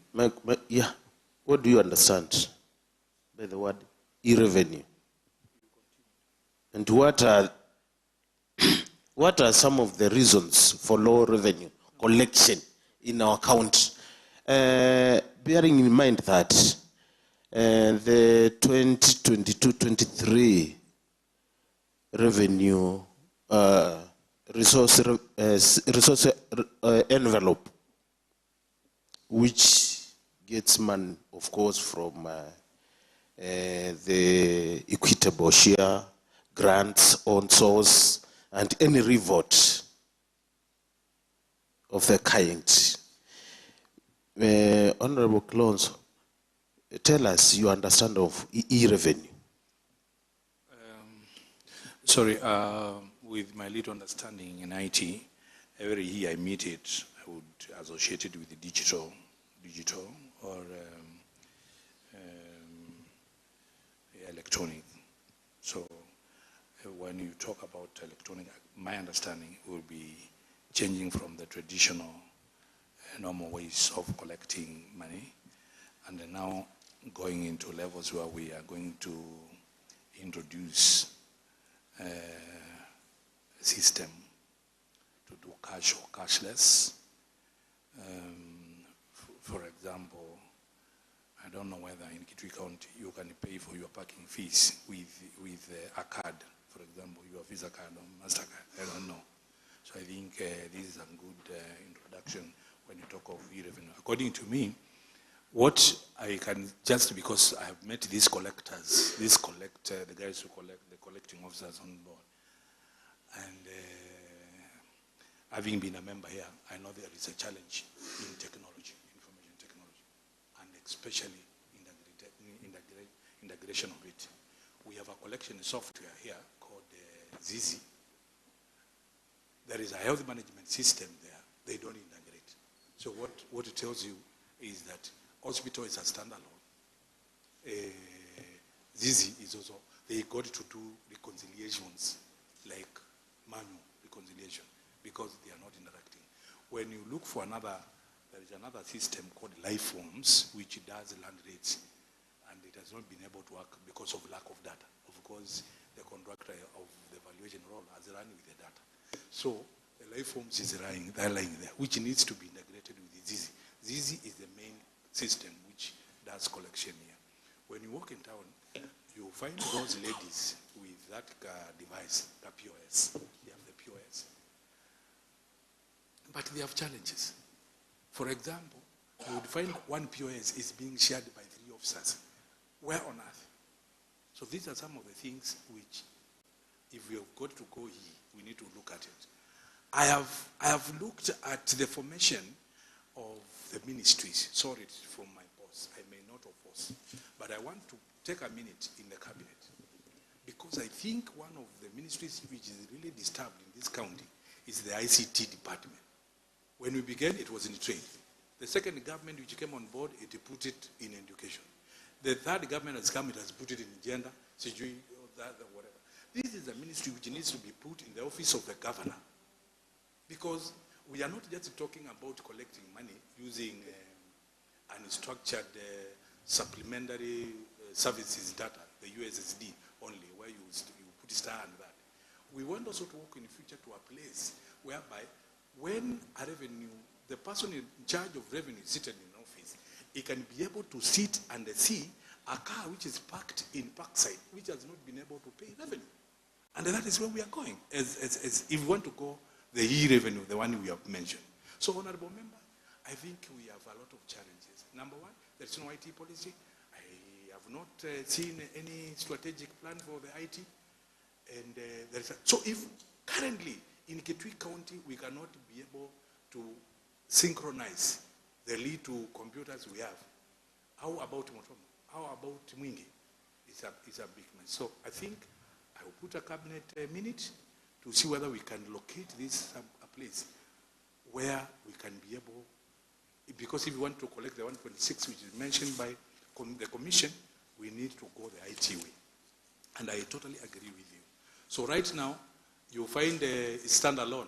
The CZ is things like the tractors which are doing there. They are not under ZZ. So the stockyard, which is in Ngomeni or Kase, for example, are they under any IT?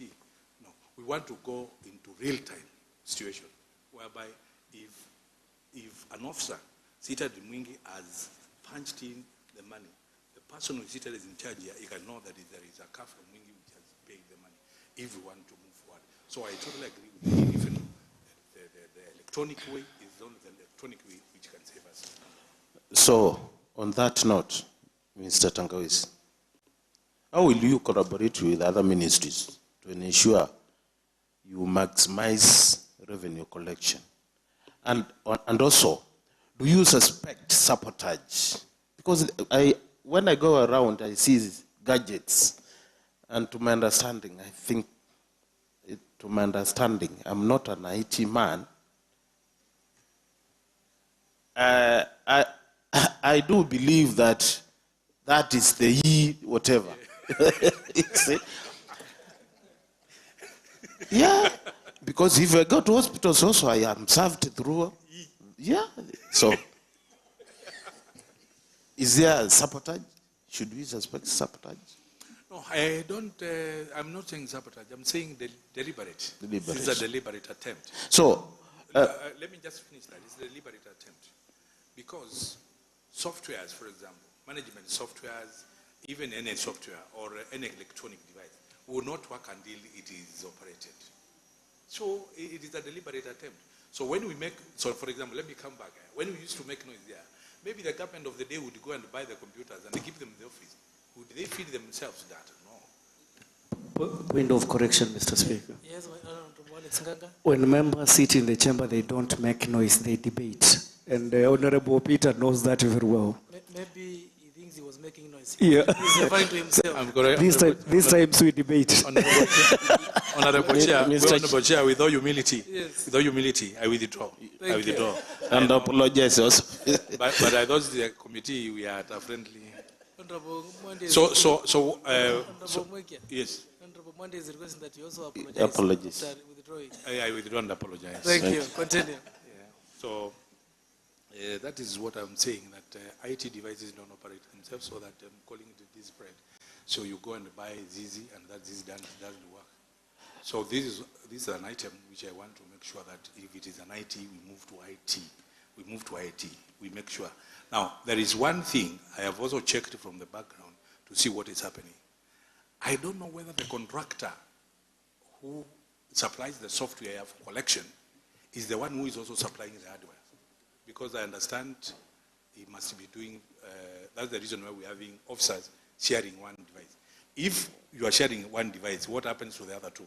If they go and meet money, for example, I'm not pointing at majority, but he may be tempted to pick and put in the pocket and be a custodian until that client goes. So these are some of the things I want to ensure that the operationalization, because most of the things about collection is about operation.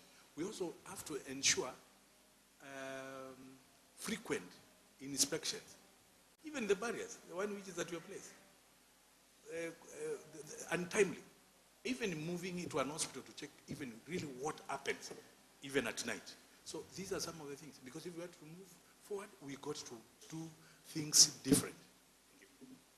Just a follow-up question, Chair. Yes, sir. Oh, okay. Thank you, sir. Thank you, sir. Just a follow-up question. Yes, sir. Mheshimiwa, Yes, sir. what policies are you going, or which enforcers are you going to use to force those policies you are telling us? Enforce. Yeah, Enforce. because what I know from the Kitui count, we don't have askaris and whatever. What are you going to in place so that the person you are mentioning there cannot pick that 50 shillings? You know, sometimes it's not very easy to eradicate fires like immediately, but we gradually have to do some reduction of some kind. When I was talking about frequent checks, so instead of using that kagari, which people call kamariamu, because of we have several ways. If people of Kitui want to pay taxes, one thing is you got to show where you are taking the money. They will be willing. If you don't show where they are taking money, they will avoid taxation. They will avoid taxation. The other item is being friendly. You know, sometimes you can also be not picking those people and bundling them in that small car and closing them there for a whole day. No, those are some. I also want to mention another thing. The motivation factor has been a problem with the collectors. How do you feel to pay a collector for a whole month and he's giving some collection with him or her? He will eat. He will not submit. So some of these things are motivation. I'm also trying to encourage that I will try in the department to make sure these officers, collection officers, some of them have never even trained. You did your interview and you were another teacher and you were given a book to go and write because you know how to write. But what about handling, which is very important also in collecting taxes? Okay, Mr. Chair, my last question to Tangawizi is, Bwana Tangawizi, don't you think it will... Excuse me, is Tangawizi his official name? Oh, Please use the correct Peter name. Mwichaki Lonzo. Yes. Yes, sir. Sorry. Peter Mwichaki Lonzo. Don't you think it will be prudent for you, if you are appointed, to advise the governor to shift the ICT docket to finance and economic docket? And will you have the guts? You don't need to answer that question, Honorable Kilonzo, but Thank you can if you want. What I think I had said, I think some of this naming and movement of departments does not just occur. That's the reason why I said I will put a minute. So when I said I will put a minute in the cabinet, I will say that I will send my opinion there. I'm an appointee. My appointing authority can decide to take but I will point how vital IT is in today's world, and especially what you're mentioning as e-revenue. Thank you, Mr. Chair. Can we have Mheshimiwa Harrison? Thank you. A follow-up question. Yes. I think I expected you to touch on ICT since you have a background earlier than before Honorable Mwandia and asked that.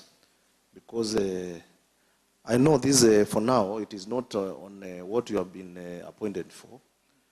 But also, I would say that currently the ICT department was in trade. Actually, I am in that committee and I thought ICT will be there because I have a strong background on ICT where I can assist. But now it has been moved to the to gender, where I am not a member. Mine is if this house approves you, I think we need to get serious with ICT in Kitui County. We have a lot to do, and also it is good I don't know what is your plan. We benchmark on the other counties who are using ICT as the Honorable Mwande was using. Yes. The counties which are using the electronic collection of revenue. If you look at them, their collection is high because now there are no leakages, there are no loopholes when you are collecting the revenues because they have been sealed by the ICT. So I think it is a thing to look at very seriously. Not necessary to move the ICT again to finance and economic planning ministry. But I think actually with time, the counties which are serious, with time, I think it also should be a ministry on its own if we can get serious with it. Thank you. Is it a question or a comment? Actually, it was a comment. Thank you. Can we now stick to the... Yes. Sorry. Yeah, it's okay. Thank you. Thank you, Chair. Honorable Peter Kilonzo. Yes, sir. My comment, just like the majority leader said, not basically what he said, is you need a department of ICT in the Ministry of Finance. Basically, your own department, that is if you become successful. Please strive to, because you're talking about revenue collection, budget making process, interaction with the communities in public participation. And you know how all these can be made very easy by embracing technology. If at all a machine in a treasury, when it has a problem or the systems are not working, you'll have to go to the minister to look for an ICT person to come and address that challenge in treasury. So basically for the purposes and if it happens, look at how you can have an independent, a standout ICT department in the county treasury. Thank you, Honorable Nganga. Allow me also to comment that it is the role of the governor to align departments the way he wants. So you need to assure us that even if the Department of ICT is not in your docket, you will work with the relevant officials in that department to enhance your work. That ICT department does not need to be in your docket. because you're all serving in the same cabinet. Yes. As much as I want to agree with my colleagues, but it doesn't need to be in your docket. You're all in the same government, and it's a department on its own. And there's a reason why the governor put it under culture and gender. So I think members, let us limit our debate to that point, and we ask Mheshimiwa Wandia, we need to moderate the questions, because I want now Honorable Judy to ask questions, but you seem to be having a burning issue. So in 1 minute, you ask your question. Mr. Chair, things should not ban. I'm done, Mr. Chair. You are done. Thank you very much. So Honorable Judith Wanza, please ask and go straight to the point. Okay, thank you. Thank you, Mr. Chair. I think you are not Tangawizi, you are Mr. Kilonzo. Ongera for making it to that far. My question is, how will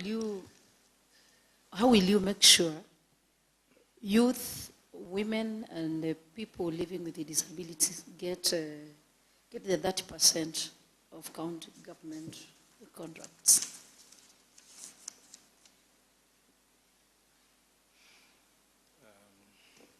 I think that is Chair, that is quite a procurement question, but I know there are laws. There is the Public Procurement Act, which is there. But besides that, I think the youth,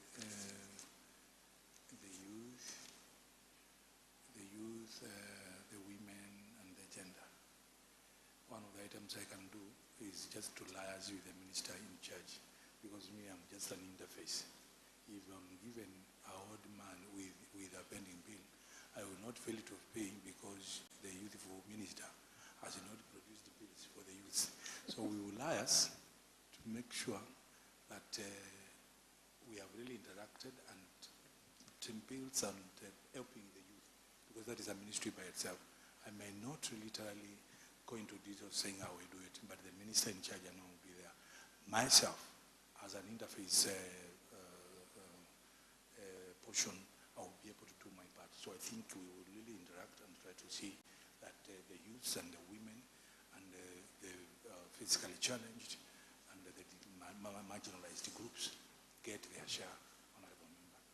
Point of correction, Chair. Is there a point of correction? Yes. Chair, and I know Honorable Peter Kilonzo understands this very well. Procurement operates under the ministry you're heading or you're seeking to head, finance and economic planning. All procurement officers in every other ministry are actually posted to those ministries by your ministry. So basically, procurement is under you. And I want to believe the question still remains very relevant, because the officers will be in charge of the procurement. This is my submission. I will, because when we are doing, and that is what we have always done as Kitui County, when we are sending out quotation, we say this is for everybody. We say this is for youth. We say this is for women. Now, in that scenario, is there anybody marginalized?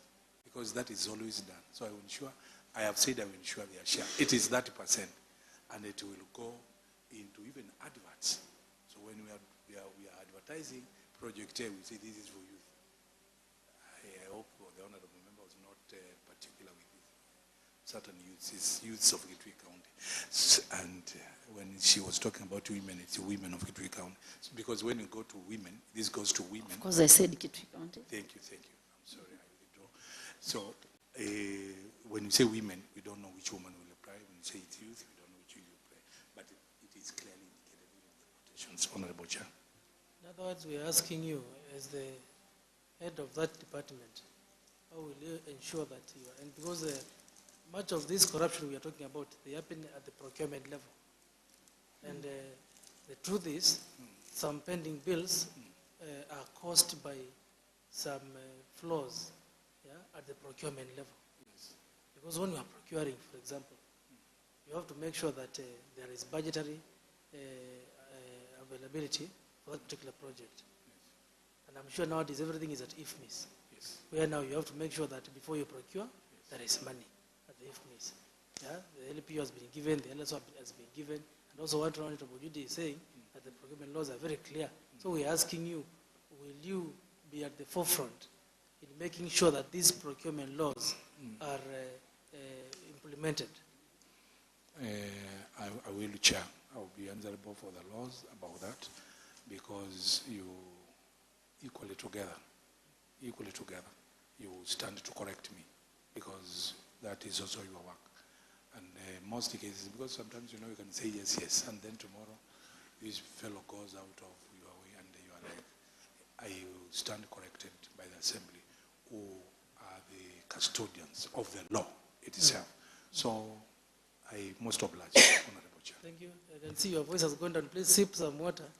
No, The other question is, okay. Yes, please continue. Thank you, Mr. Chair. The other question Interruption. Yes. Mr. Chair, Yes, if there is some tea, I think it can also be given. Or even Ah, coffee. But, But you will request. Honorable Judy, please continue. okay, fine. Mr. Kilonzo, how do you intend to ensure all county government entities don't have cash flow problems like hospitals to ensure constant supply of services?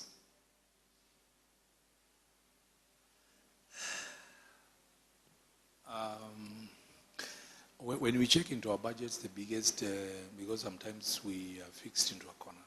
When we look into our budget, the biggest share comes from the exchequer. Actually, right now it's around 10.4 billion comes from there.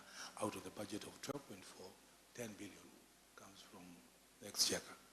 There is a proportion of around, for grants, which is running to around $500 million, which is also equally very small. So you find that the other thing we can ensure, and sometimes it's also very tricky, you cannot use that money at the source. You've got to bank it in consolidated account for it to be returned to us. So I want to say this. If the government of the day, because we are majorly depending on the exchequer, they give us money time. I don't see the reason, Honorable Chair, why we should not fund or finance all entities. However, as we even talk about entities, because that is the thing that's mostly like a department, there are entities, other entities, maybe like Ecotech, maybe like Russia. Those entities, if they are in a financing mode, that is one of the areas where we will have to do a due diligence to know whether, number one, for example, Ecotech, are they producing, before we chip in some money there. But the departments who have their own allocations every time we get money, I think they will be getting their money. For example, the health sector is very important, and they should not even go down even a single day. There is something I've also not mentioned. We also sometimes get stuck, Honorable Chair. You know, most of the people, because that also happens, most of the people go to the hospitals with the NHIF card. Is it NHIF? NHIF. And the NHIF would take almost like 6 months to pay back to the county. So sometimes we are faced with challenges, but I'm sure we will manage, we will make sure that the issues of delivering drugs and the activities of county, we are managed well. If, for example, I become the suitable candidate for the position. Thank you. Thank you, Mr. Kilonzo. All the best. Thank you. Thank you, Mr. Chair. Thank you, Honorable Judy. Honorable members of the committee. Any other question? I think we are satisfied, Honorable Kilonzo. I would like to give you 3 minutes to tell us your wish. Honorable Chair, my wish is long, but one is to thank you for actually taking time to listen to me. And I want to say, being the team player I am, and a person who can interact very well with you, I will be the best suited, for example, to serve in the position, and mainly because of my background. Honorable members and Honorable Chair, though when I said I still feel I belong here, Ganga laughed off. But the truth is that these were my mentors. The Assembly is my mentor. And I believe what the assembly over years has gone through, I can be at least the person who can move some of the items. So I would request that when the day or the time of judgment comes, this committee gives me a light judgment. and we will work together. I will cooperate with the assembly. I will cooperate with the assembly, Honorable Chair, and I would want to see, not even these members, even the members who are not here, making their way back. Me, I said I'm an interface department. So it touches on what delivery, service delivery the entire assembly gets. I want to make sure that it's as seamless. I will always want to consult. If there is anything, before we take each other to the arbiter and slaughtering each other, let's first exhaust dialogue. That will be my submission, my last submission. And I would want to take this opportunity to thank you. The setup is, I even took lunch here. So thank you. Thank you, Honorable Chair. Karibu sana. Thank you, Mheshimiwa. Thank you. I equally thank you for showing up for the vetting. So we appreciate for that. And also after you were nominated by the governor, you did not decline. You accepted the nomination. So that also talks much. And I'm sure you are being a member of the county assembly, you know that this is a public duty. It takes sacrifice. So on behalf of this committee and the entire House and the people of Kitui County, we thank you for accepting the nomination. I will not assure you that we will be giving you fair judgment or use the word light judgment, but I can assure you that this committee will do its job in a professional manner and ensure that we deliver on our constitutional mandate of ensuring that we approve suitable candidates for the respective positions. So thank you very much, and we wish you all the best. Definitely, this committee will have to report to the whole House. I'm sure you know the procedure, and it is the House which will now officially approve before the governor appoints. Lastly, there's a letter which was sent to you for you to prove that you're not a public officer or a state officer. So I don't know whether you respond to that letter. We expect that response by tomorrow 5 p.m. Together with you are supposed to give a breakdown of your network. So I think you have the response. You can give to the senior legal counsel. I still do not understand, but I saw an affidavit, and the Honorable Chair. Your lawyer will advise you accordingly. My role is to ensure that we comply with Section 35(4) of the County Governments Act and Article 75 of the Constitution of 2010, whereby it should be very clear that if you are a public officer, then at no point should you become a state officer, because the CC is a state officer. So liaise with the office of the clerk and make sure that we have that proof by tomorrow 5 p.m. Not now, but by tomorrow 5 p.m. So thank you very much for your time, and I'm happy that you have enjoyed the environment. I don't know whether you have been back since you left, but you should be coming. And if you get a chance of becoming the CC, this should be your second home. Yes, Honorable Chair. Yes. Honorable Chair, I've been here. Yes. But you have been busy. So yes. I never managed to meet you. Thank you. And since you have invited me for a cup of tea, yes, most obliged. Thank you, and have a good afternoon.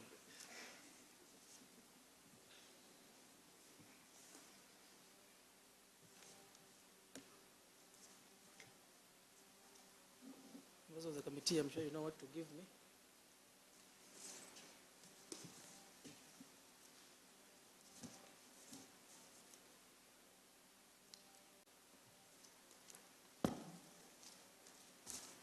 Thank you, members of the committee. Allow me now to say that so far so good. We have vetted 3 nominees. We have 2 more for the day, but I think it's good that we break for lunch. I will give you, or give us 30 minutes for lunch. Now is it 3:15. So we come at 3:45. We shall vet the remaining 2 nominees. My guests, you can see the Deputy Governor is back. Please feel free to join us for lunch at the Speaker's boardroom so that we can also share notes. Because this is an engaging process. We also want to get your feedback. My team has been looking at what is happening in the social media, and some of the questions we are asking actually are questions by the people, by the public, and we are getting them real time, and we are asking our nominees. So we want to thank all of you. We want to thank the members of the public who has joined us through the various platforms, both physically and digitally, and we assure you that we are going to conduct a very seamless, smooth, transparent vetting process. So thank you very much, and we can now adjourn for 30 minutes and come back at 15 minutes to 4. Thank you.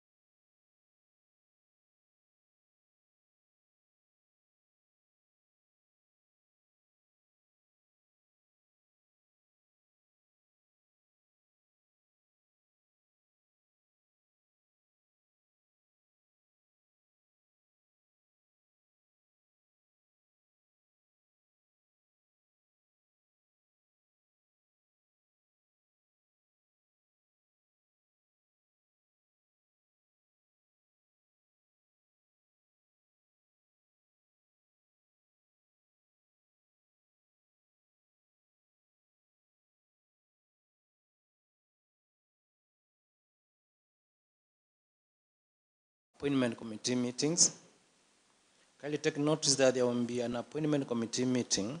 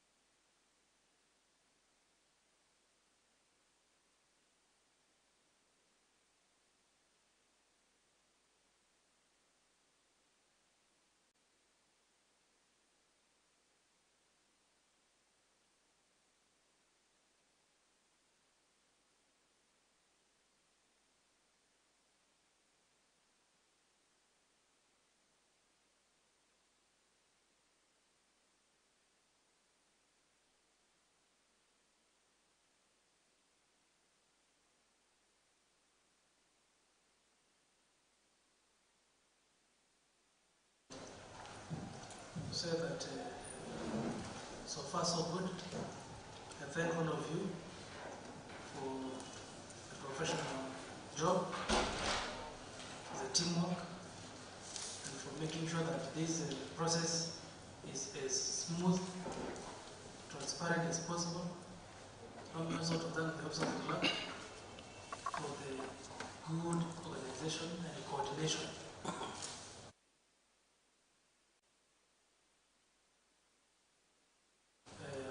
Members of the public and our guests who are here with us have been well attended to, and I want to thank once again our visitors, led by the Deputy Governor, His Excellency, Justin Mambua Kanani, for still being with us. You can see we have our two board members, Wilson, Wange, and Ruth. You can see the youth representative and the other members who are here with us. We want to thank all the members of the public who have been following our various social media platforms, and we have been receiving responses from them. And I can assure you that some of the questions we're asking them, these are questions from the public. And that is where this process is supposed to be that way. Because these CCs will not be CCs to serve as the assembly or to serve the governor, they're going to serve the people of Kitui County. So we encourage members of the public to continue supporting us through prayer, through their input, and I believe by the end of the day, the people of Kitui County, and indeed the people of Kenya, should get competent men and women who will serve in the various cabinet positions. So without much ado, I'll request the Honorable Clerk to call upon the first nominee for this afternoon, Rose Mawiyamutuku, who is the CCM nominee for Trade, Industry, MSMEs, Innovation and Cooperatives.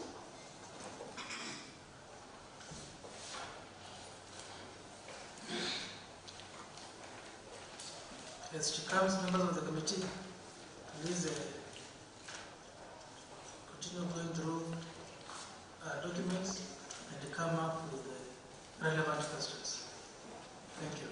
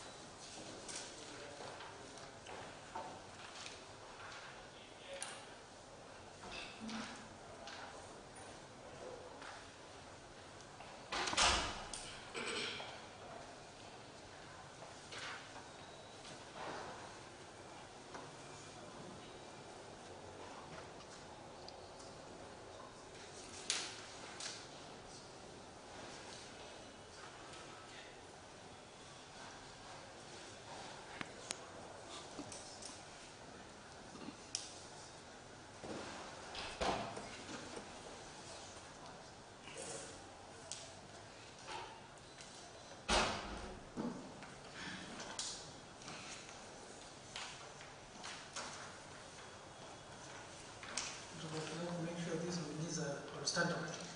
Because we are live, it is proper that they be always on standby. The meeting of members.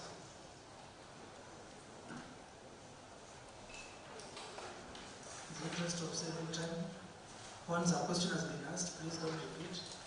If you feel that the follow-up question is related to the question which has been asked, you don't need to ask. Remember, we are not interviewing, we are vetting.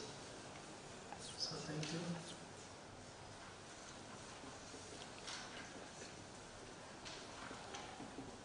If she is not here, we can call the other person.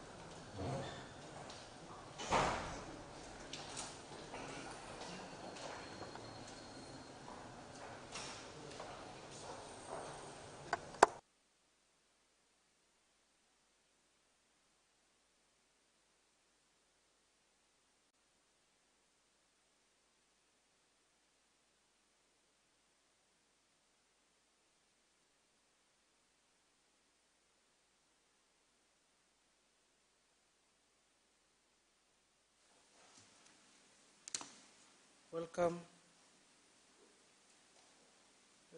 Madam Rose Mutuku. Please switch on the microphone. Sergeant, please assist her. Make sure you're closer to the microphone for recording. Should we refer to you as Miss or Mrs.? Mrs. Thank you. Mrs. Rose Mutuku. Karibu sana.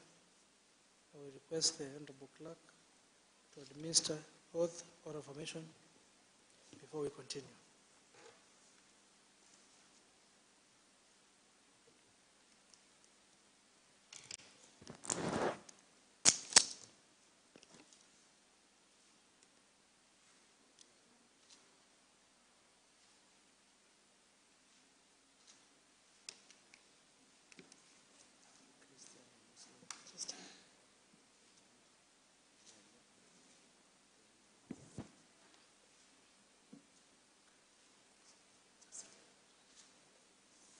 I, Rose Mawia Mutuku, swear that the information that I shall give before this county assembly select committee on appointments on matters under the committee's consideration shall be the truth, nothing but the truth. So help me God.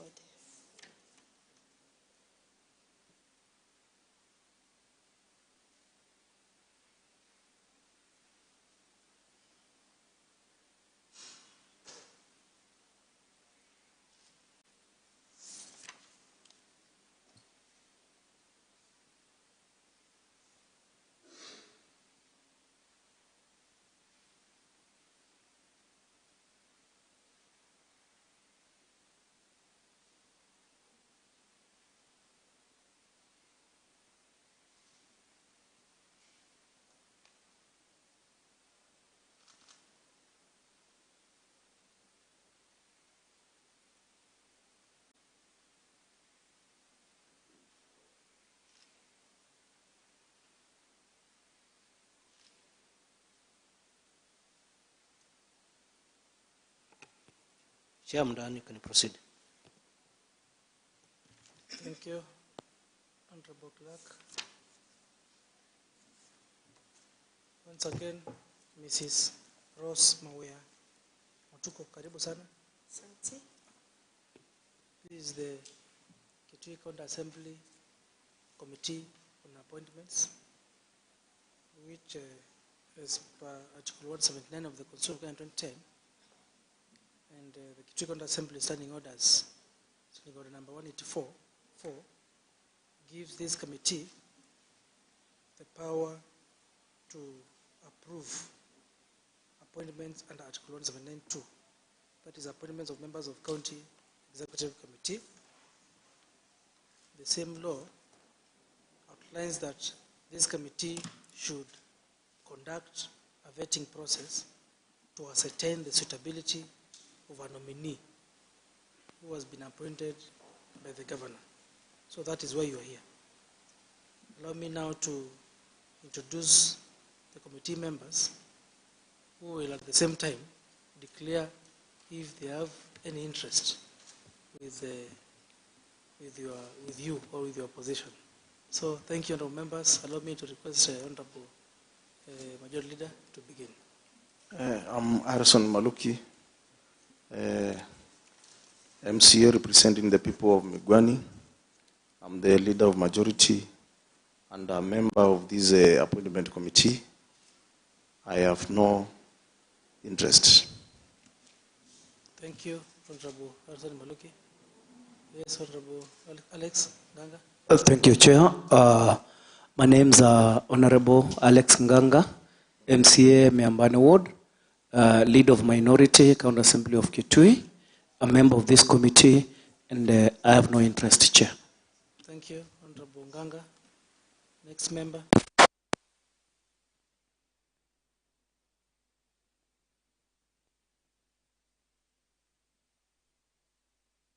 Committee and Vice Chairman of County Assembly Service Board. Chair, I don't have any interest. Thank you. Next member. Mr. Chair, my name is Hussein Mwandia, MCA Ikunda Ward, a member of County Assembly Service Board, and a member also to this committee, among others, Mr. Chair. Thank you. Thank you. Next member.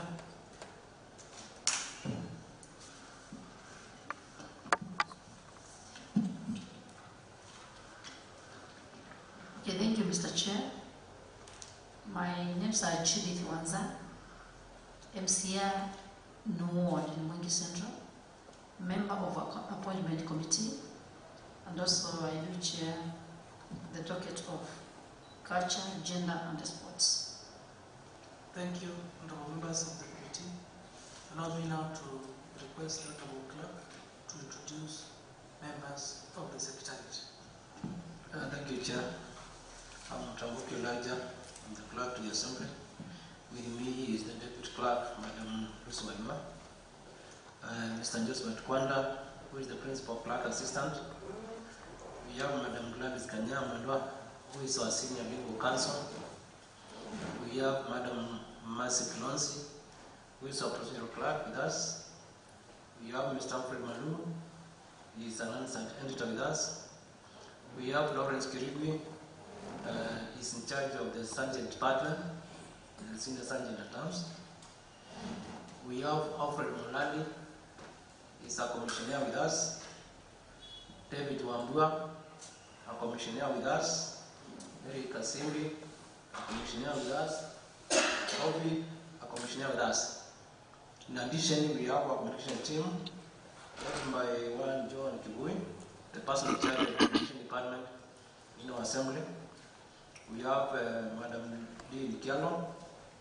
We have Mr. Dennis Kaviso and Mr. Joshua Muimi. Along with us again, we have the Governor's Press Unit, led by Joyce Mora. We have Geoffrey Kaviti, Patrick Mutinda, and we have one, Charles Mudoka, from the Deputy Governor's Press Unit. All others are members of the board estate. We have invited the media houses. We have various media houses. That is why the whole exercise is live on TVs like Mutongwe and the rest. Others are from the media houses. Thank you. Honorable Chair. Thank you, Honorable Clerk. I realized I haven't introduced myself. My name is Kevin Kinenko Katisia. I'm the Speaker of the Kitui Assembly and the Chair of this committee. So, once again, welcome Mrs. Ross. Now we have Mutuku.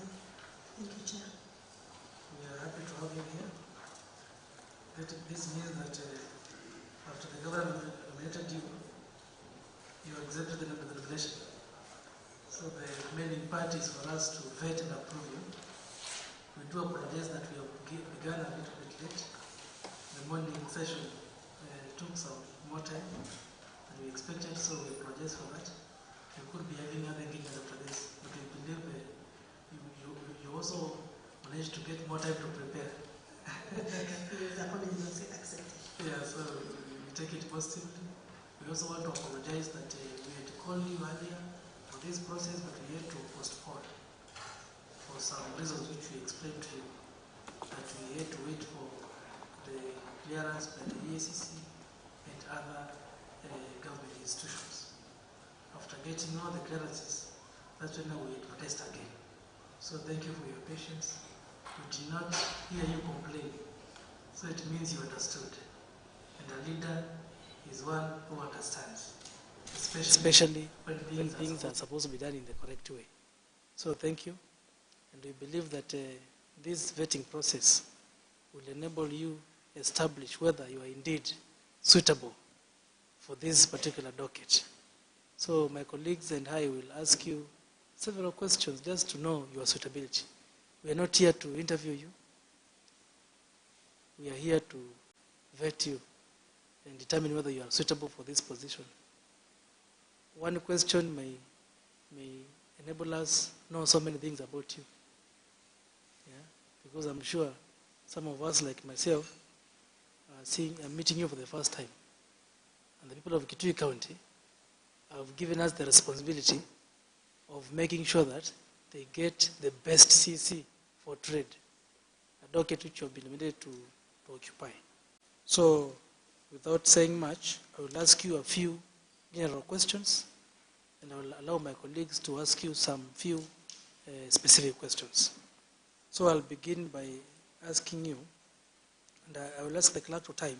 I'll give you 10 minutes to tell us about yourself, who you are, where do you come from, your family background, your educational background, professional background and work experience, and how is your work experience or professional background related to the task ahead of you.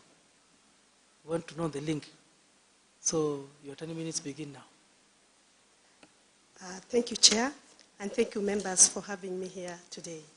It's a privilege and an honor to just sit among you. So my name's Rose Mawia Mutuku. I'm a lady, as you can see. And I come from Kisasi, Kitui Rural, a place called Maliku.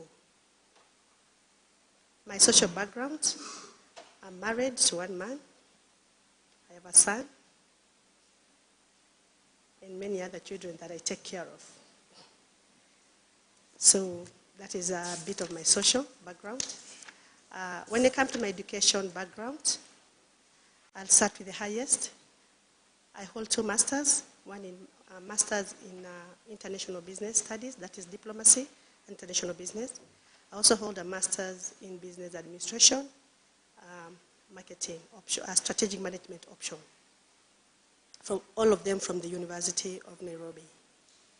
I also did my honors at Moi University, Bachelor of Arts, which was called Technology and Management Studies. I also have some postgraduate diploma, and I'm a member, through that I'm a member of the Chartered Institute of Supply Chain and Management Professionals from the UK.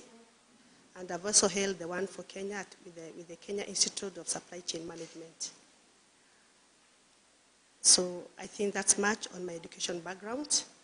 I have other also trainings which are equivalent to education.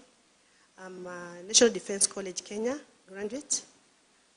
That is under the National Defense College of Kenya, where I studied matters to do with policies as I was working with the government. When it comes to my professional studies, my professional career, that is, I started my career a long time when I was still in school. I remember when I was even in Form 6, after I closed school, I'd go teach the nearby schools to encourage. Apparently, in my village, I was the first graduate, and I was really encouraging the others to come up. Today, we have many of us, and I was teaching schools. Even in the university, I'll go and teach school. I taught Mosa Secondary, Mukameni, and many others. I continued my career after I finished college. I actually became a business person for a while. You can see I graduated in 1993, but I started working in 1998, and I used to run a cereal store in Nairobi, Dandora area for quite a while. And I started working with the government of Kenya, that is back in 1998, as a procurement officer. I continued in with working with them. I rose to the ranks to a senior procurement officer, and I left the government in 2006 and joined the East African breweries in supply chain department, and I rose to be a group in the ladder to be a group supply chain manager within the East African group of companies. I used to take care of a budget of about 28 billion, took care of 8 companies in 3 countries.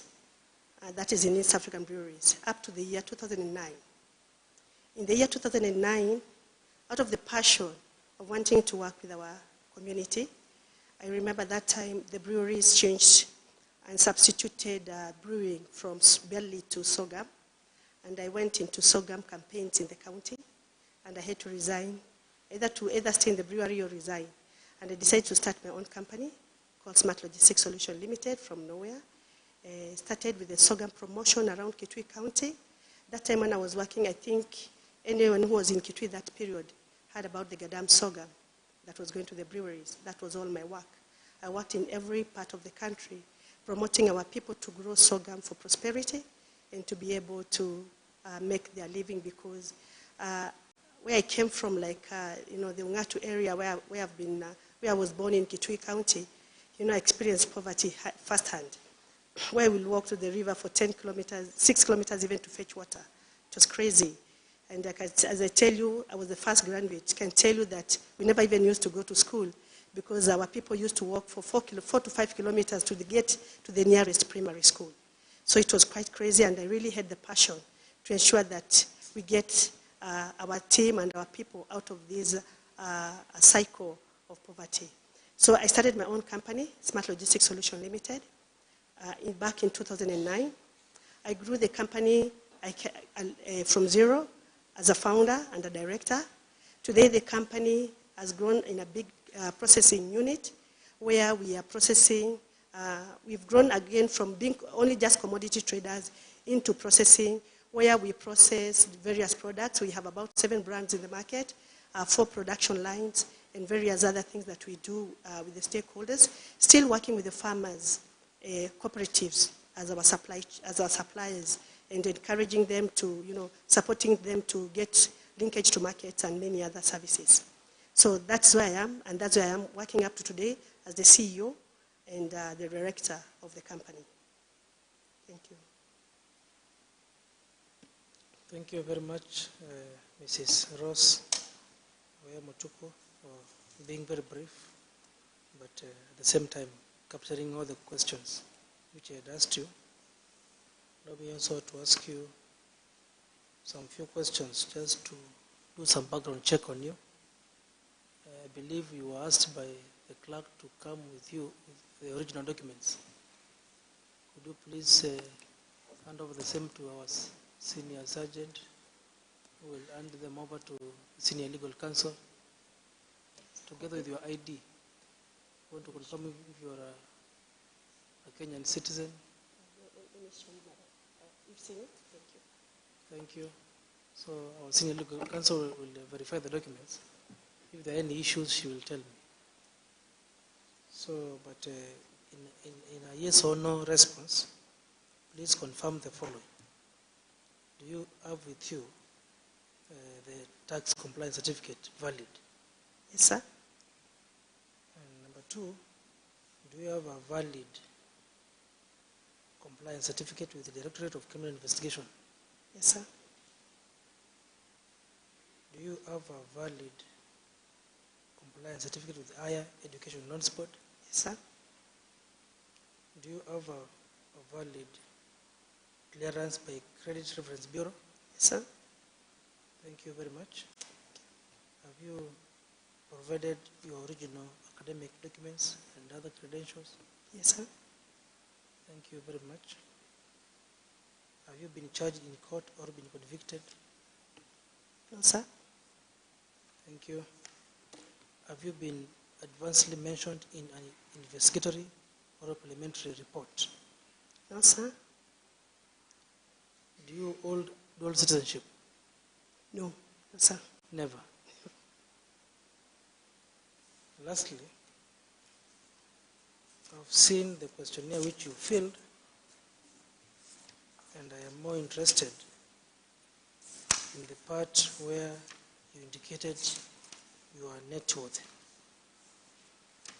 We had asked you to give us a statement of your net worth. I haven't seen that statement. I'm only seeing where you have written, I own 70% of our company at Kenya shillings 700 million. Yes. And I own 2 homes worthy. Is it 100 million? Yes, sir. I've also seen that you have indicated that your net worth is 590 million. 490. It's 490. No, 590. 590. 590, yeah, 590, Yeah, yes, sir. you wrote 590. Yes, 590. Could you please, in a nutshell, give us a breakdown of that, of your net worth? And remember, everything is being recorded in our answered report. Sure. And we will also expect you by tomorrow 5 p.m. to give us a statement. We asked for a statement of your net worth. That's what we had asked for. But orally, you can tell us a breakdown of your net worth. Thank you, sir, Speaker. Okay, it's a very simple breakdown. I own the company, a part of the company, Smart Logistics Solution Limited, which has been valued, I think the last recent valuation this year is 700 million. And I own 70% of that company as a shareholder and also director, which goes to 480 million. We have 2 homes in Nairobi.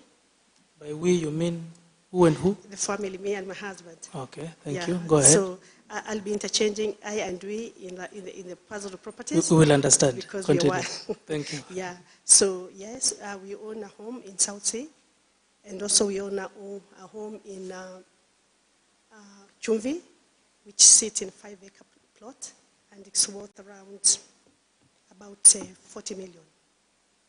Yes, and the home in Nairobi is about 60 million worth. Do you have copies of valuation reports? Valuation report, yes. You will attach in the statement? Of the house or of the company? Of the property, the houses. I'll take for the, I don't have for the houses, but I can get them. Not tomorrow though. But for the company, I can get it tomorrow. Our instructions were clear that you give a statement of your net worth, but you did not. I'm sorry, maybe I misunderstood that. It was and I not very apologize, clear we to have no luxury of time. You have to give us everything by tomorrow 5 p.m. So do the magic. If you become a CC, sometimes you'll be expected to do magics. I'll So try now, to. this is a test for you to do a magic. I'll try to do. Continue. Yes, sir. That is all for the breakdown? Yeah. Oh, that is all? Yes. Tell us your sources of income, current sources of income. My current sources of income, as I'm salaried from the company.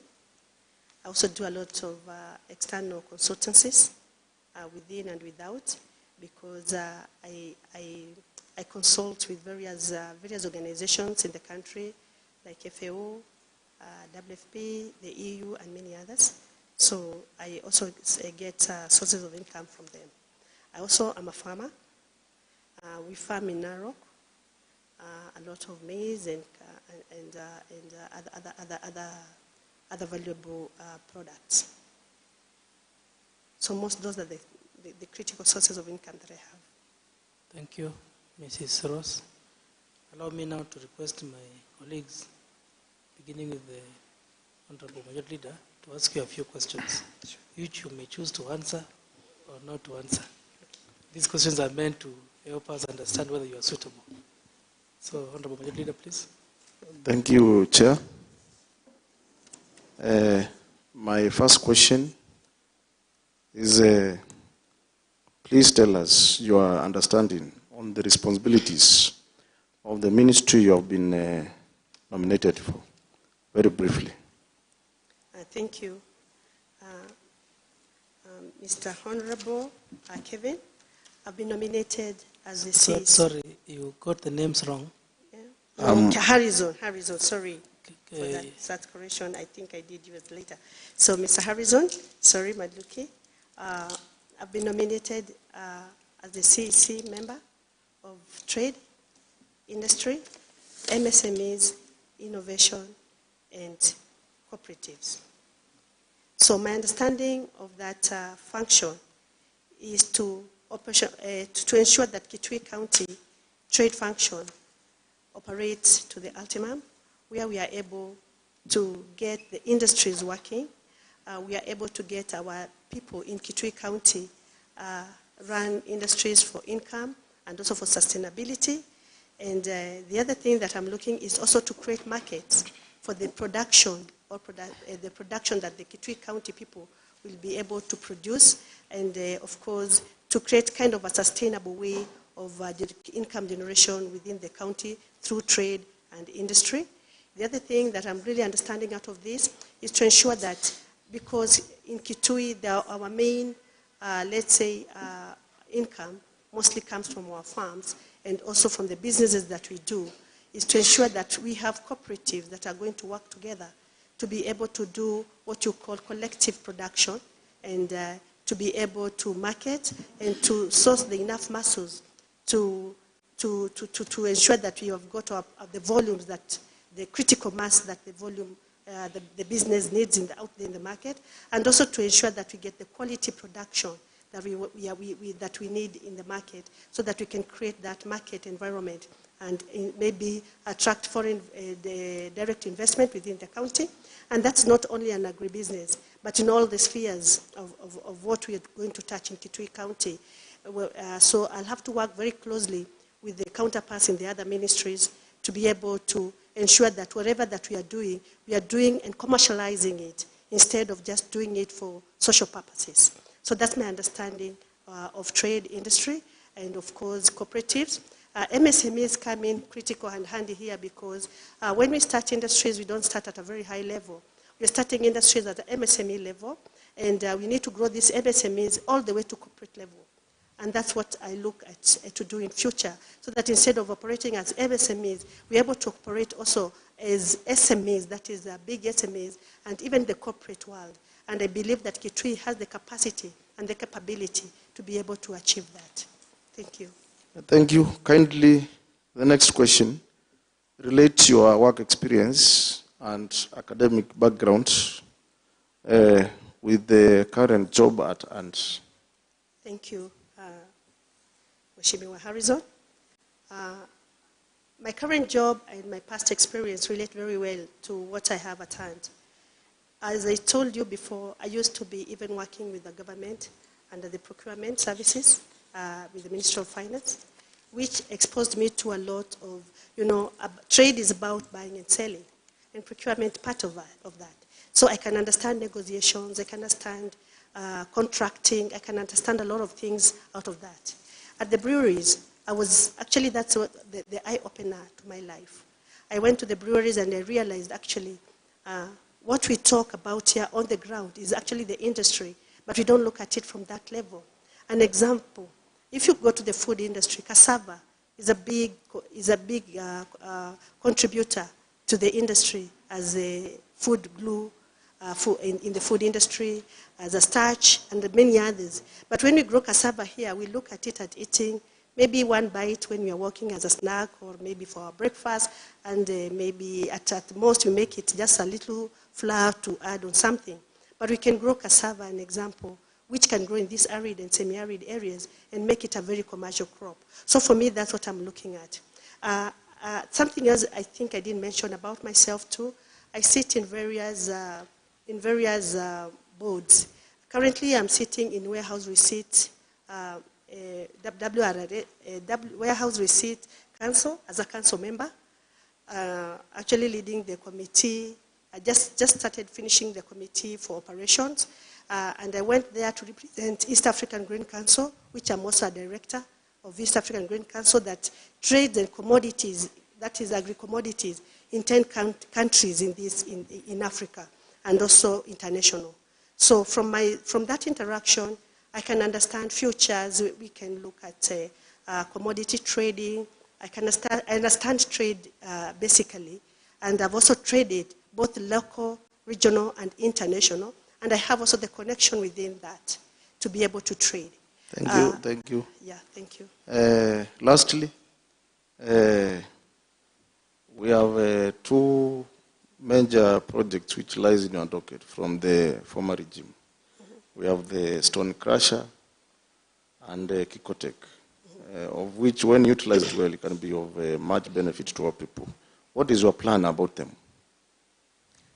On the stone crusher and Kikotech, yes, there are things that we can utilize within our county to grow us to a next level. I'll work together with the assembly, because they are placed in wards, and these wards have owners who are the county assembly members, and they represent the interests of the people. We'll be able to sit together and look into them and enhance them to be able to be beneficial to the county people of Kitui. Because as you know, as a government, we are supposed to facilitate trade, not really to do a lot of trade. So how are we going to look at this? We are going to look at the policies around that. We are going to also see how beneficial is it? Is it safe? Is it, is it making any economic sense for the county to run it? Are we able to hand it to people? Because we also have what we call public-private partnership. Can we bring that on board? I can't say a lot about it, but I know it's something that we can look at as a team, and we agree. How will it be more beneficial to the people of Kitui who have never been, endured to walk out of Kitui? Maybe the only industry they ever saw is a posho mill. So when they sit there, they don't dream. They only see a shop, a posho mill, and that's it. So their dream is limited to that.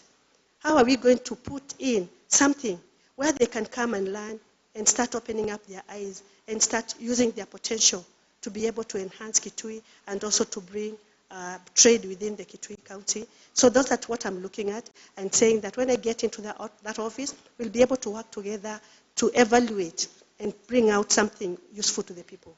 Thank you. Thank you, Chair. I'm satisfied.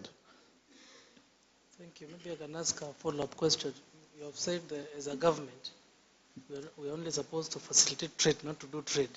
Yes. What happens now where, we know, I'm sure every person in Kitui County knows that Kikotech produces some materials and goods which are sold. Yes. Are you saying that the government should not sell them? Or it should employ other people to sell them? Because also, you also have to generate in county parastatals, for lack of a better word, whereby they are now fully incorporated under the law. If need be. If need be. Yes. Okay, thank you. Honorable Alex Ganga. Thank you, Chair. First, Madam Rose, congratulations for your nomination. And then again, we just, as the Chair said, to understand each other. We are not interviewing you, we're just trying to understand, and the people of Kitui to understand what is it that Rose brings to this very key ministry. For one, I want to say your ministry is very key in this county and elsewhere, because here we're talking about trade, which will give with trade and industry. Thank you, Honorable Alex Nganga, for that question. Kitui, let me tell you, that's a personal passion. Let me tell you, that's a personal passion that I have on Kitui. It has such an enormous, I can say it's a giant of trade that we are lying there. There's so many aspects, from agribusiness to forestry, to mining, to many things, because all that is trade. We can't say we can't single out one bit and say it's not trade. I'll give an example, just one example. Like acacia tree. Do you know gives what we call gamma arabica? What you see sometimes the black acacia coming out is money for the people of Kitui. It's very expensive out there. And we just watch it and we burn the acacia tree for firewood.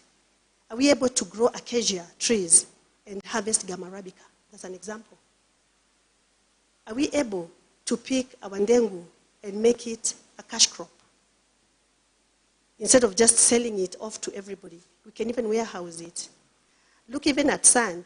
You know, sometimes, because I build, when you look at a lorry of sand, when it gives you, you know, it's less than 30 tons and you pay like 50,000 shillings for it. We can even pack sand in 50 kilogram, you know, bags and sell it. So there are so many opportunities out there that we can come up with. Thank you, Rose. Thank you, Rose. Let me just go straight to my next question.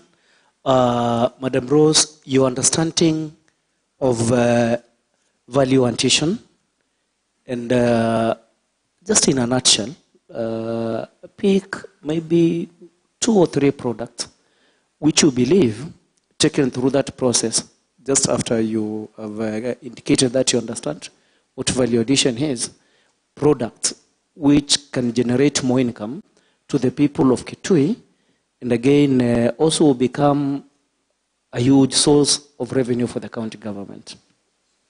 Okay. Chair, can I give the nominee those products? Use some as samples. Yes. You use mangoes and honey. Okay. Okay, Chair. Let me take mango, for example. The mango tree has enormous potential. We don't have even to make juice. We can make concentrates out of mango. We can do dried mangoes and use it as enzymes or as sweeteners or as many other products out of, and make other more valuable products out of mango, other than just even doing juice, which has a very short shelf life. So that's one example, if you want to take mango. There are so many others. Look at ndengu. We don't know that, most of us don't know ndengu is in the cosmetic industry. Even, it makes women products. Just Google and you'll see. Very nice products. It's used a lot in India as a lotion. And most of the lotions, sometimes we even have them. So we can pick all these things and make something out of it. Not just sitting with it and looking at it as a food crop. I always say, even if you grow the food and make a cash crop and a value added, we'll still eat. We are rational human beings. So yes, we have a lot of potential to do that. Look at even sorghum that we have neglected. It's also used from cosmetics to industrial to pharmaceutical industry. So why don't we pick that? Even our forest, look at sandalwood that we've been letting it go. Why don't we grow sandalwood? With an acre of sandalwood, you are a billionaire. Why don't you just go and grow sandalwood instead of struggling to grow the maize? Those are the issues that I'll be looking at. Thank you. But just a little bit. I understand the potential we have and the products we can, very well highlighted. But a little bit of, basically, because our people from wherever they are listening to their potential CCM. What is basically is this Nganga calling value addition? If you can make them understand from you. Value addition is turning a primary product into a secondary to a tertiary product. So, a primary product is what you can associate with the first product. A tertiary product is what you can't even associate it with the raw material. So yes, that's what we call value addition. For example, if we take ndengu and we pack it in a pack in the supermarkets, the raw it is, that is just a primary product. Thank you, Rose. My last one, Chair. What agenda is a CCM for trade industry and SMEs do you have for Mama Mboga in Kitui County? And when I say Mama Mboga, I just want you to look at even the hawkers, the small-scale traders. Just in a nutshell, calling them Mama Mboga. What agenda do you have for them as a CCM? The MSMEs? Yes. Yeah. For Mama Mboga at Kalundu Market, that's what we're saying. I've just used to... even standing by the streets. Yes, sure. Thank you. Yeah, these are the movers of products. And they're very essential in the value chain. Because without them, you cannot move a value chain. How are we going? I'm looking at turning Mama Mboga into potential, traders into the system, where they can even sell bulk. They can even preserve some of their products, because I know sometimes they sell something at a throwaway product, at throwaway price, because it's going to spoil. Are we going to maybe even freeze dry sukuma wiki and the kundes that we have to serve us during the August month when they still look green and fresh? So those are the areas that we'll be looking at and working with Mama Mboga, in cooperatives because they can't do it as a single unit. To form the cooperatives together and be able to work out first simple value addition, then into the higher value addition. So it's a process that you have to grow into. Thank you, Rose. And the last, if there is such a question, Chair, and allow me, kindly explain to us the various departments under the ministry you've been nominated to head. I think there are two key departments. I don't know the names very well, but because they're a bit long, I keep on forgetting them, but they'll come to my mind later. I know we have one department for trade, industry, and AZ. And we have the second one, which takes the first one still take SMEs inside there. The second one also goes for cooperatives and the groups, the CIGs. Those groups, I forgot the name of the groups. Yeah, but yeah, they work also with the groups and also with the funds of the groups. That's the second department. I can't remember the head of it. Now I'm a bit distracted. Ross, as you can't remember the names of it, yeah, at least tell us what are the roles of each department. And maybe you can begin by telling us what is the meaning of EIZ, because that is a docket, a department in your ministry. Yeah, EIZ is Economic Investment Zones, which are six. There are six within the manifesto of Kitui, in various areas. And I think there's Kyuso, Mumoni, Sekuru, there's Mui Basin, there's Mwingi Town and the environs, Kitui headquarters and the environs. We have also Mutomo, Ikuda, Kanziku, and we have Kanyangi, Kanyonyo, all the way to Kwavonza. So I think those are the economic investment zones that we have in Kitui. And, these have been zoned out so that we can look at the potential and be able to bite small within the potential and be able to work out the potential within that and maybe map out what we can get out with the economic zones. So that's what we're looking at. At the cooperative levels, when I look at the cooperatives, it's about the grouping of producers in various levels who come together to produce as a team. And that's what cooperatives will be looking at. And also ensuring that these producers are working economically, they are also legally recognized, and they are capacity built to be able to do production activities in a sustainable and, of course, an economic way, which will bring income to them, yeah. Okay, thank you. Tell us some of the cooperatives we have in Kitui County. The one that comes offered right now is the B2, is called Yata B2 cooperative that does the cows. And most of the others are small, what we call self-help groups, which needs to be brought up to bigger cooperatives. Yeah. You mean you have only one cooperative in Kitui County? That's what comes to my head right now. I know there's the Kenya Farmers, the Kitui Farmers Associations. There are many, but right. And there's also the border ones, the transport ones. I don't have, that's come to my head. I think there are many, but most of the others as what we call small, we call ourselves small self-help groups within the counties and within the villages. Okay, thank you. I'm sure once in case you get the opportunity, you'll be able to know them. Mm-hmm. Maybe you can tell us, because I'm sure these things are available in the public domain, especially in the county government website. What are some of the policies which you'll be required to implement in your department? And what are some of the policies which you may propose for the county assembly to pass? Okay. These are that's within the county, yeah? Yes, and within the docket. Yes, yes. Of course, we'll need to work with trade policies. We are looking also at fair trade policies. Now tell us the policies which are existing now. You should be that are knowing existing them, now. Yes, in your department. Really, I don't think I know most of the policies that are existing right now, but I know there's some around the investment. Like I don't know whether tell us the law, both the constitution, the statutes, and now the various policies in your, because you are going there to implement those policies and the law? I'm sorry, I can't tell you that right now because they are not offered right now. But I think when I get into there, those are the first things that I'll be able to learn and work within that. Okay, Yeah. thank you, thank you. Allow me now to request Honorable Matthew Govivode. Thank you. Please Chair. note the names correctly so that you don't confuse his name with Alex. His name is Matthew Govivode. Yes. Yes. Thank you, Chair. Madam Ross, I want, this is my question.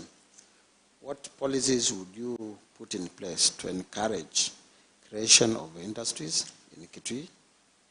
And are there any incentives that that can be offered by county government to encourage investors in Kitui to invest in Kitui? Thank you, Martin Budi. Chuluni Wodja. Yeah. Chuluni was my secondary school. Thank you. Chuluni girls, so I have a soft spot for Chuluni. Yes. There was a soft spot for the MCA for Chuluni. On a light note. Excuse me. That's a light touch. Yes. All right. Yeah. So there are many policies that we need to look at. Key policies first. The first policy that I'll be looking at is the creation of the industries themselves. You know, look at it the way, I just gave a small example where our people, our youth are not exposed to any industries. So what are these policies, regulations, and systems that we need to put in place to ensure that we spur some types of area that the youth, the women, and the people of Kitui can benchmark on to be able to get exposed, to even start getting into that environment of thinking trade, of thinking industry. You know, those are some of the small things. We'll also, I'll look at working together with the County Assembly of Kitui and maybe even putting, instead of even sometimes looking at a whole industry, are we able to look at even putting in like learning centers, like what CREED does, Kenya Industrial Research Estate, where they put up, let's say, a small bakery, where people can come and bake, all of them, and just brand their brand and go out there and sell. And when they get enough confidence, they can actually tap now in a fund which you need to create for them to borrow from it and start their own small industries. And how can we support them and capacity build them into that level? So those are the things that I'll be looking at to spur economic growth within the Kitui County, because we cannot thrive as a county by collecting revenue of 50 shillings from a mamboga. You know, we need to start industries where we can also create employment for our people. We can also collect enough revenue to spur growth within the county. Those are the things I'm looking at, and I think when I get into the office, we'll be working as a team to identify such of those areas that we can work together and ensure that Kitui becomes the county to be proud of again. Thank you. In just a follow-up question, can you mention to us some of industries which which in your view can be very useful in Kitui or can perform very well in Kitui County? Yes. You know, we have the low-hanging fruits and the longer-term ones. If we start talking mangoes today and we're growing mangoes, it will take 6 years for a mango tree to mature. So it will not be a quick win. But we can start with quick wins where we can even start small bakeries. We can start with quick wins where we can start even packing the production, the production of, let's say, the agricultural production that we're getting from our farms. And instead of packing dengu, we pack dal, which is just a small, you know, the way we used to do, you know, I don't know, you know, those small meals we used to do at work at home, at small industrial level, and we're able to get dal. That is the hald dengu or nzu, that is pigeon peas, yeah? And we get a more valuable product than what we are growing. Can we be able to make something like salmonella? This is like the flour out of those legumes. So those are low-hanging fruits that we can start running with them, and we can get our people to run with them before we start thinking big, and as we grow this to the next level. Thank you. Okay, my last question. In sometimes Kitui was known by some groups of women who were doing some weaving of chondos. As a minister in trade, what initiative will you take to revive all those groups which were used at that time? Because I know, from my understanding or from my knowledge, some years back there are some women who came, who flew from out of country to go and market the chondos at the, I think it was Switzerland, or I don't know, it's Switzerland or Germany. And at the current now, I think the only area where we can get a chondo is Katangi. What will you do for the Kitui count? Which policy are you going to put? That's a great question, and I'm happy that you brought it up. I'll give you an example. You know, because maybe of the policies that we ran within the county, or maybe not running within the county those days, even Kyondo word has been patented by Japan. Kyondo is not our name. I cannot market Kyondo as the name of Kyondo because it's patented by Japan, and they have owned it. So when you go there, you have to look for that basket other name. And we can know that they have even gone into the industry and they are weaving the same Kyondos within, but we have a niche. Altogether, we still have a niche. We can say this is handmade. But altogether, we need to look at it, revive it, and look at more lucrative ways of even maybe weaving out of other, even outside, or maybe like the baobab tree, and we're able to get a more better, we have to work and go a step ahead, because Kyondo nowadays is not even our product in Kenya. Thank you, Chair. Thank you. Ross, even if Kyondo has been patented by Japan, Mheshimiwa is trying to ask you, what will you do to improve that sector? Because if you go mashinani, ladies still weave Kyondo. They still do that. So what will you do? And that's just an example. There are so many other initiatives which are in your docket. How will you empower such initiatives? Yeah, that's what I said. When I get into the, it's not only Kyondo. Kyondo is one of them. We'll go there and look at the groups that are working. First, we'll map up all the cooperatives. What were they doing before? What capacity? Do they still have capacity? Because I know even so many women cannot still do the string, the younger ones, who are the future. Maybe it's the older one who can still do that of the string. So how are we going even to teach those technologies or get better technologies on board as we look into these women and trying to tap on what they have and reviving that? Because even if you revive Kyondo without a market, we'll do all the Kyondos and they'll be sitting here and everybody will be crying foul. So we have to first look at the international market. I'm not very familiar with the Kyondo market. And with that then, as you revive this group, you just don't revive them in vain. You have to revive them to make an economic impact. So those are the things that we'll be looking at. Because I have a lot of international connection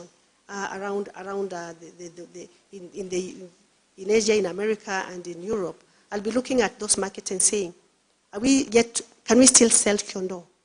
And if yes, we can even talk to the embassies. Then we'll revive the groups. If not, then we'll look at what else can we do within those cooperatives.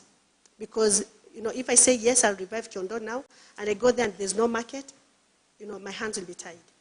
Let me ask you, Ross, since I'm happy that you have international networks, what have you done in the past with regards to tapping into your international network to assist those initiatives or those cooperatives, or you are waiting to become the CC first before you can tap into your network? Have you done anything before? Yes, a lot, and not even in Kitui County alone. I work in 12 counties within the country. For example, right now as a company, and maybe I can't do it through my company, we look at how we can work. We have a huge potential market to dry pumpkins and sweet potatoes for the US market. And that's what people grow here every day, and they don't know what to do with them.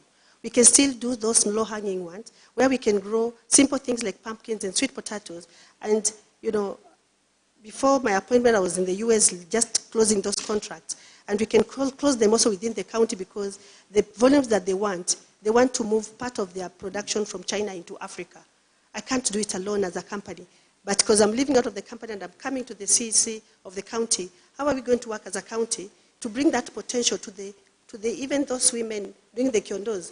They can dry their pumpkins and sweet potatoes into the US market. So those are the areas that I'll be looking at as low-hanging fruits. And I've been working around that with even doing carrots and many others. We can even do baby products like the Cerelac with the pumpkins and the sweet potatoes. And those are nutritious products because also our people need nutrition. Kitui is known as a malnourished county. So we can still have a market within ourselves. Yeah. Thank you very much. Honorable Majority Leader, do you have a follow-up question? Thank you. Honorable Hussein Mwendia, the floor is yours. For concurrence, I'm Hussein Mwendia from Wikoda.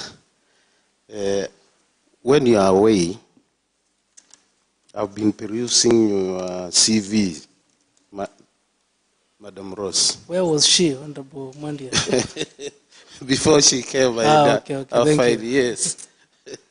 Mr. Chair, Madam Rose, I've been going through your CV and I've seen that you have a lot of experience.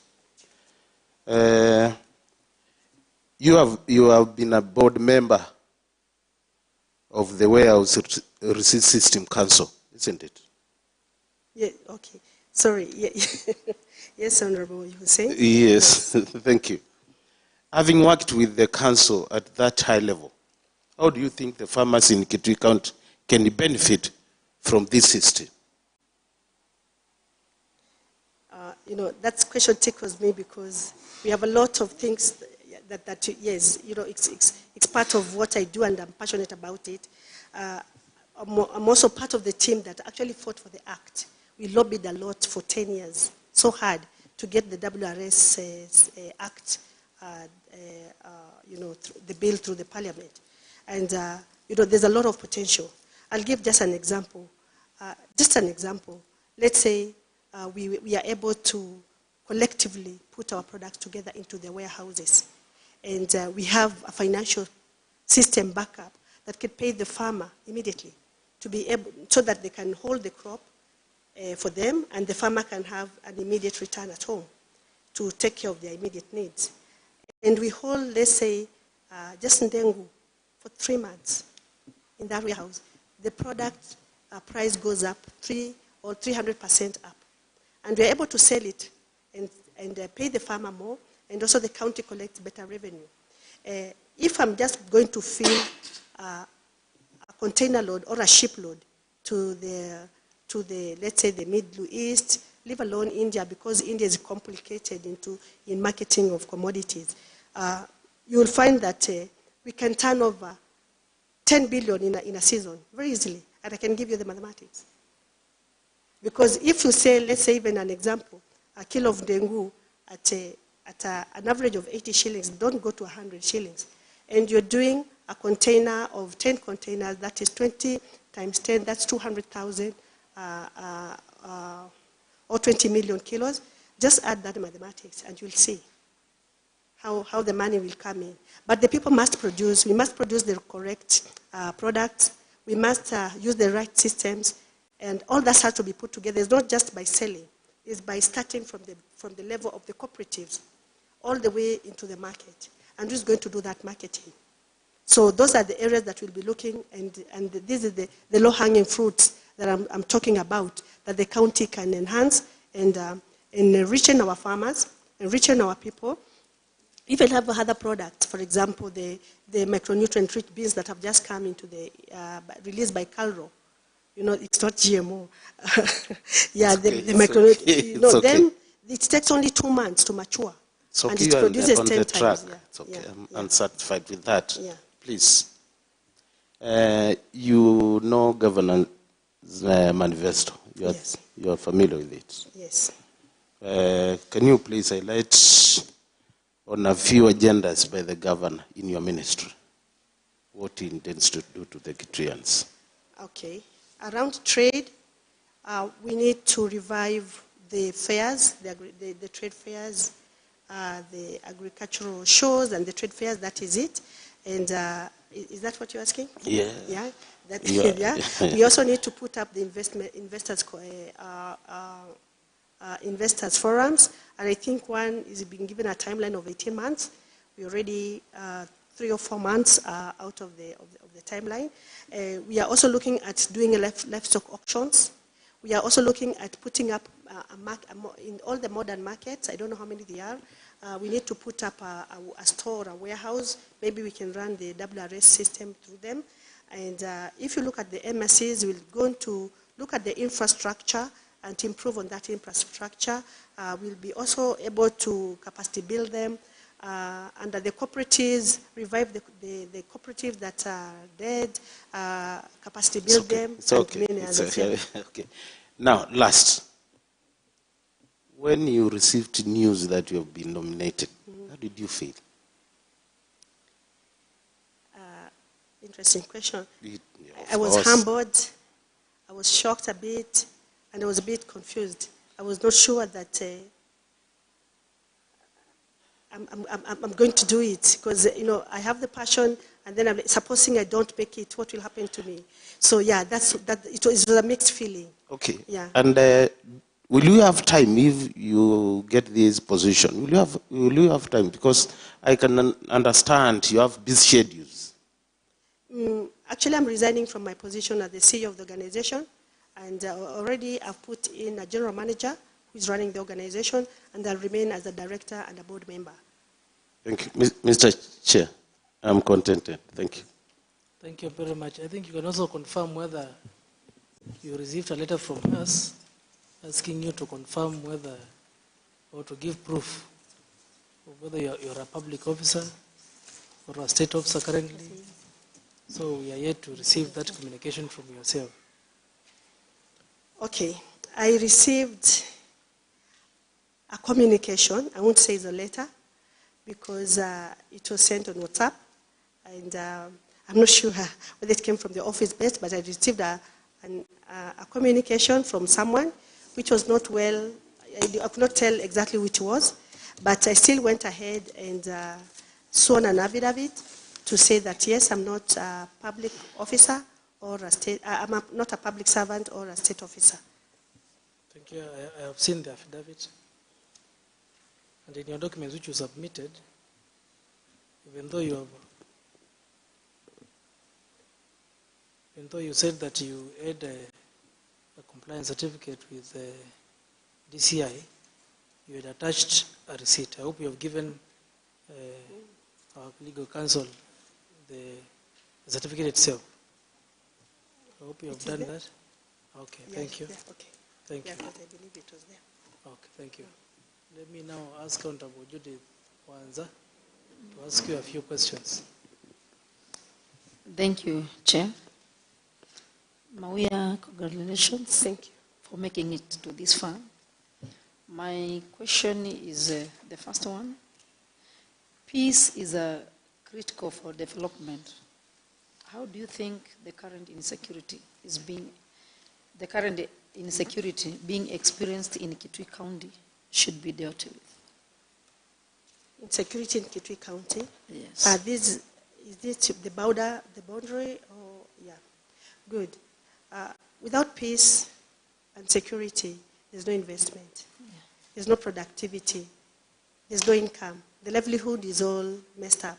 And of course, trade can't work in a place that there's no security, except other trades. Some trades thrive in insecurity. But I mean, the legal trade do not thrive. So yes, we need to have security into the county. We need to either make peace, and that's critical. We just need to make peace within our boundaries and our neighbors, because we cannot thrive. We are even looking in the future into going to the lab set. Yeah, my question is, how do you think, or what measures, what should we do to curb the insecurity being experienced in Kitui County at the moment? How do we deal with it? I'm not an expert in that, but what I'd say is the first thing we need to do is we can look at creating peace, a peaceful environment. Can we negotiate? Can we be able to sit down with our neighbors and agree on other things that we can, instead of using force sometimes? We of course have to also use force and put in the police around the borders. And also, can we educate our people and try to do what we call national cohesion within our neighbors? That's one thing we can do. The other thing, we can grow grass for those people and make trade out of it. Madam Ross, let me ask a follow-up question. No, I'm sure Honorable Judy knows that you're not a security expert. Yeah. But we need to appreciate the fact that some of these conflicts are caused by maybe matters touching on the livelihood of the people, or maybe the conflict is caused by disputes with regards to economic activities by our people and other communities. So as a minister for trade, some trade-related issues are the causes of these insecurities. So as a minister for trade, what measures will you put in place? Because if somebody has nothing to eat, they may want to steal so as to get food. Or those who are looking for pasture for their livestock, and I'm happy that you have said we can make business out of this. As a minister, what measures will you put in place to ensure that your department helps in enhancing security in our county?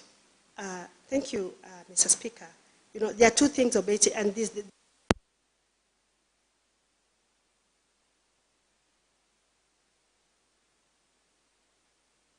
Measures, and how do we work with our neighbors to stop future occurrences? For the affected people, that's where I'm going, because I started with the other bigger picture, because we cannot sustain maybe some of the smaller measures without having that peace, because it was nasty, and because other people get armed, others will get armed, and then they'll continue like that. So we have to really get a way to pull that out. At that level, if you look at our level, because I can't talk about our neighbor, I'll talk about Kitui.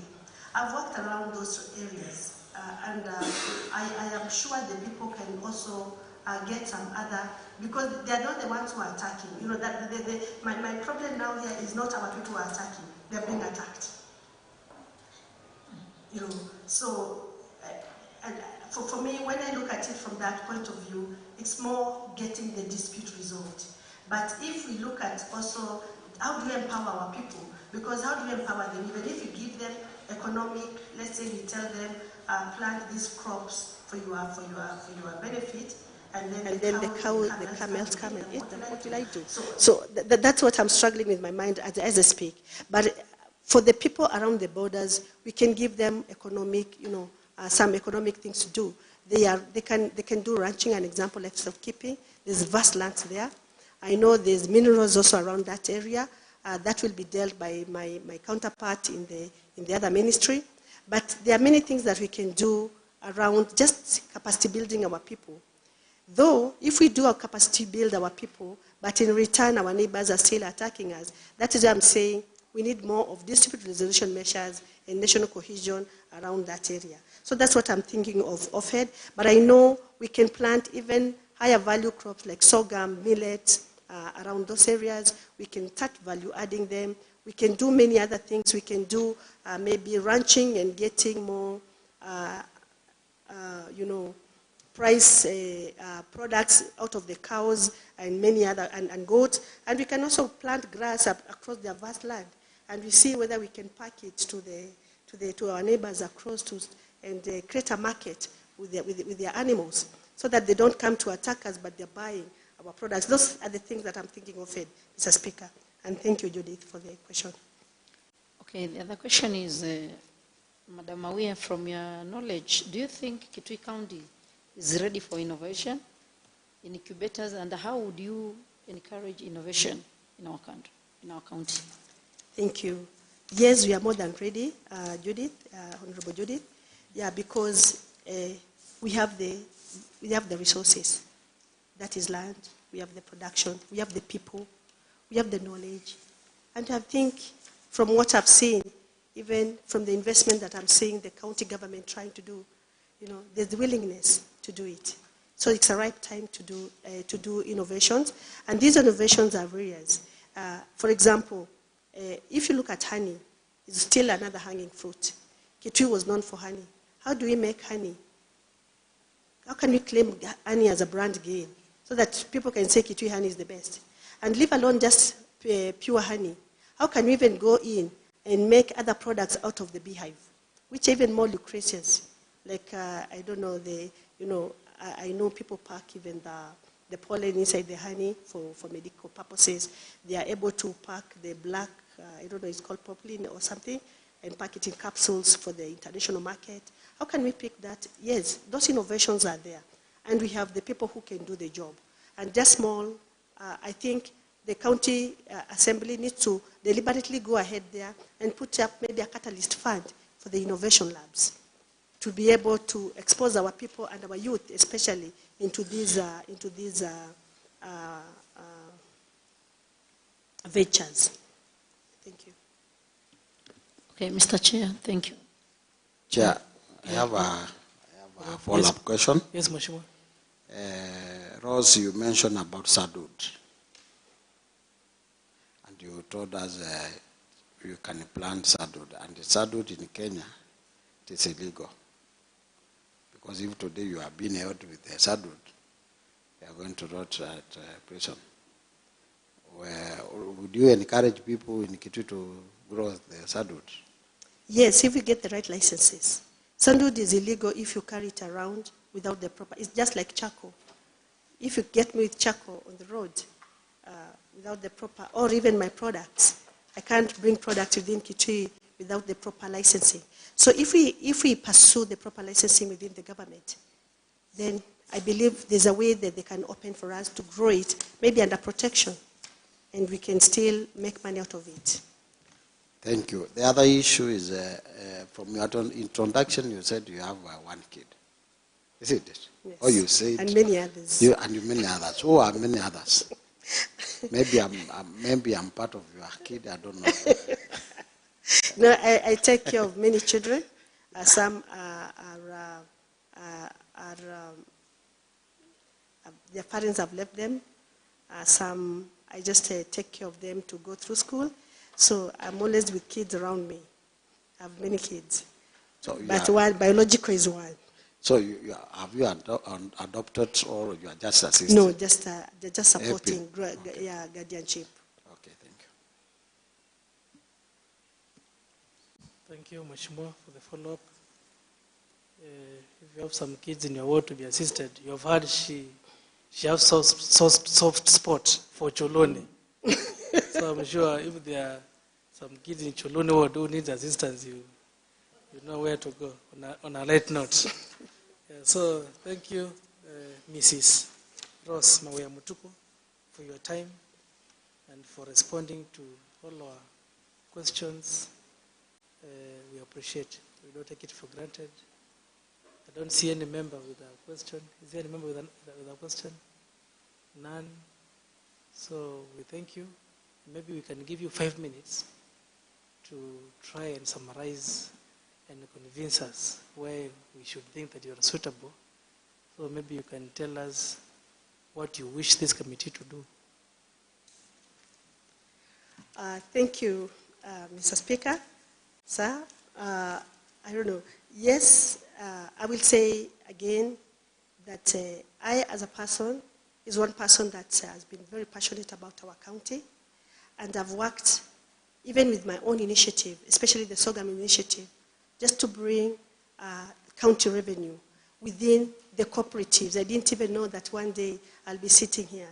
And I worked very hard, and I think it collapsed in 2015 when the brewery was hit by tax and excess duty, and our company lost a lot of money, so we were not able to proceed with that. But those are things that we can revive. I've done many other initiatives, even with very many women groups within our county. We do chicken, as much as I'm working from far, I'm still a member of a women group within my village and without my village, where I encourage them to do a lot of things. I've also brought in donors within the county. I remember right now we have about 7 warehouses, by the way, that have built with USAID for the team of Kitui. If you go to Waita at the chief, the entrance, there's a big warehouse there. I built it for the people of Waita. And, that is in Mwingi Central. there's another one in Ngutani. There are many all over. There are 7 in total. I can attract foreign investment into the county through grants, through investors, and I can also create. I can support in connecting to markets for the production of our people. And if you allow me as a county assembly and to support maybe innovations, I know, I'm a member of Kenya Manufacturing Association. I'm a member of so many associations. I sit at FAO in Italy, advising on SMEs, food and nutrition matters. I can tap into that knowledge to attract grants and donor funds, and also private investors who I know want to penetrate Kitui, even at our level, SME level, who sometimes say, how can we, Kitui has potential, how can we do this and that in Kitui? And if we work as a team, we can all do that, and also, of course, work with other counterparts, professionals in Kitui. We can even grow something like aloe vera, It's very easy in the forest to grow and make lotions out of it. So yes, with the knowledge I have that I believe that Kitui County people gave me, because I was a village girl at some point, and they supported me to go to school. I remember even sometimes coming from school, you don't have fare, you are given a fare by your neighbor. They supported me to go to school and gain this knowledge. I don't have to die with it. I can pass that knowledge to the youngsters, and I believe so hard about the youngster. Especially the boy child, you'll not be surprised, you'll be surprised about that. I'm one woman that believes in the boy child. Yeah, so, sinjonguzo ya nyumba. So yes. We are impressed. Yeah. Yes, Dr. Bonganga. Use the microphone. I thought I would say it off the cuff. Yes. But are you sure Madam Rose has not just analyzed the composition of this committee and knew how to appeal to it? Because of the boy child around here. That's quite interesting. On a light note, Chair. It's okay, on a light note. That's quite interesting, because I even talked to my counterpart for youth, and I told her, as much as we are talking about the young people, look around the boy child. Because I, as Rose, will be married to Europe, and the boy will be left in the family. And yeah, he is the foundation. We just need to do a balancing act, not to really lean on one side too much, but let us empower that boy child to be able to grow our county. So yes, I'm not ashamed to say that I really, as much as I believe in women, I really believe in the boy child more than the women. Because the women has to be empowered, because if you empower the women, they'll do a lot. But if you neglect the boy child, you also have neglected the community. So yeah, that is my thinking, and I believe in it, and I'm very passionate about Kitui. I'm very passionate about our people, and I always want to say, never again should women in Kitui walk for 10 kilometers to fetch water. Never again should we just sit at home begging for our children in the towns. Tafadhali nipatie, hata sina sukari leo. Can we empower our people to stop begging? That's what I believe in. And we should not be the county that is looked at for hunger. We can do more than just growing food crop is not the only way out. In Middle East, they don't grow food, but they eat every day because they have an income. Thank you. So thank you very much. I think you're from Samarais. When you say you come from Kitui, people will just say, where people die of hunger. That is our brand. We should not be branded like that. Yes, yes. Yeah, and there's another one that I don't want to say. Please say. They say you are Mchawi. Just because, it's not nice. We should rebrand. And I think because branding is part of our, our docket. We need to really rebrand ourselves to be known for better things. Even our color was stolen the other day. So. Which color? Oh, yeah. That's what you don't need to say now. Thank you. But thank you. We have heard you. We have heard you. It was indeed an interactive session, and that is how a vetting process should be. So I think my committee members have enough idea of who you are. So we wish you all the best, Mrs. Ross Mawea Mutuku, and we shall be getting back to you through the right channels. Of course, after this, we have to to take the report to the whole house. The house will look at the report. Then now we shall communicate to you through the governor. Thank you. I really appreciate. So thank you and have a good evening. Same to you all. Asante. And thank you for having me. Thank you.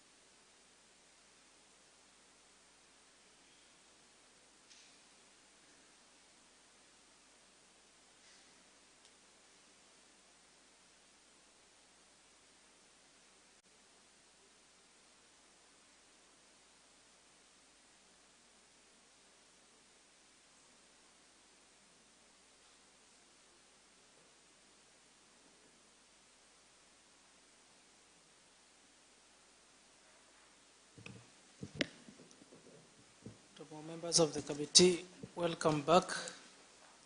Welcome back. We are remaining with one nominee for this afternoon. So I'll request the Honorable Clerk to call upon Mr. Stephen Mbaya Kimwele. Mr. Stephen Mbaya Kimwele.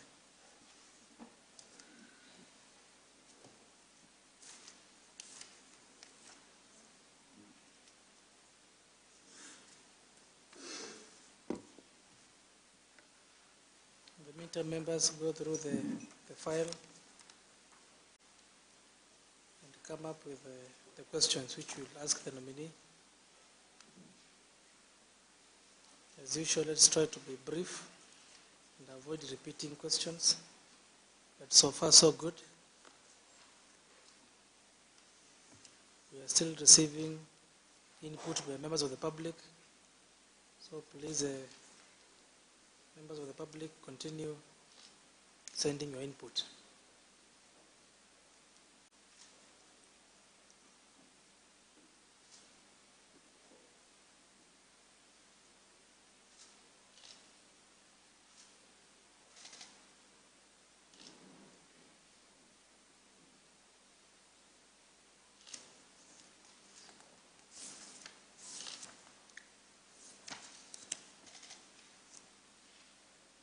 Karibu sana, Mr. Stephen Mbaya Kimwele, the CCM. If you have any other title, you can tell us so that we don't refer you with the wrong title. Is it Mr.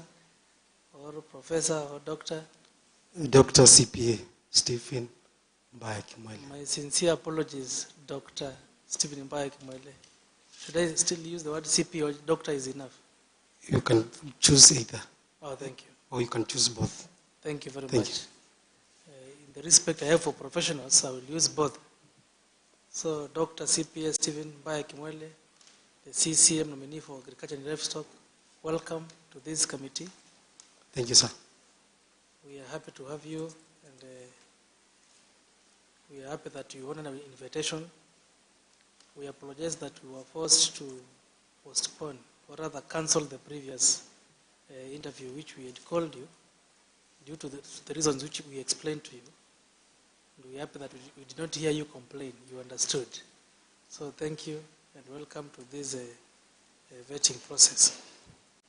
Allow me now to request the Honorable Clerk to administer oath or affirmation to you before we begin. Honorable Clerk.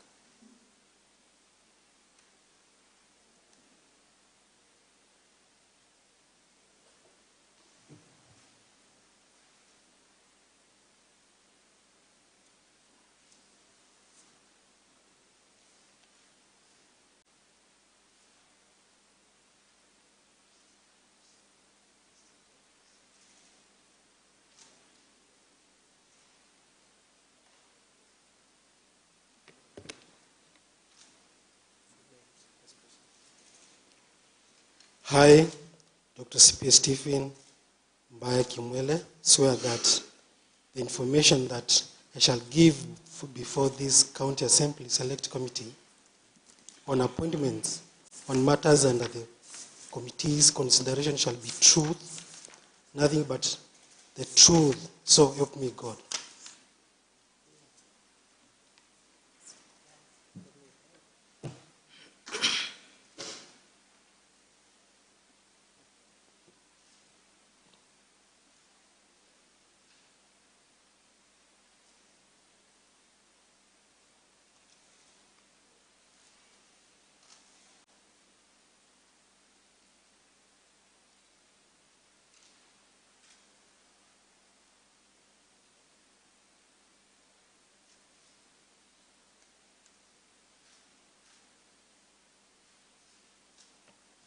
I'm done, Chair. You can proceed.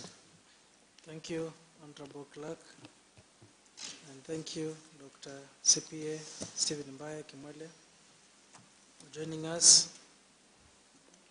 I believe my colleagues will remember to refer to the titles as requested in the respect of professionals. Allow me now to request the committee members to introduce themselves and declare if they have any interest with you. We begin with the Honorable Majority Leader. Thank you, Chair. I'm Harrison Maluki, elected by the great people of Megwani. I'm the leader of majority and also a member of this honorable committee. Mr. Speaker, sir, I have no interest. Thank you. Next person. Thank you, Chair. My name is Honorable Alex Nganga, MCA Miambano Ward, Minority Leader, Kitui County Assembly, and a member of this committee. Thank you, Honorable Nganga. Thank you, Chair. My name is Matthew Ngovi, MCA Chuluni Ward, member of this committee, and also I'm Vice Chairman of County Assembly Service Board.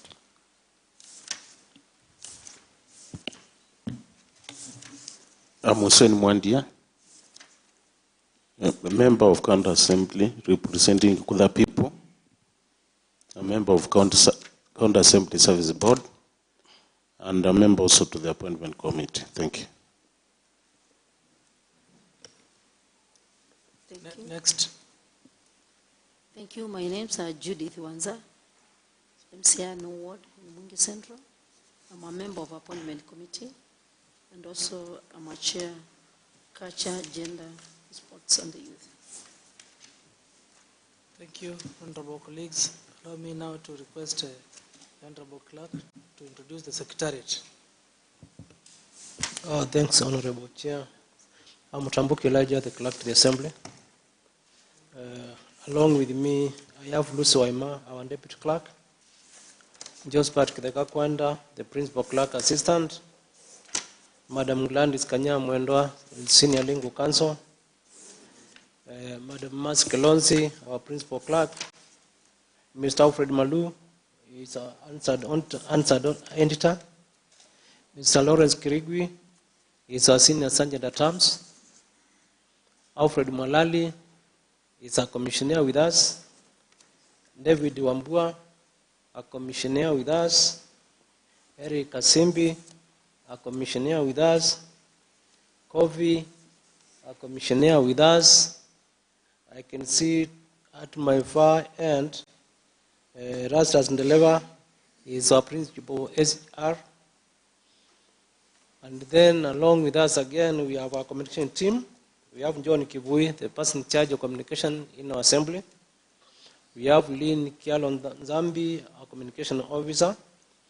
We have Dennis Kaviso, I left him upstairs. And Joshua Mwimi with us here. And then we have the governor's press unit team with us, led by Joyce Mora, Geoffrey Kabiti, Patrick Mutinda. We have Charles Mudoka. That one is from the Deputy Governor's press unit. And the rest are invited members of various media houses. I thank Chair, and before I close, you may be required to say some words in a given time frame. So if the Chair so decides, and it gives you, for example, 20 minutes, immediately on the start of the 20 minutes, the green light will be on. As you proceed towards the close, there will be a warning in yellow. That means that you are running short of your time. And then, if you continue talking, then there will be the red line. Red means red. Then you'll be switched off. Thank you, Chair. Thank you very much, Honorable Clerk. Members of this committee, thank you once again. Dr. CPA Stephen Kimwele for joining us. However, I need some clarification from you. From your CV, I can see that you are a Doctor of Philosophy in Business Administration and Finance also Nairobi, which you enrolled in 2016, you are yet to finish because you have written to date. So, and also looking at your documents, I haven't seen the certificate for the PhD. So perhaps you can clarify whether you graduated after submitting the documents, so that we can continue calling you Dr. CPA Stephen Kimwele. Thank you. Yes. Today happens to be our Yaso Day Yes. at University of Nairobi. Yes. But due to importance of this occasion, Yes. I didn't attend the rehearsals. The actual graduation tomorrow. Yes. Before today, you are normally given a award letter. Before I submitted my CV, I was still on my final touches on my thesis. But everything is complete, and what is happening tomorrow is ceremonial. So you are not yet a doctorate? A doctorate is awarded. What happens tomorrow is ceremonial. Once you are given a award letter, you are a holder of the PhD. But for the public and for records, you have to go through the ceremony, which is tomorrow. And until you go through the ceremony and you get the degree certificate, that is when you become now doctor. I'm guided, sir. Yes. So allow me to withdraw my reference to you and now call you CPA Stephen Mbaya Kimwele. I'm guided, sir. But congratulations in advance. I Thank can you. see you are eager to become a doctor. Thank you. Yes. So thank you, Stephen Mbaya Kimwele, for that clarification. And you are very lucky that we did not call you for the interview tomorrow. We called you today. So you would have missed your graduation. Yeah. Your God was with you. Maybe you prayed hard because we slotted these names randomly. So you must be a prayerful doctor to be. Yeah, sure. Thank you. I will ask you a few questions. Then I will allow my colleagues to also ask a few questions. And then we finalize our vetting process. I will give you 10 minutes and the clerk will time for you to tell us about yourself, your full name, your family background, your academic background, your professional background, your work experience, and how your work experience is related to the position in which you have been nominated. So your 10 minutes begin now. Thank you. My name is Stephen Mbaya Kimwele, born and bred from Kivu Ward, Dida Village, Mingi Central Constituency. I was born 1st June 1985. I went to nursery school at Moi Forces Academy. Then my dad used to work with Moi Forces at Moyabis. While undertaking the nursery studies, we shifted to Mwingi, Ukambani, Kasovoni village to be specific. I rejoined my nursery school 1990. 1990, we stayed in Kasovoni 1990. 1991, I joined class 1, Kasovoni Primary School. Then we shifted to the Ida village. The Ida village, I joined the Ida Primary School. 1991, I continued with my class 1 to 1999, where I did my KCP examination. From there, I joined 2000. I joined Waita Secondary School. I was lucky to have met one of the honorable members of this house, Honorable Kasungi, who was from 1. First year, I did my study at Waita. From there, I got transferred to Migwani Boys. I joined from 2 at Migwani Boys. I did my KCSE in 2004, Migwani Boys. From there, I proceeded to Catholic University of Eastern Africa. Catholic University of Eastern Africa, I was enrolled to pursue Bachelor of Commerce degree in finance. While at the Catholic University of Eastern Africa, I ran into politics. I was leader, second year, Secretary General at the Catholic University Students Organization. Yet again, they're happy to meet one of the honorable members of this house, that is Mary Mutune that year. She campaigned as treasurer, and I was campaigning as chairperson, and then also served as head of faculty of commerce. And I was lucky to have joined the assessment committee on curriculum review. From there, I graduated in 2010 with Bachelor of Commerce, finance option, second honors, upper division. In 2011, I started my master degree in business administration, finance option at Egerton University. I cleared my master's degree in 2015. I graduated on June 19th, 2015 at Egerton University, Njoro. While I was pursuing my master's degree, I was also undertaking my CPA. My CPA did it within 2 years. And I cleared my CPA in 2014. And 2018, I was enrolled as a member of Certified Public Accountants of Kenya after 3 years experience from my working background.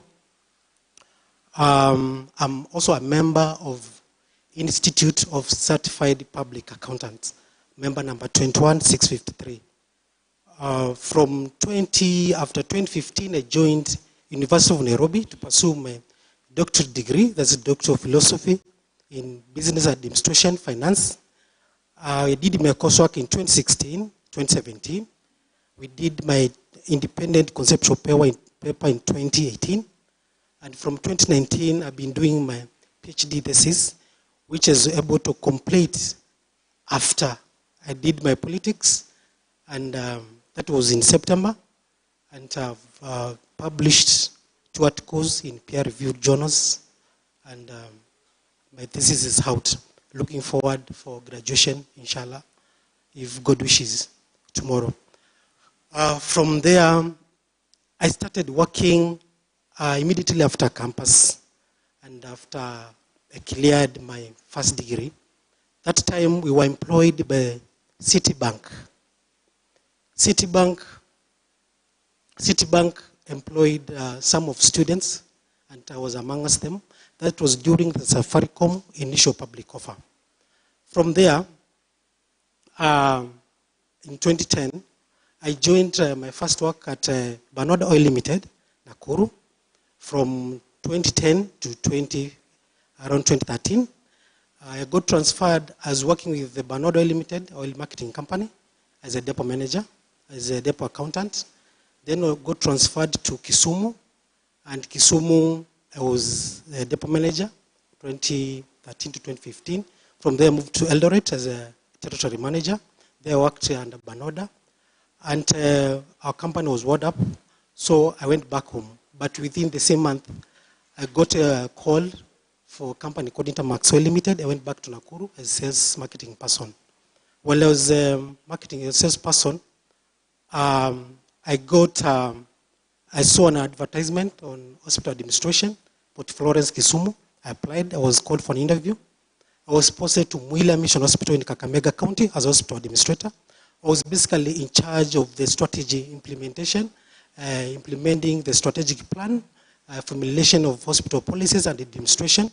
From Mwila Mission Hospital in 2019, I was transferred to Mombasa as a chief administrator, Ganjoni Hospital Mombasa, which is at CBD, and as a level 4. There I worked in charge of all the medical staff and non-medical staff. I was the link between the Kenya Medical Practitioners and Dentist Council, the Poisons Board, and all other staff, consultants, and every other operation in the hospital. From there, I got transferred back to Mwila Mission Hospital, still as a hospital administrator, until April this year, 2022, when I decided to throw myself into politics. I campaigned as independent candidate, Kivu Ward, And August 9th was not lucky enough. I didn't manage to win the seat. And I remember very well, after my worthy competitor won, I make an effort before midnight because I'd done my projections. I called him and I sent him a text message and I shared on my social media, Facebook, congratulating him and also advised my supporters we move as a team.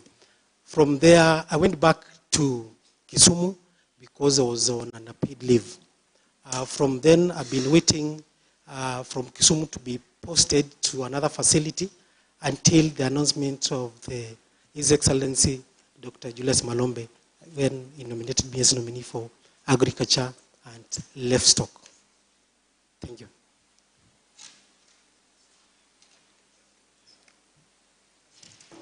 Thank you. What was your workplace in Kisumu? Workplace was Banoda Oil Limited Yes. at Kisumu Pipeline Terminal. Okay. Yes. Thank you. So Kisumu, Nakuru, Kisumu, Eldoret was the same company. Okay. Yes. You haven't told us about your family. You are married. Thank you. You have kids. Thank you. Because of the light was red. It has tried me to go give faster. You 2 more minutes. Thank you, sir. I'm a social life. I'm married to one wife. I have 3 kids. My first daughter is 6 years. My second son is 3 years. My third son is 10 weeks, 2 months. And I'm still adding more because I'm still young. Congratulations. Thank you, sir. Thank you, sir. I've been involved in community work. I've served as board of management chairperson at the other secondary school, and I've served in helping many students study. I've been helping my community, especially that I went through assistance from my community. I've been assisting students, and I am a resilient person, humble, down to earth, resilient, versatile, a team player, and I'm a Christian, and I value Christian values. Thank you. Thank you, CPA Stephen Mbaya Kimwele. Thank you. For that elaborate description of who you are. Allow me now to ask you some few questions, just to do some background check on you. I'm sure when you received the notification to come, there were some documents which you were asked to bring the originals. Could you please give the originals to the senior legal counsel who is seated to your right?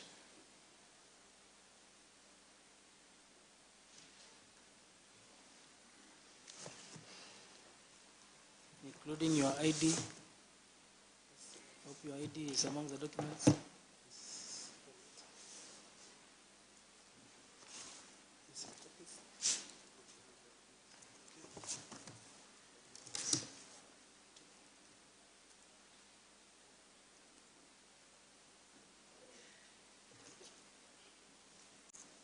Thank you.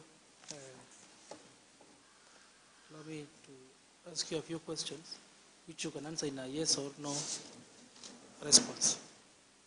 Do you have with you a valid tax compliance certificate? Yes. Do you have with you a valid compliance certificate with the Directorate of Criminal Investigation? Yes. Do you have with you a compliance certificate from the Higher Education Loans Board? Yes. Do you have with you a clearance certificate by Credit Reference Bureau, CRB? Yes. Thank you. Have you come with the original academic documents? Yes. Have you ever been charged in court or been convicted? No. Have you been adversely mentioned in an investigatory or parliamentary report? No. Do you hold dual citizenship? No.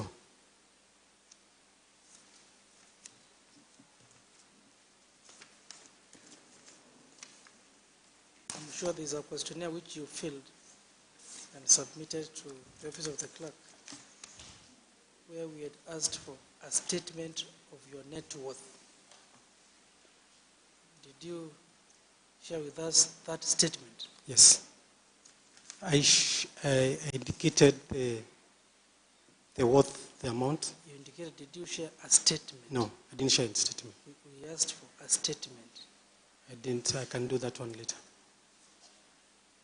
You have until tomorrow 5 p.m. Right. to submit that statement, your network, to the office of the clerk. You can do so via email. Okay. Because I understand you shall be celebrating your graduation. Thank you. So make sure you burn the midnight oil and provide us with that statement. Okay. But since you are here physically, perhaps you can orally give us a breakdown of your net worth totaling 21 million, as you have indicated. Thank you. More than 21 million. That is inclusive of cars. I have land in... Specify the value of each property. If it's car, how much? I have to do that one when I'm doing the statement, because I can't give exact figures, but I have rough estimates. My one car is worth 2 million.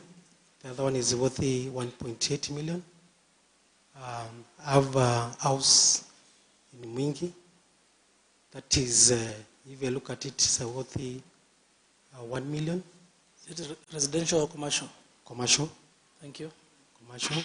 I have parcels of land in Mwingi, several of them. I need to break them down, because there are several, and do the estimation. I have cattle. I have goats. I also do farming. Yeah, those are the things I have. How did you arrive at 21 million?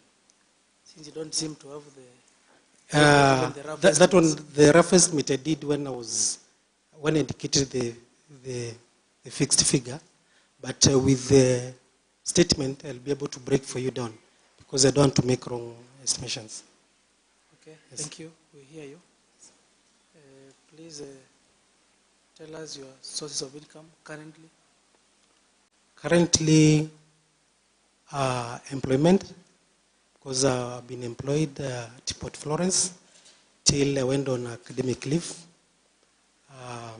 That is still running up to now, and that is my main source of income, employment. Thank you.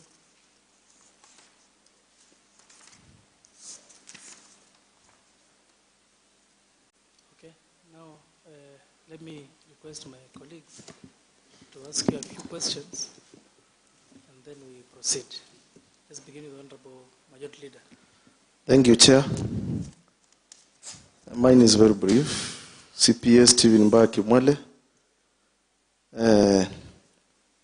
When you are requested to introduce yourself, I remember the chair requesting you to relate the academic credentials you have and also the work experience with the docket you have been nominated for, which is agriculture and livestock. I indeed did hear your answer on that. So I would request you to relate your past work experience, because what I've learned, you are more of an administrator, having worked on the banking sector, putting into consideration that this is one of the ministries which touches almost 100% of the livelihoods of the great people of Kitui. Kindly relate your work experience and academic credentials with the ministry you have been nominated for. Thank you. Through the chair, thank you.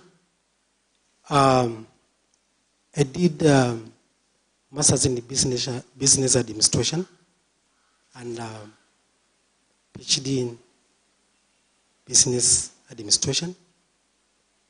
The position which I've been nominated to is at a policy making level administratively, coordination of activities, formulation of policies. And if you look at the position, sir, I did not mention that I worked in a bank. I worked as an administrator in hospital. If you look at my work experience, I've been able to be in charge of hospital, and major hospital deals with patients, and that's not my area of specialization, because the level which I was at a strategic position, administrative in nature, policy making in nature, and that's where I was able to be in charge of medical and non-medical staff. The same position here is on agriculture, which I don't have specific, right, direct academic qualification, but which are linked to the strategy, administration, and this position I'll be able to use my past experience in administration, in management, to oversight, formulate, and make policies for this Ministry of Agriculture. Thank you. Kindly define for us the subsistence farming. Subsistence farming is where you farm produce for own consumption. Thank you. Now, owing to that, most of the farmers in our great county Kitui practice subsistence farming.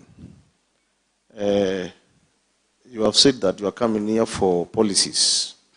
What measures will you put into place that we don't only practice subsistence farming, because apart from consuming whatever we get from subsistence farming, we also need to generate income from the farming, so that the funds we get can help us in some other activities.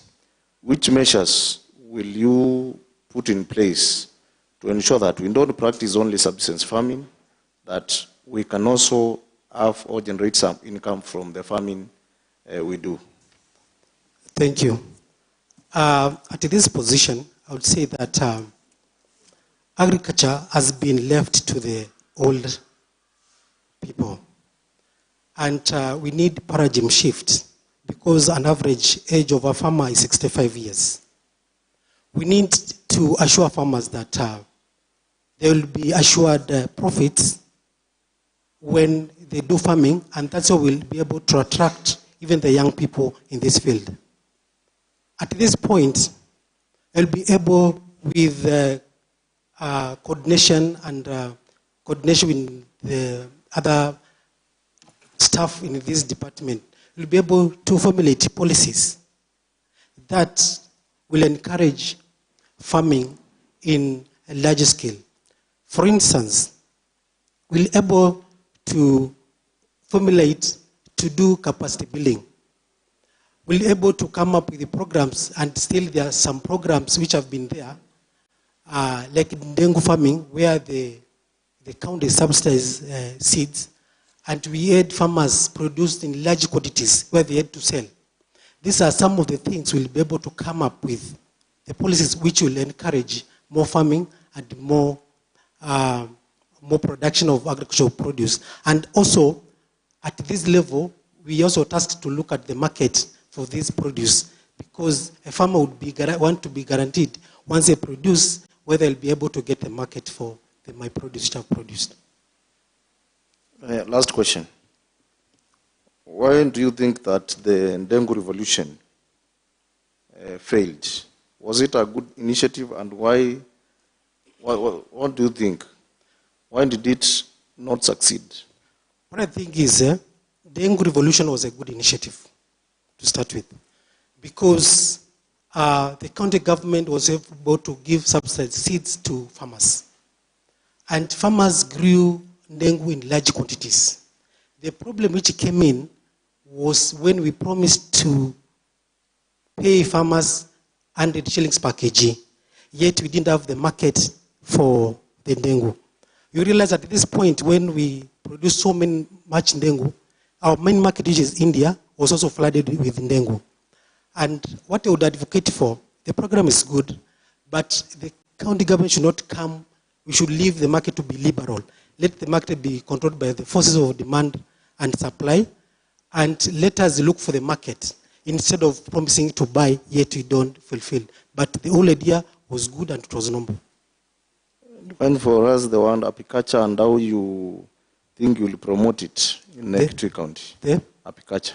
Yeah, you realize that apiculture and in Kitui, we are known for producing good honey. And everyone who hears of honey from Kitui is very happy about it. As the Department of Agriculture, we also come with policies and do capacity building. We need to educate our farmers on new methods of beekeeping. We can come up with modern ways on how, as opposed to traditional ways.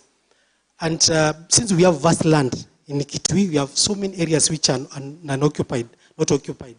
We can utilize these areas, and we can go and extend, if the budget allows, and even be able to provide even the beehive.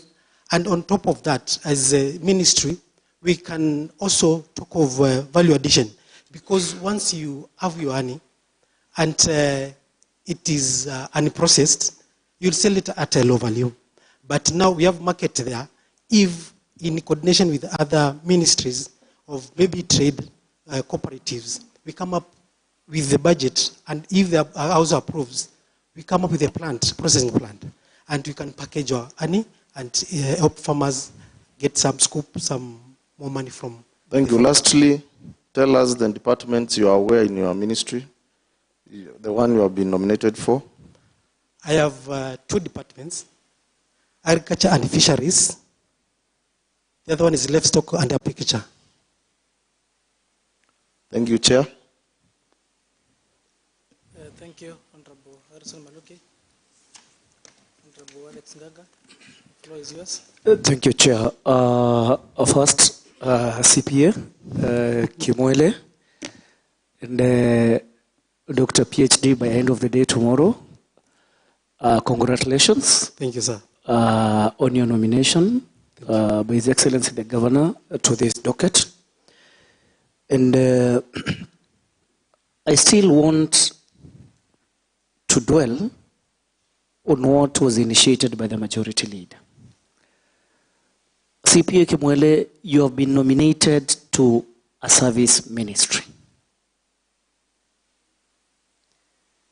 And I will still ask you, what professional expertise are you going to bring to this ministry, owing to the fact that this is a service ministry? Thank you, Honorable Member. Honorable Nganga, how are you? Fine, thank you. Thank you, sir. My background is in finance. And financial services, we need to co-opt them into agriculture. As I talk of agribusiness, I'll come up with strategies and finance, since I have this background in finance, and bring the agriculture, agribusiness. Tell people we can plant and we can make money out of this. Because of my experience and my background, we'll be able to revamp agriculture and turn it around, because we should have a paradigm shift and focus not only on consumption, also we can commercialize. And mark you to add something that we are up under Kitui. There are some crops which thrive very well in this place, and we can capitalize on that and explore the markets which are outside there. Thank you. My other question, through the chair, is when you look at our livestock, and especially, and great that you come from the Mwengi area, livestock farming is a big agricultural activity there. Our livestock, when we take them to the market, after spending so many years rearing them, mostly they fetch very little. Do you have, or have you thought of any value addition measures that you can put in this livestock farming so that our livestock farmers can fetch at least something from their effort of driving livestock? Thank you. If you look at the governor's manifesto, he talks of looking for the markets, trade markets for the livestock. I would agree with you. If you look at the cows, you find the margin between when you buy a cow and the amount you've invested in feeding the cow and the time you're going to sell it, it's minimal. But if you look at goat, for instance, goat fetch a lot of money and they thrive very well in Ukambani. Despite the drought, you'll find that now a goat is in the market is around 3,000 to 5,000. And it's not hard to maintain. So what I can talk here and what the governor proposes, and if this committee approves me and the plenary, we've talked of improving the breed, livestock breed. And that will enable us get more production, milk and meat, and be able to explore the markets around Kenya. The last one, Chair. CPA Kimwele, are you happy now that His Excellency the Governor has given you an opportunity to relaunch your politics from the county headquarters? Okay, thank you, Honorable Nganga. I'm one man who is principled, and one thing I believe is that politics ended when I was defeated. And that's the time, the moment before midnight when I called my competitor and told him congratulations. And I shared my congratulatory message in Facebook. And I wrote a big message to my supporters that the politics over. We support the person who is there.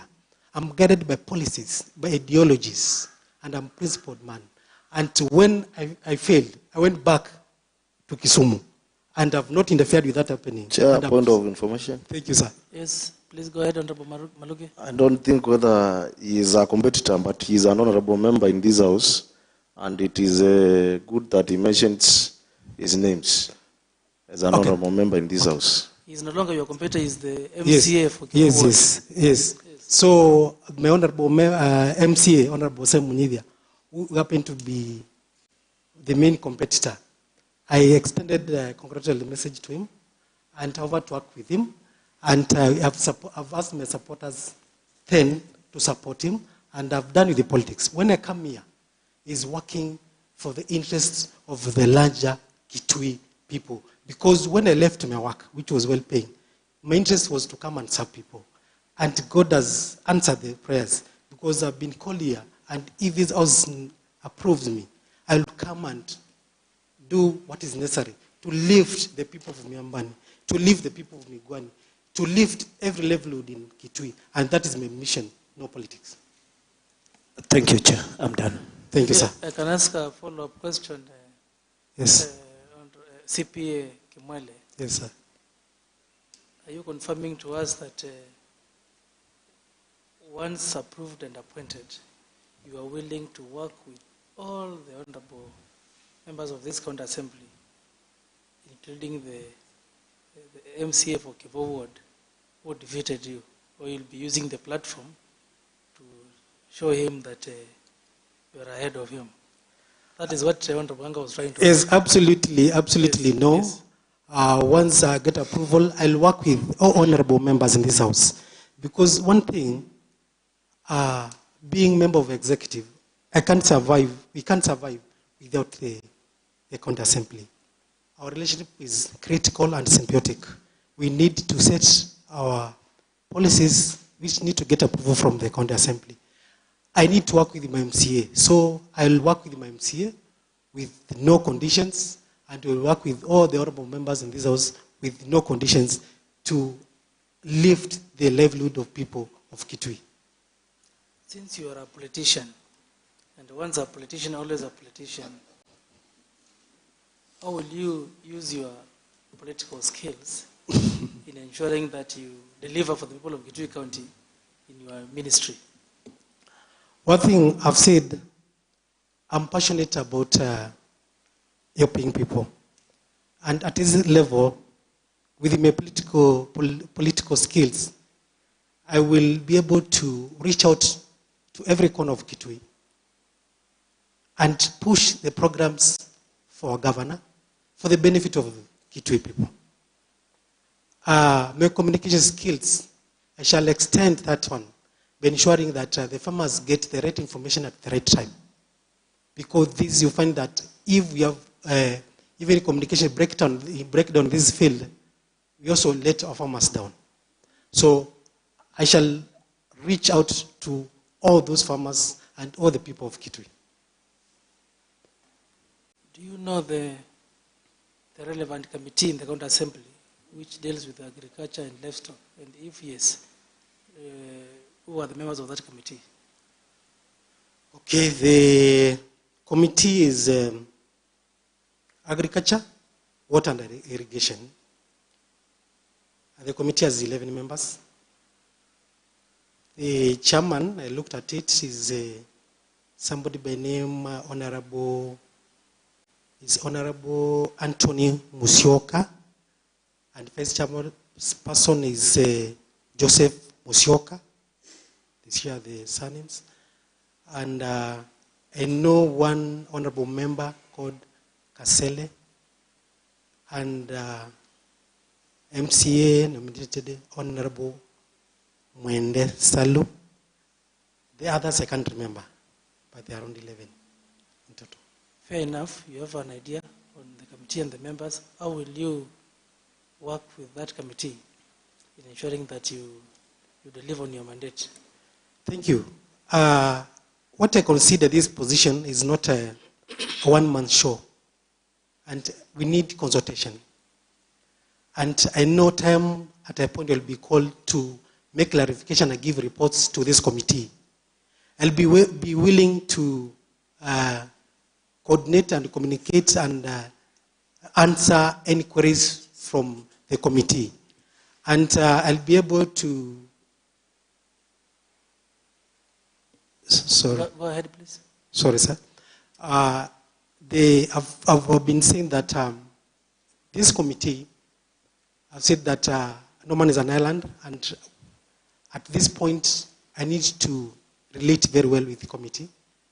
And I'll be able to be available to answer any queries. If it's reports or any questions, I'll be able very well to work as a team with the Agriculture Committee and the entire county assembly. Thank you. Thank you, sir. Thank you. Allow me now to ask Honorable Matthew Ngovi Wode to ask you a few questions. Thank you, Chair. My question is, I just want to frame a question from cotton farming. It has been one of the key planting and a cash crop in Kitui County. Being in a docket of agriculture, what policy will you put to revive that farming? Thank you, sir.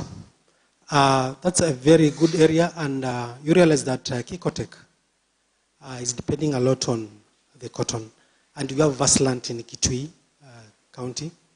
We need to put policies, like we have, for instance, now we have a policy on the sorghum, which is also a bill, and we can encourage contract farming. That is, engage farmers who want to plant cotton and promise them that we shall get your cotton once you plant it.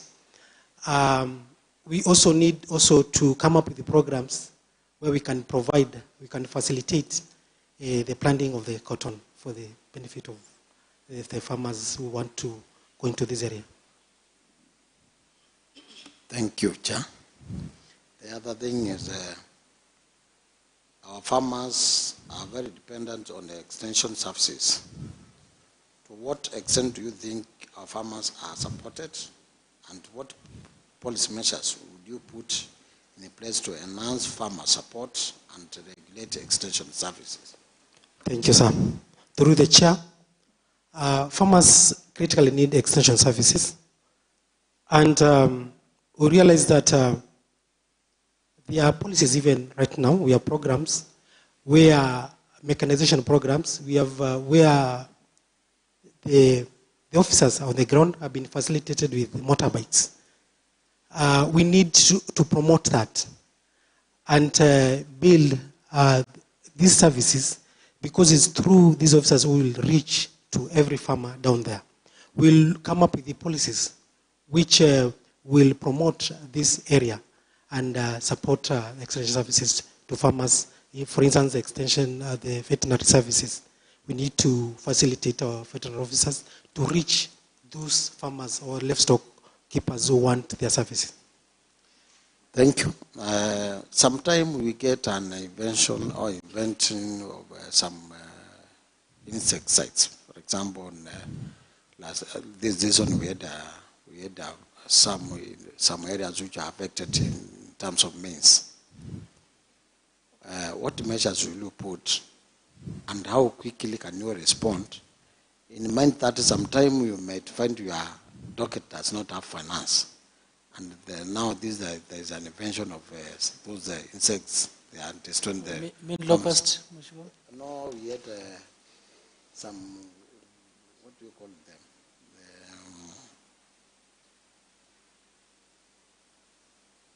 There are some. You can call them Nigikamba will translate.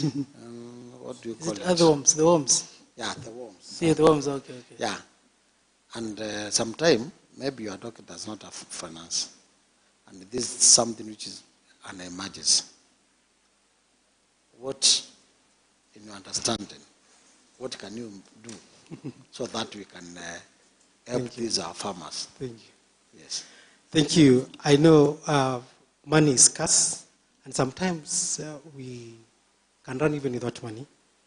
Can have delays in disbursement of money, and maybe that time we don't have. But understand right now we have programs also where agriculture been providing insecticides to farmers. We can't promise 100% support, but what we do is support service. We can employ even ICT and also advise farmers on the best available insecticide they can buy cheaply. Because if you don't have money, you have nothing we can do. But we can offer advisory, because in agriculture we have technocrats, and having sat with them, we can find good modalities on how to handle when such situation comes. Agriculture is one of the docket which can create a lot of jobs in our youth. I'm instant that docket. Which policies are you going to put so that we can create employment in agriculture? Thank you. Agriculture, I agree with you that it contributes to highest employer multiplier. And initially, it indicated that we need to make agriculture and income predictable. By doing so, we'll be able to get more youth coming in. And we need also to change that mentality that agriculture is dirty work. It is not dirty. And that we can achieve that by promising them and putting measures in place that once they get their farm produce, they're able to sell. We can make it profitable through value addition. We can make it profitable by getting ready markets for them. We can get more information and capacity building to farmers. And there we'll be able to attract more youth, and that will create employment for the Kitui County. And you realize that this docket will work in tandem with the water and irrigation. We need to do a lot of campaign on irrigated agriculture and rainwater harvesting. Two things which will change, will turn around agriculture. Because we have unpredictable rains because of climate change. Now we need a little bit to change and tap on the running water, which goes to wastage. And we can encourage the youth through coordination with the other ministries. We construct the water pads, dams, and encourage irrigation. And you'll find that when we make these water pans and dams will encourage irrigation at the low level. And that one will encourage you to plant more. And then we facilitate that areas as a government. Last question. Yes, please. What industry, what agricultural products would you advise the Kitui County to invest more? Oh, Kitui is semi-arid. We need to look at drought-resistant crops. And you combine, we have zoko, cowpeas, we have green grams, we have cassava, we have sorghum, we have millet. There are 5 crops which can do well and which can fetch money. We have also watermelon, which is doing well. We can focus on that one. Those are things. Those are crops which can thrive very well with this kind of a climate with short rains. So those are some of the things we would encourage at this level. Thank you, Chair. Thank you, Honorable Matthew. Honorable Hussein Mwandia. The floor is Asante yours. sana mwenyekiti. Naomba uniruhusu niulize maswali kwa Kiswahili. Karibu sana, najua uko na Nijaribu ufasaha. kama na ufasaha. Bwana Kimwele. Yes, mheshimiwa. Jambo. Asante. Asante, karibu. Asante sana. Yes. Swali langu ni moja tu kwako. Tafadhali. Vile Kitui County inategemea kilimo ya mifugo na mimea. Wewe kwa vile gavana wa Kitui amekuwa point amekuteua kwa amekuteua, ni mikakati gani unaona utaweka ili kuinua kilimo ya mifugo na mimea? Asante. Nitachanganya.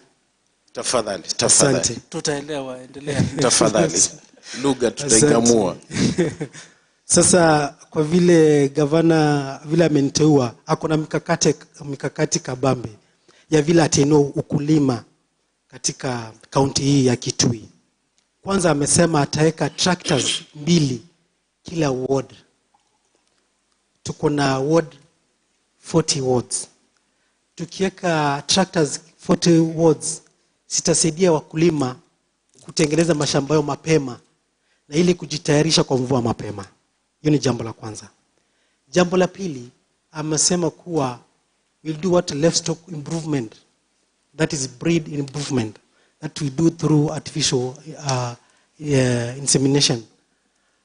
He has talked of on how to improve the production and productivity of agricultural product, and that is very well stipulated in the governor's manifesto. So there are programs, and he has, the governor has good elaborate plans on how to improve agriculture in our county, as I've mentioned some few of them.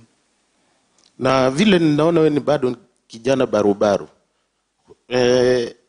Umependezwa na uteuzi huu wa gavana? Kusema kweli nimefurahia uteuzi wa gavana. Kwa mimi kama mwana youth ningependa kuwa mstari wa mbele.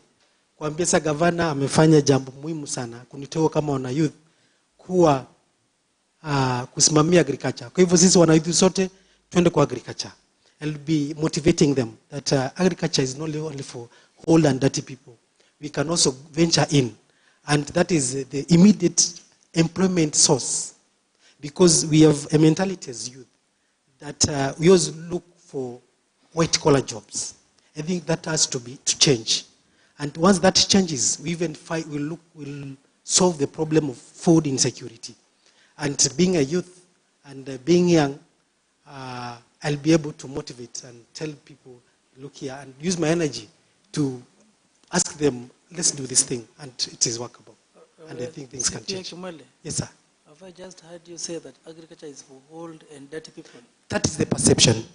I'm talking of Please perception. clarify before we take you out of context. Thank you, sir. There's that perception, and if you do the statistics, I don't have the specific research, but there was a research done, and the average farmer is around 60 to 65 years. And that tells you the age bracket between 24 to 25 to 30 to 40, they're not interested. They're interested in going to the offices. And people think it is dirty because unavaa boot, you dress, you want to be smart once you finish your studies. Somebody who has graduated will feel like, mimi nimesoma miaka yote na naenda kulima tomatoes. It should not, that perception and thing should end completely. It's a very profitable job. It can create jobs, and that is what we need. Thank you for the clarification. Asante. Nafikiri mwenyekiti, imefika kipindi cha lala salama na naomba nikome hapo. Asante. Asante. Unajua ikifika kipindi cha lala salama unauliza swali lile nzito kabisa. Kwa hivyo asante sana Mheshimiwa Hussein Mwandia. Najua Mheshimiwa Judy alikuwa anangoja tu ndio uanzishe Kiswahili. Sasa utajua ujue.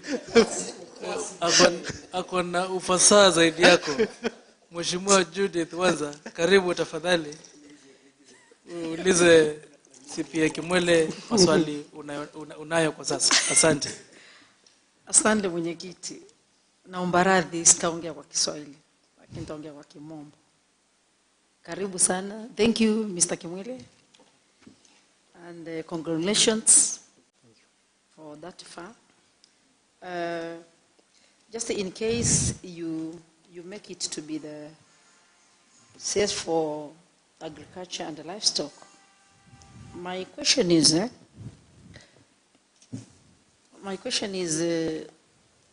our farmers are getting a very good yield from watermelon farming, but this does not translate to money in their pockets because of brokers in the business. How do you intend to help our farmers in this case? Okay, well, thank you through the chair. I mentioned earlier that watermelon has become a cash crop in our county. And you realize that a kg of watermelon would go for around 22,000. 22,000 shillings kg of watermelon seeds. It's very expensive for a normal farmer. A quarter of kg of watermelon will be planted in 1 acre. You realize once the farmers, and watermelon is very delicate, you need to keep on taking of it because of the insects, the pests. And buying these insecticides and herbicides, a 250 ml of that would cost around 1,000 shillings. It's a very good area. We can take advantage of it. As county, I know so far there is no discussion about that. Because I understand there are some policies which are in draft form, like dengue policy. We have the input policy, mechanization policy, which is in draft form. We'll be able at this level sit down and draft policy, and which will be able to be passed the bill in this house, to which touches on watermelon. And we need to look for the markets. As a minister in charge of agriculture, we need to look for the markets where we can take our watermelon. You find that once we plant watermelon, we get buyers from outside. They will come buy a kg of watermelon at first as at 25 shillings and later at 10. And sometimes it doesn't translate to money we want. Therefore, we need to come up with programs providing subsidized seeds to farmers. And also, since they've talked of providing tractors, we need tractors to prepare these lands parcel early in advance. that will be provided by the county. By doing so, we'll have motivated the farmers to plant watermelon, and also by getting markets, we'll have encouraged them to plant, and we need to, by getting markets for the watermelon, we'll have some eliminated the middlemen who actually broke a lot of money, and farmers end up reaping little money for their hard work. Okay, thank you. The question is, Kitui County is majorly a subsistence farming county owing to overruns on rain-fed farming. What strategic plans would you put in place to enhance food production for household and income generation? Thank you. Thank you. Through the chair. I've said we have been having our lands of rain-fed agriculture, and with the drought and climate change, the rains are unpredictable, they are erratic. And that's why I said with the governor's manifesto, it talks and it elaborates, talks of digging dams, ponds, that will ensure that actually we move from, not completely, but we have irrigated agriculture as an alternative. And if we do that one, that will help us. And also there's proposals, and there are proposals which will be passed by this house, which encourages building of sand dams. And with that one, once we build sand dams, we'll be able to do subwells and be able to irrigate our farm produce. So we need to move and do a lot of rainwater harvesting and focus a lot on irrigated agriculture. Thank you, Mr. Chair. Thank you, Honorable Judy. Allow me to ask you a question, CPA Kimwende. You are, let me not say predecessor because you have not yet become a CC, but the current Ministry of Agriculture and Livestock was doing artificial insemination, which I think some members of the public were saying it made their cows infertile. You know, how do you call ngongo in English? So the animal, the cows were no longer able to deliver. So my question is, do you support artificial insemination? And number two, what crossbreeding measures would you take so as to enhance livestock farming? Thank you. Artificial insemination is a good thing, and that program is good. What happened where we go wrong is, what was happening is that we were inseminating animals before, when they are not on it. And since they are not able to be controlled, because once you do artificial insemination, we need to keep those animals controlled and not mix with other animals. Once you do artificial insemination, we let the animals interact with other animals, and they end up mating, and that's why we had so many complaints. So what I would propose is we inseminate, the program is good, we inseminate when the animals are on heat, and we exclude them from other animals. And that one program would propel very well. It is a good one because that's how we can improve our breed and increase milk production and meat production. Yes. Okay. Just a follow-up Yes, question. Honorable Matthew. Mr. Kumale, can you tell this honorable committee, do you have any proposal of World, I think World Bank proposed dams, maybe, in your view? And do you have any from your research when you are doing this, preparing for yourself for the interview? Do you have have you come across with such proposal? of any dam, a World Bank dam financed by or proposed by World Bank within the Kitui County. Maybe, Chair, if you allow me, Yes, Mheshimiwa allows me, I can give more information. Yes, Honorable Kimwele, are you aware of a program they call NARIG? It's supported by the World Bank. NARIG. Yes. You are aware of the program? Yes. NARIG. Now you can take from there. The program is called NARIG. Just wanted to give information. Thank you. The program NARIG is a National Agricultural Rural Growth. It has supported enterprises. And you need to come up with your proposal, and then they will support your proposals. It's one of the programs which is the county is running, supported by World Bank, and it's a good one because we have several projects ongoing. Thank you, Chair. Thank you. Mr. Chair, for purposes of clarity, the interviewee or the team has talked of him being a youth. Are you a youth? Yes or no? Maybe you can ask him how old he is. Yes or no? Are you a youth? Yes, I'm a youth. Based on what? The Constitution or the energy you have? Because the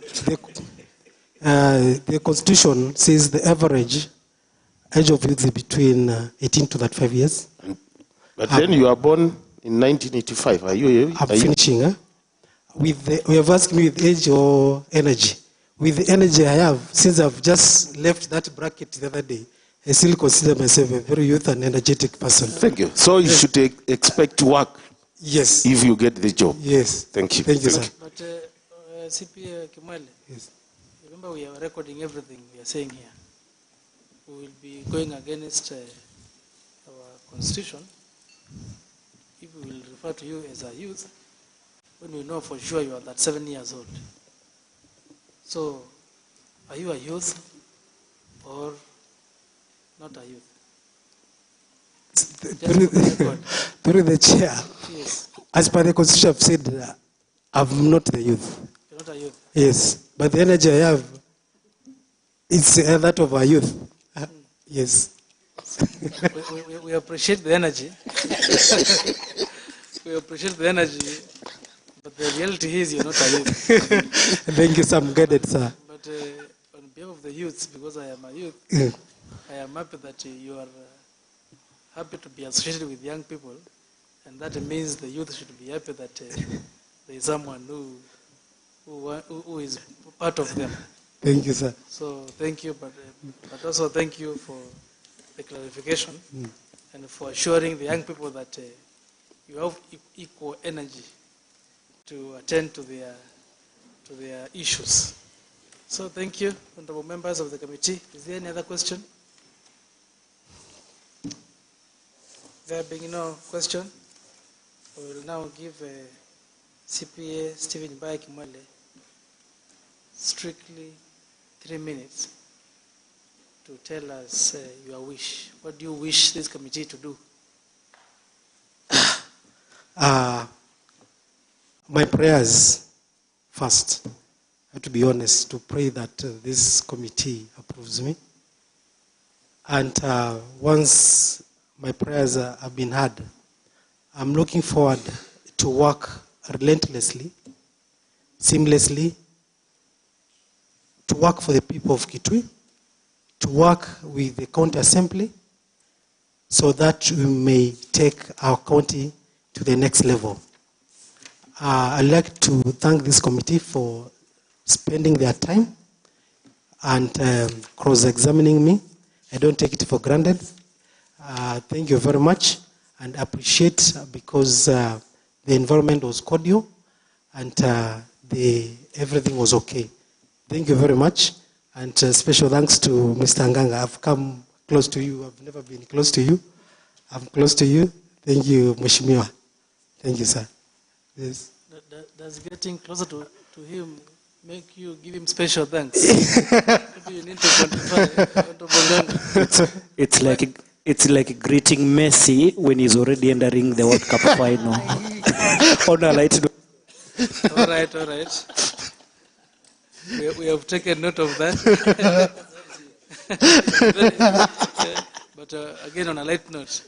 So thank you, CPA, Dr. Tobe, Stephen Baya Kimwele, for also taking time and coming for this interview process, which is part of the vetting process which we are doing. On behalf of the people of Kitui County, and on behalf of the members of the County Assembly of Kitui, and on behalf of this committee, we thank you for accepting the nomination by the governor. Our role is to make sure that the governor nominates or rather appoints suitable candidates to his cabinet, because you are going to serve not as an officer working for the governor, but as a state officer working for the people of Kenya, not just people of Kitui County, the people of Kenya. So we wish you all the best. Thank you, sir. CPA Kimwele, and definitely we shall be getting back to you through the right channels, and we believe that your energy will be tapped. Thank you, sir. So thank you and have a good evening. Thank you. And good evening to everyone. Thank you. Asante. Thank you.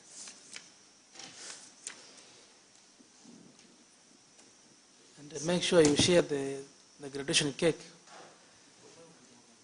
And the clerk is concerned about the graduation ceremony, what it shall be. But for me, I just want the cake on a light note. Yeah, so thank you very much and have a good evening. Thank you, sir.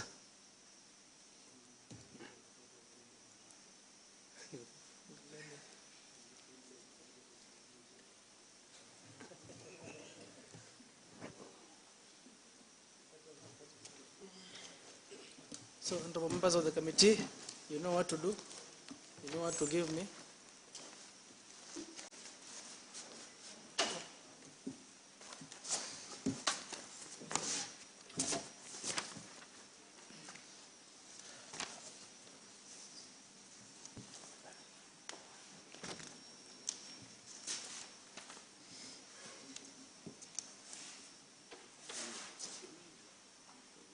Honorable members, thank you very much for the intensive interviews which we have had so far since morning. We have interviewed 5 nominees. We have 5 more to go tomorrow. Same timings, but I'm sure we shall observe the time because today was the first day, and we were still trying to get used to the process. And I must also thank all of you for being very patient and conducting this vetting with the seriousness that it deserves.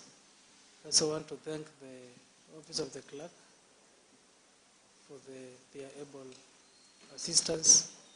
Everything has gone on very smoothly, so we are grateful. We are grateful to our visitors who came to witness this vetting process. We are also grateful to the members of the public who equally came, and many of them have been following in the social media. We are grateful to all media houses, especially Mutongo TV, which has been airing this interview live. So we are grateful for that. So, and we are also grateful to the members of the public who have been sending their input, their questions, their comments, and we take it very seriously.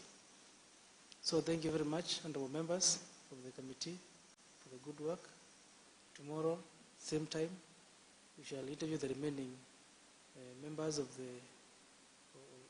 governor's nominees, and I believe by the end of the day, the people of Kitui County will get the cabinet which they deserve.